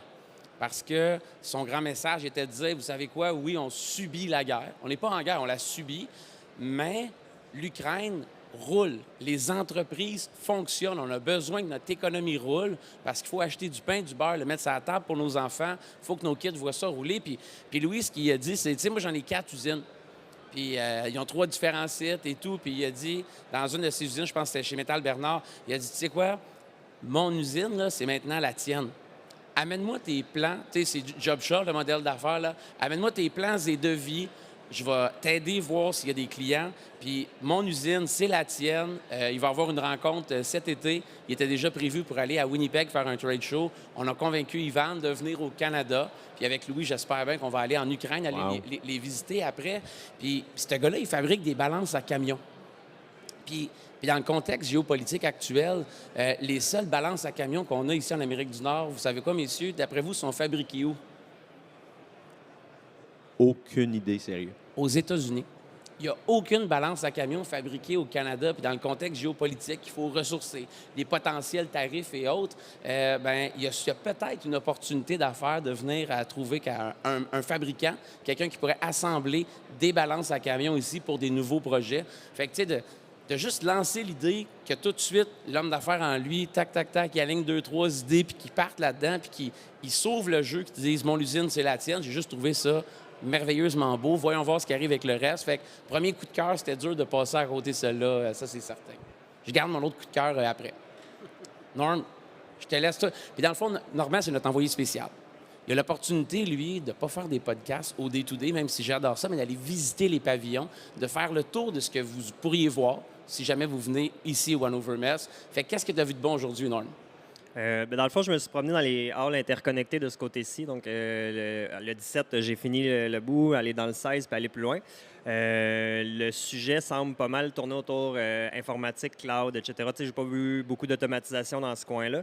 Mais les premières affaires, tu sais, comme je te disais, moi, quand je me promène, j'essaie de ne pas me faire avoir par les gadgets, parce qu'en bout de ligne, c'est cool, ça fait un beau show. J'ai pris en photo, j'ai mis pour nos B-rolls, mais les B-rolls, c'est les vidéos qu'on met en arrière-plan. Mais en bout de ligne, souvent, c'est plus pour attirer le monde, mais je me suis fait avoir par par un gadget. Il y avait une espèce de station qui semblait faire pour faire de la bière à la maison. Je trouvais ça super intéressant. Puis je me suis approché, puis finalement, c'était juste un leurre. Le gars, il l'a carrément dit, non, c'est phishing, c'est pour que tu viennes voir notre kiosque. On a discuté, puis finalement, c'est des gens qui travaillent en entreprise connectée, qui font exactement un service que GLM offrait il y a quelques années. Fait qu'on a échangé nos coordonnées et tout, parce que justement, GLM offre plus ce service-là. C'est quand même plus créatif que le fameux bol à bonbons là, sur le kiosque. Oui, mais j'ai trouvé ça vraiment bon. Puis vous allez le voir à l'écran, là, la station était vraiment attirante. Ils m'ont totalement eu. Après ça, j'ai été super impressionné. Le boot AWS SAP. J'ai pas visité tous les détails, mais je veux dire, ils ont une ville face à face, une ville chacun. C'est immense, les boats. Un royaume. C'est un royaume. Ils ont 2 pavillons à eux autres seuls. Là. Puis, mais j'ai pas été voir toutes les... Un gars de stats comme toi, un pavillon, c'est gros comment, Normand? Largeur, longueur à peu près, là. Si tu gages, là. C'est dur à estimer, hein? C'est immense. Un pavillon ici, là, c'est un pavillon. D'après moi, tu es capable de stationner pas mal de voitures. Oui, c'est ça. Il doit y avoir quasiment 1 kilomètre chaque. On met une coupe de 737 puis de Airbus 330 ici à l'intérieur. Tu peux atterrir, oui, non, c'est gros. Puis après ça aussi, c'est sûr, je suis passé les kiosques. C'est quand même drôle de voir Microsoft et Google coude à coude, les 2 compétiteurs, un bord à l'autre, puis ils n'ont pas tout à fait la même approche. Google a l'air de s'orienter vers le cloud souverain, puis c'est vraiment quelque chose qu'il va falloir que j'essaie de comprendre, parce que Google étant un GAFAM, ils ont... Je ne sais pas c'est quoi leur modèle d'affaires pour le cloud souverain. Puis là, c'était un peu difficile d'avoir des détails là-dessus, puis tout, parce que souvent, les gens qui mettent en avant ne sont pas trop au courant là, des détails, tout ça. Mais bref, mais ça m'a quand même amené, c'est vraiment le thème que j'ai vu dans tous les kiosques, sauf possiblement celui de Microsoft et AWS, mais le cloud souverain, beaucoup de clouds européens qui étaient là, des entreprises, puis on se dit ça, on ne s'attend pas à des grosses entreprises, mais on a Schwarz, qui est une entreprise à la base alimentaire. Donc, la plus grosse d'Europe, la 4e plus grosse au monde, avec un chiffre d'affaires de 150 milliards. Puis, éventuellement, eux avaient besoin de ressources TI à l'interne. Puis, ils voulaient s'affranchir des grands joueurs. Fait qu'ils ont créé leur propre système cloud. Puis, on fait un peu comme le même modèle qu'Amazon. Amazon a eu la même affaire. Ils ont dit, écoute, ils vont bien nos affaires cloud. On va s'ouvrir sur le monde. Fait qu'ils ont fait, ça s'appelle Stackit, ce qu'ils ont fait. Puis c'est tout un système très semblable à ce que Amazon offre côté service et tout, mais vraiment à eux, c'est européen. Je leur ai demandé, ils n'ont aucune ambition d'aller en Amérique. Ils veulent vraiment rester européens, mais c'était quand même intéressant à voir. Puis c'était inspirant de voir que, tu sais, il y a d'autres joueurs que les ultra gros joueurs. Puis j'ai vu aussi Ionos. Ça m'a impressionné parce que souvent, les plus petits joueurs, comme on avait déjà essayé au VH puis tout, les systèmes de déploiement sont pas aussi conviviaux que sur AWS. Tu sais, AWS, c'est une machine. Ils dépensent des milliards dans leurs interfaces puis tout. Mais Ionos, ils ont fait ça en graphique. Donc, on peut aller paster, je veux un serveur, je veux ci, je veux ça. On connecte les réseaux. J'ai trouvé ça quand même très impressionnant. Puis un coup qu'on a fait notre network, ça rouvre sur le côté. Qu'est-ce que vous voulez déployer et tout. Donc, très impressionnant. Puis il y en avait une série, là. Toutes les compagnies dans ce coin-là, c'était le cloud souverain, souveraineté des données, sécurité des données. Fait que je pense, puis tu sais, il y a beaucoup le thème de la cybersécurité, on n'en reviendra pas. Je pense que Nick en a assez parlé hier, mais je pense que les gens, ils veulent s'affranchir de la dépendance. On dit aux États-Unis, mais pas juste de la dépendance à des gros joueurs. Ils veulent commencer à localiser un peu leurs choses. Tu as raison, c'est un des gros sujets, je pense, le cloud souverain pour le Canada même. On en parlait hier avec le CNRC. Travaille là-dessus pour le cloud souverain au Canada. Il y a d'autres entreprises aussi qui veulent. Je pense qu'il y a un 2 milliards d'investis au Canada pour ça, qui n'est pas assez. Ça peut sembler beaucoup, 2 milliards, mais c'est pas gros comme budget comparé à ce que ça peut représenter. Mais il y a une volonté de se rendre vers là. Fait 100% d'accord avec toi, Norm. Ça va même jusque dans le hardware. Ils commencent à produire leur propre hardware pour plus dépendre de Dell et Cisco, les grosses compagnies. Fait que, ils veulent vraiment commencer à dire on se fait des petites bulles où on contrôle l'environnement et tout. Fait que, je vois cette tendance-là qui émerge, d'essayer d'être maître chez nous un peu partout. Les modèles d'AI embarqués, essayer d'avoir les serveurs AI de plus en plus petits, les modèles de plus en plus compressés pour les rouler localement. Fait qu'on voit une tendance vers ça. Mon coup de cœur, je l'avais déjà fait pour I Love PDF. Puis en passant, là, ceux qui m'ont piégé, là, je vais leur donner un petit shout-out. Ils s'appellent Factory. Je vais le mettre à l'image, là, mais ça, c'est ceux qui m'ont piégé, qui ont réussi à m'avoir au début. Fait que ça a été pas mal ça, ma tournée pour aujourd'hui. Puis demain, je vais essayer d'aller voir des affaires un petit peu plus flyées, là, du bord de l'automatisation. Peut-être plus loin des autres. Exact. Aussi, là, Sans te faire attraper, mettons, avec un leurre ou quelque chose comme ça. Oui. Essayer de trouver quelque chose, là, un robot qui fait de quoi qu'on n'a jamais vu ou qui est spécial. Là. Pas juste des babayes. Là. Puis, tu sais, je finis moi en disant que le dernier coup de cœur, parce que j'en avais deux, j'ai rencontré une personne qui s'appelle Alissa. Alissa, c'est une PhD en mathématiques qui a fait des hautes études dans le coin de Toronto. Puis, elle a été forcée de fonder son entreprise un peu parce qu'elle avait des valeurs par rapport à l'environnement. Puis c'était mon coup de masse d'hier. Moi, je trouve, honnêtement, les gars, l'année passée, j'étais venu ici, là, les gros trends que je voyais, là, c'est sustainability, la durabilité pour que les manufacturiers s'inspirent des modèles d'affaires d'économie circulaire pour revoir comment ils font les choses, comment on conçoit les produits, comment on les fabrique, puis nos rejets de production, comment est-ce qu'on les ramène en matière première, soit pour nous ou pour quelqu'un d'autre. C'est un mot-là, on dirait que cette année, je le vois moins. Le monde vert, tu sais, il y a un pavillon, là, je pense, pour l'hydrogène, des certaines technologies, mais c'est beaucoup moins présent pour moi.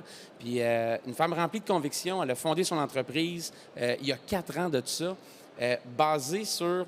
elle veut contribuer à sauver la planète. Puis elle me le dit de même, puis elle me dit, c'est qu'Étienne disait ça. Je dis, non, c'est tellement pas qu'Étienne. Tu sais, c'est un des sujets qui me touche énormément. Puis dans une ancienne vie, j'avais travaillé un petit peu dans le monde vert au niveau de l'environnement, des sites d'enfouissement, balance à camion, aider la traçabilité, ces choses-là. Fait que ça me touche beaucoup. Puis avec les enfants, c'est sûr que je veux qu'on la sauve, la planète. Éternel optimiste, en tout cas. Faut que je t'arrête 2 secondes, par exemple. 2 secondes, après ça, je te laisse finir ton coup de cœur. La seule affaire qui est drôle, là, tu me parles de être vert. Là. Y a-tu quelqu'un ici qui a vu des bacs de recyclage traîner? Oh, on a le coup de masse qui vient d'arriver. Là. Sérieusement, là, on était à l'appartement. Là, on disait, est-ce que les gens récupèrent? Non, mais j'ai pas vu. C'est vraiment particulier, ça me surprend un peu. Là. Fait que je te laisse finir, mais sérieusement, là, je vais leur donner le bénéfice du doute parce que je m'étais dit la même chose quand j'étais allé en Floride. Puis finalement, ils ont dit, là-bas, les gens veulent pas trier, c'est trier au centre de tri. On va espérer que c'est ça, mais sinon, c'est un méchant bon coup de masse. Puis tu vois, tu me fais faire un aparté, Jean, ça va être long le temps de chaise, là, c'est sûr, avec quelqu'un comme toi. Moi, j'étais allé en Guadeloupe cet été. Puis j'étais à la plage, puis j'ai eu le même constat que tu viens d'avoir, puis j'étais comme, sont où les poubelles à la plage? Il est où le bac à recyclage? Puis je parle avec les gens de la place en Guadeloupe, puis il a dit, ici, dans notre culture, là, t'apportes quelque chose, tu le ramènes chez vous. Puis le bac à recyclage, puis le bac à poubelle, là, il est chez vous. Fait que, c'est peut-être qu'ils ont cette culture-là ici en Allemagne, puis que les gens se promènent avec des canettes vides dans leur poche. Tu nous demandes de repartir avec nos vides quand on va avoir fini, c'est ça que tu dis? Mais elle est dans ta valise. Mais vous parlez de bac à recyclage, puis ici, il n'y a pas beaucoup de poubelles autour. Là. Ils sont difficiles à trouver, les poubelles. Mais pour une raison X, il n'y a rien qui traîne. Fait que, on laisse... Ils sont vite. Il y a comme une armée de fourmis qui se promènent. Il y a quelqu'un, ça doit être comme à Disney, ils sortent dans dessous, ils ramassent les choses, ça part tout est clean. L'organisation est incroyable ici. Là. Ça fait partie, je pense, de leur culture, parce que ça, même dans les rues, dans le centre-ville, c'est la même chose. Je reviens à mon coup de cœur, Alissa. Elle vient qu'à me convaincre de tout ça. Puis, tu sais, je peux pas me convaincre, mais elle me dit, je suis quétaine de parler de ça. Je dis, non, vraiment, aucunement kitsch, rien. Puis, en fait, ce qu'elle a fait, c'est elle a monté un modèle mathématique. OK? Elle se connecte avec des API sur des PLM de grandes entreprises. Ce qu'elle fait, par exemple, chez Pratt & Whitney Canada, elle peut se connecter sur le PLM pour voir les blades, les impellers dans les moteurs d'avion.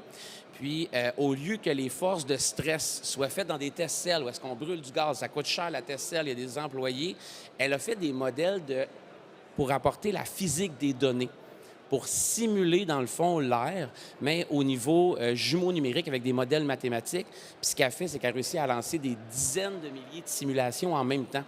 Puis, même chose, elle me disait qu'elle travaillait avec des grands manufacturiers de souliers. T'sais, on a toutes des choses, honnêtement, là, si vous venez à l'Overmers, vous portez des running shoes, vous marchez à n'en plus finir. Fait que c'est pour ça qu'on a toute la gang, pas des beaux petits choses en Suède, ça prend des running shoes. Mais elle travaille avec des grands manufacturiers. Puis elle me disait que juste pour le design, elle adore ces gens-là qui sont poussés à amener les sportifs plus loin, à aller plus vite. Une des choses qu'ils ont besoin, c'est des souliers qui sont légers. Puis pour fabriquer une semelle légère, bien souvent, elle va aller travailler avec les designers pour simuler, selon le design qu'ils veulent donner, comment est-ce qu'on devrait carver le matériel pour que ça demeure résistant. Fait qu'elle fait plein de tests, des tests au niveau des échangeurs de chaleur pour qu'on ait le moins de surface, qu'il y ait plus de contact possible avec l'air, puis améliorer de 50 les échangeurs de chaleur à contact direct dans certains endroits, mais tout ça sans faire de pollution.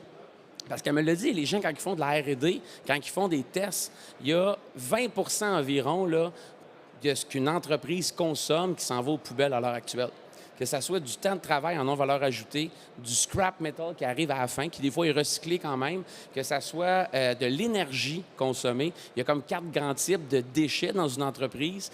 Puis elle m'a vraiment conscientisé là-dedans. Puis elle m'a dit, moi, le déchet, c'est le savoir, le knowledge qui s'en va au waste. C'est ça que moi, je viens capturer. Puis on refait des simulations.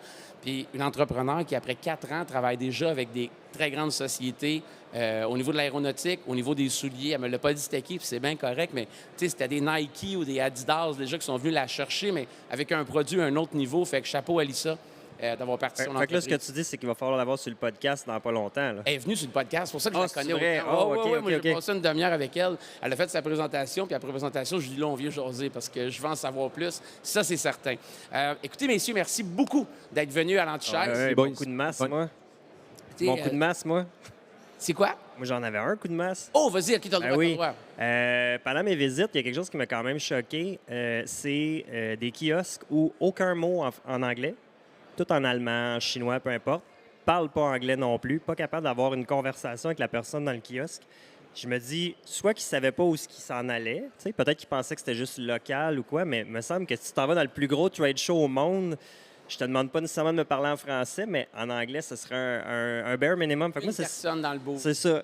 Ou des fois, c'est ça, il y en a juste une, mais là, elle est super loadée, puis les autres... Fait que moi, c'est ça mon coup de masse cette semaine. Je peux pas t'enlever ta personnalité, Normand. Fait que oui, tu as le droit au coup de masse, puis tu as ton commentaire éditorial. On le refera au montage pour que ta belle fin soit avant. Non, tu vas t'assumer, mon homme. Hey, merci beaucoup, tout le monde. Have a good show. Puis on se revoit demain pour la 4e journée, jeudi, au Hannover Mess 2025. Canada, pays à l'honneur. Merci tout le monde.